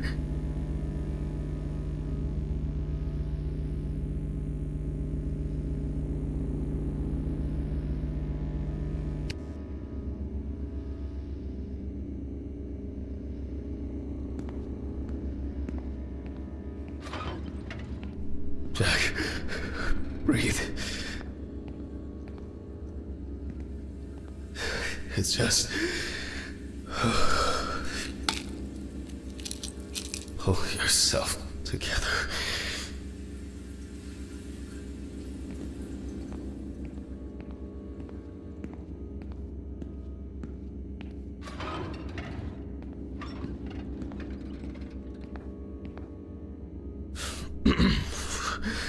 Well, we left off with the torso.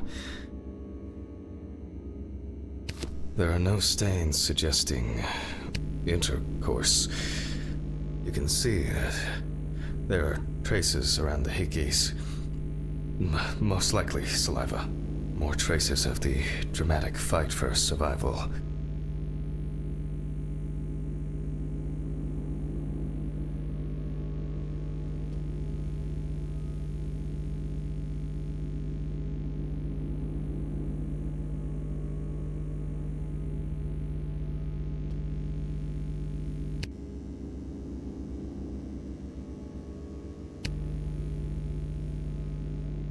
Traces of smeared blood from wounds. The perpetrator was obviously looking for an opportunity to fulfill his paraphilia. Oh, Christ. The police will have plenty to do. If I can find my hard drive, I could just take an X-ray. I'll move these tables away. Make room for the X-ray machine.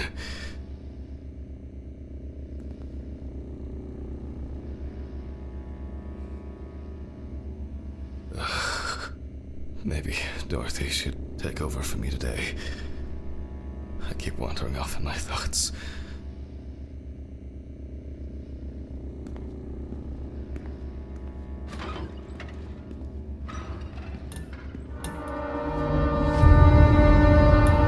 Fuck! What's going on here?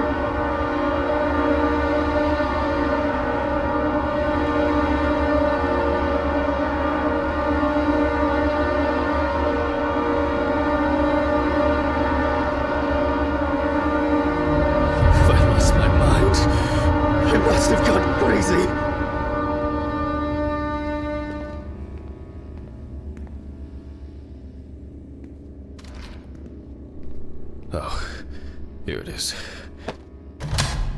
Huh?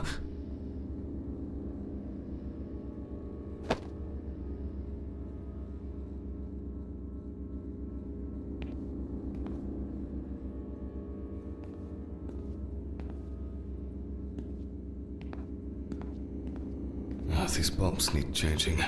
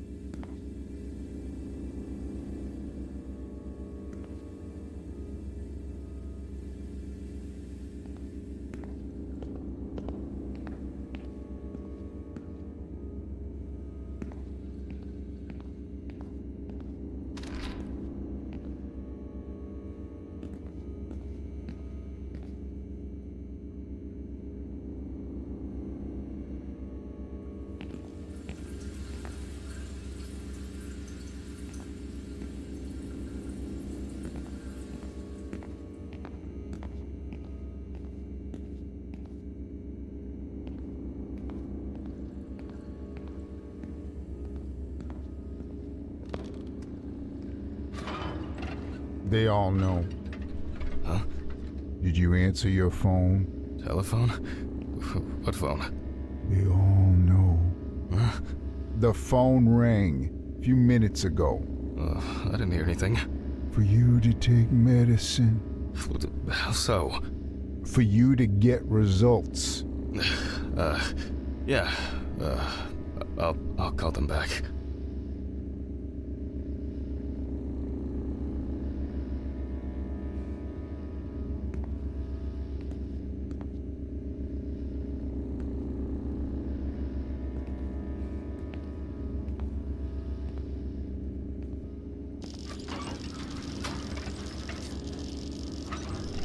I guess I've been here too long.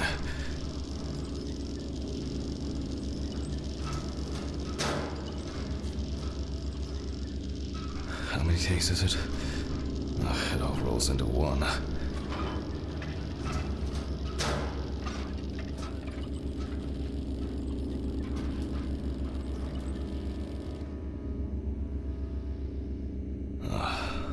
All right. Now I need to set the machine up. Okay. I'll attach the hard drive. Now fire it up.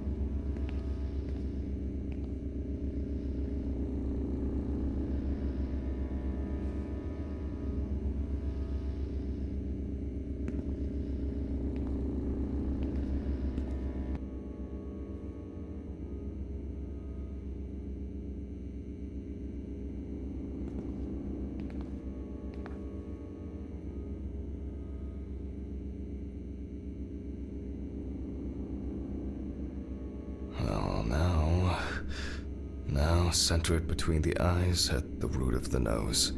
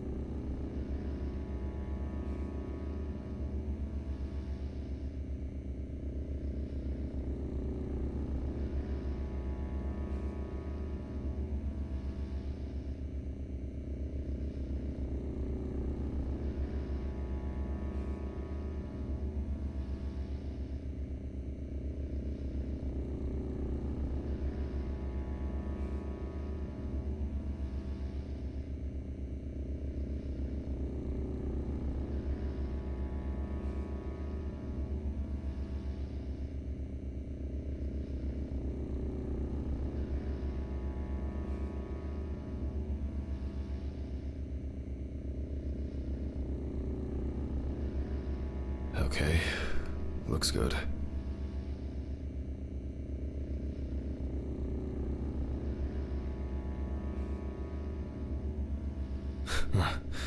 I thought for sure this whole thing would have tripped the breaker.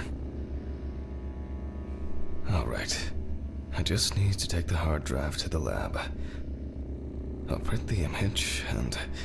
I need to check the frontal bone, crystal galley, aneurysm, internal auditory canals, Alice, ethmoid and frontal sinuses. Why did this have to happen to her? The greater and lesser wings of the sphenoid bone and...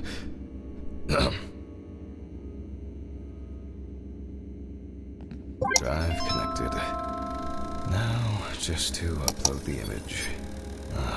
And now I can print it.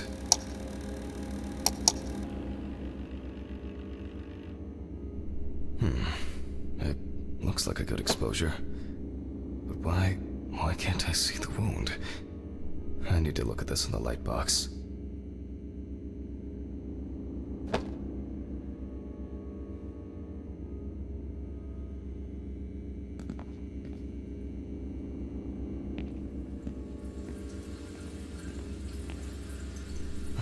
Strange.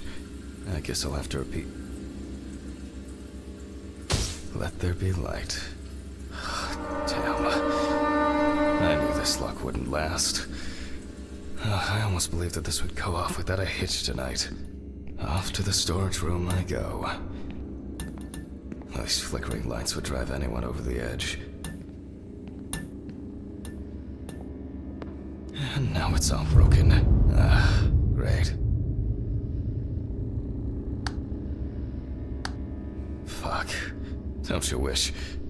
I'll need the flashlight and to find Ridley for help.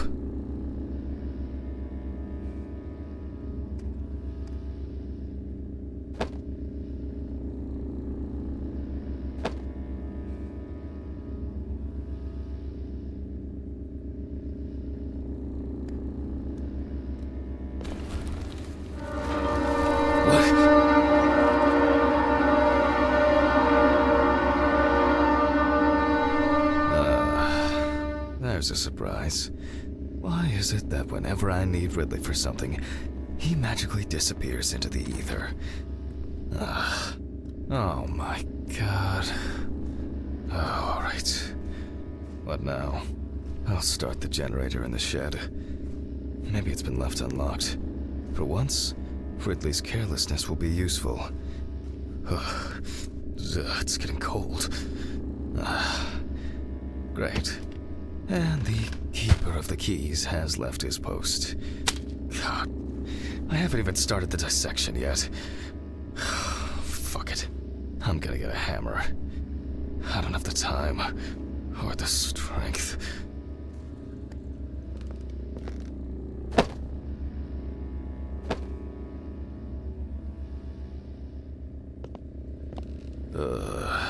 Jesus. I'm feeling dizzy. I'm exhausted.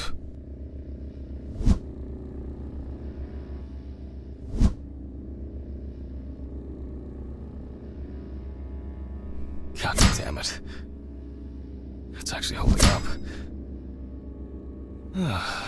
Well. Something... God. Something's missing here? Some kind of switch? Or a crank? Oh no. There's so much shit in here.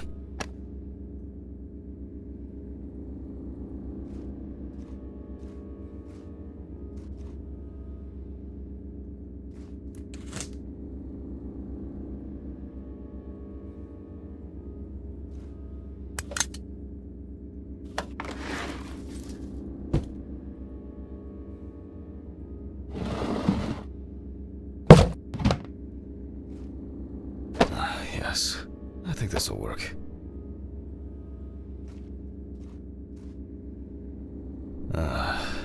It fits. Alright. Now, just to crank it up. Something wrong?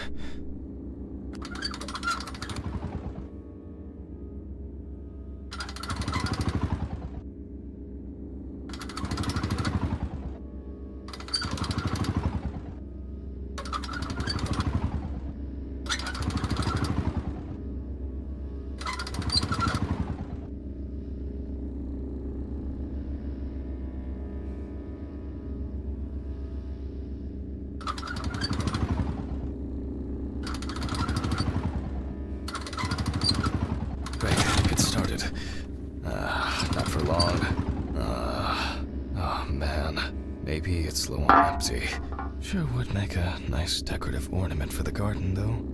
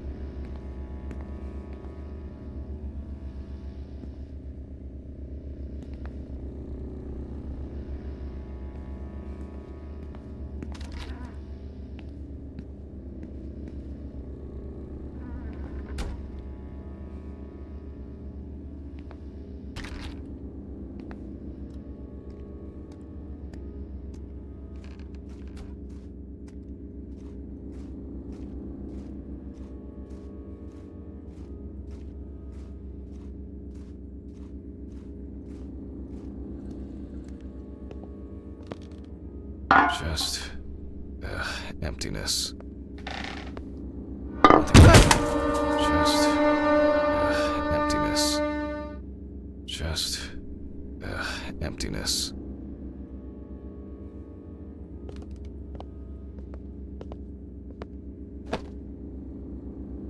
How did it end up here?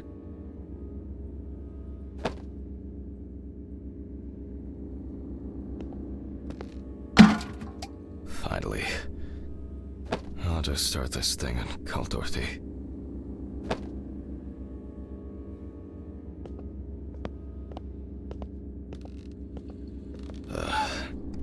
I think I've had enough. I shouldn't even be here. Not today.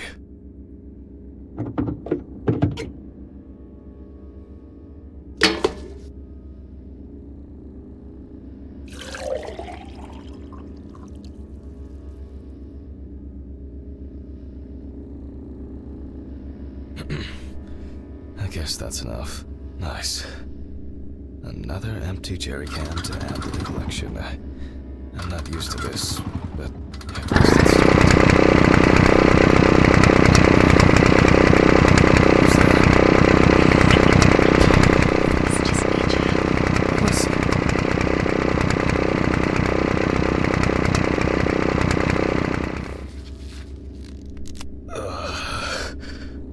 My head. What just happened? What the fuck? Who tied me up? It's only for a moment. Sorry, man. Steven? What the fuck do you mean? Think I hit you too hard with that shovel. Oh, haha, great fucking joke. Untie me now. I don't have the energy for your shitty games. Mm-hmm. Me too.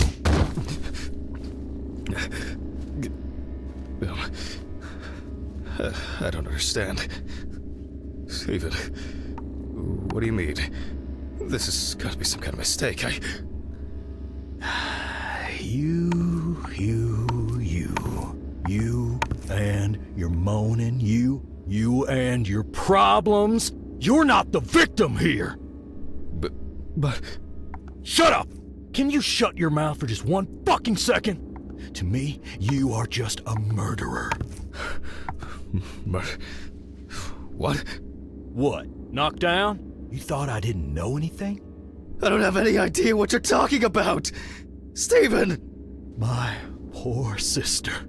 Even now, you can't muster up any courage, any honesty. You disgust me. I suspected you from the beginning. As soon as I found out that Alice is dead, I knew it was you. Tumors, aneurysms, unexplained circumstances. Who are you trying to fool? For God's sakes, you're a doctor! Steven, no. It doesn't work like that. Shh! I haven't finished talking. Why did you lie, Jack? Why didn't you say anything? You confessed! I knew I had to do something about it myself. Any of this making any sense yet? Threats? A ring? Photos? Red Pete on the loose? He died in that accident, by the way. You sick fuck! Yes, I am! You've no clue just how much. Oh, I'm on some fantastic fucking drugs for it. Only, I've been slipping them to you.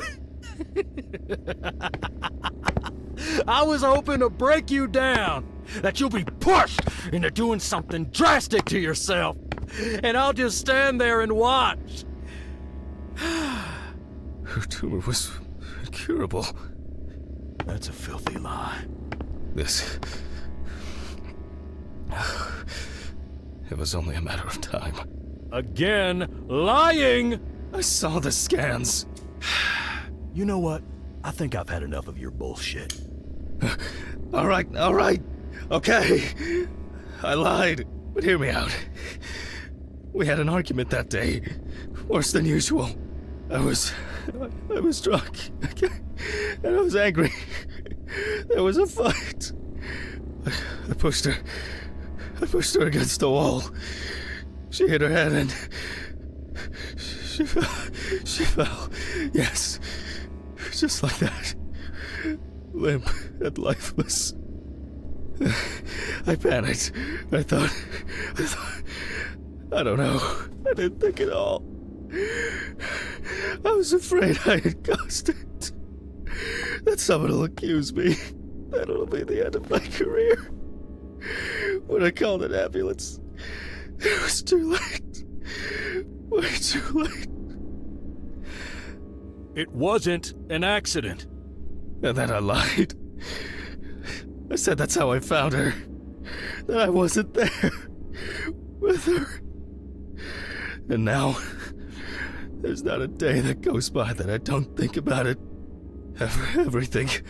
This whole year. Just dead memories. As if I didn't exist at all. Since that day. Fuck, here we go again. Even now. Even now, you have the nerve to lie. Stephen, I'm sorry. I suffered too. It wasn't an accident! You understand now? Someone has to pay for this! What's going on here? Steven, drop the gun. It's none of your business, Sean. Leave and forget you saw anything. Steve, you know I can't do that. Mr. Ridley, please, run! Shut up! You know I'll shoot if I have to. Well, in that case, that makes two of us. Stephen, no!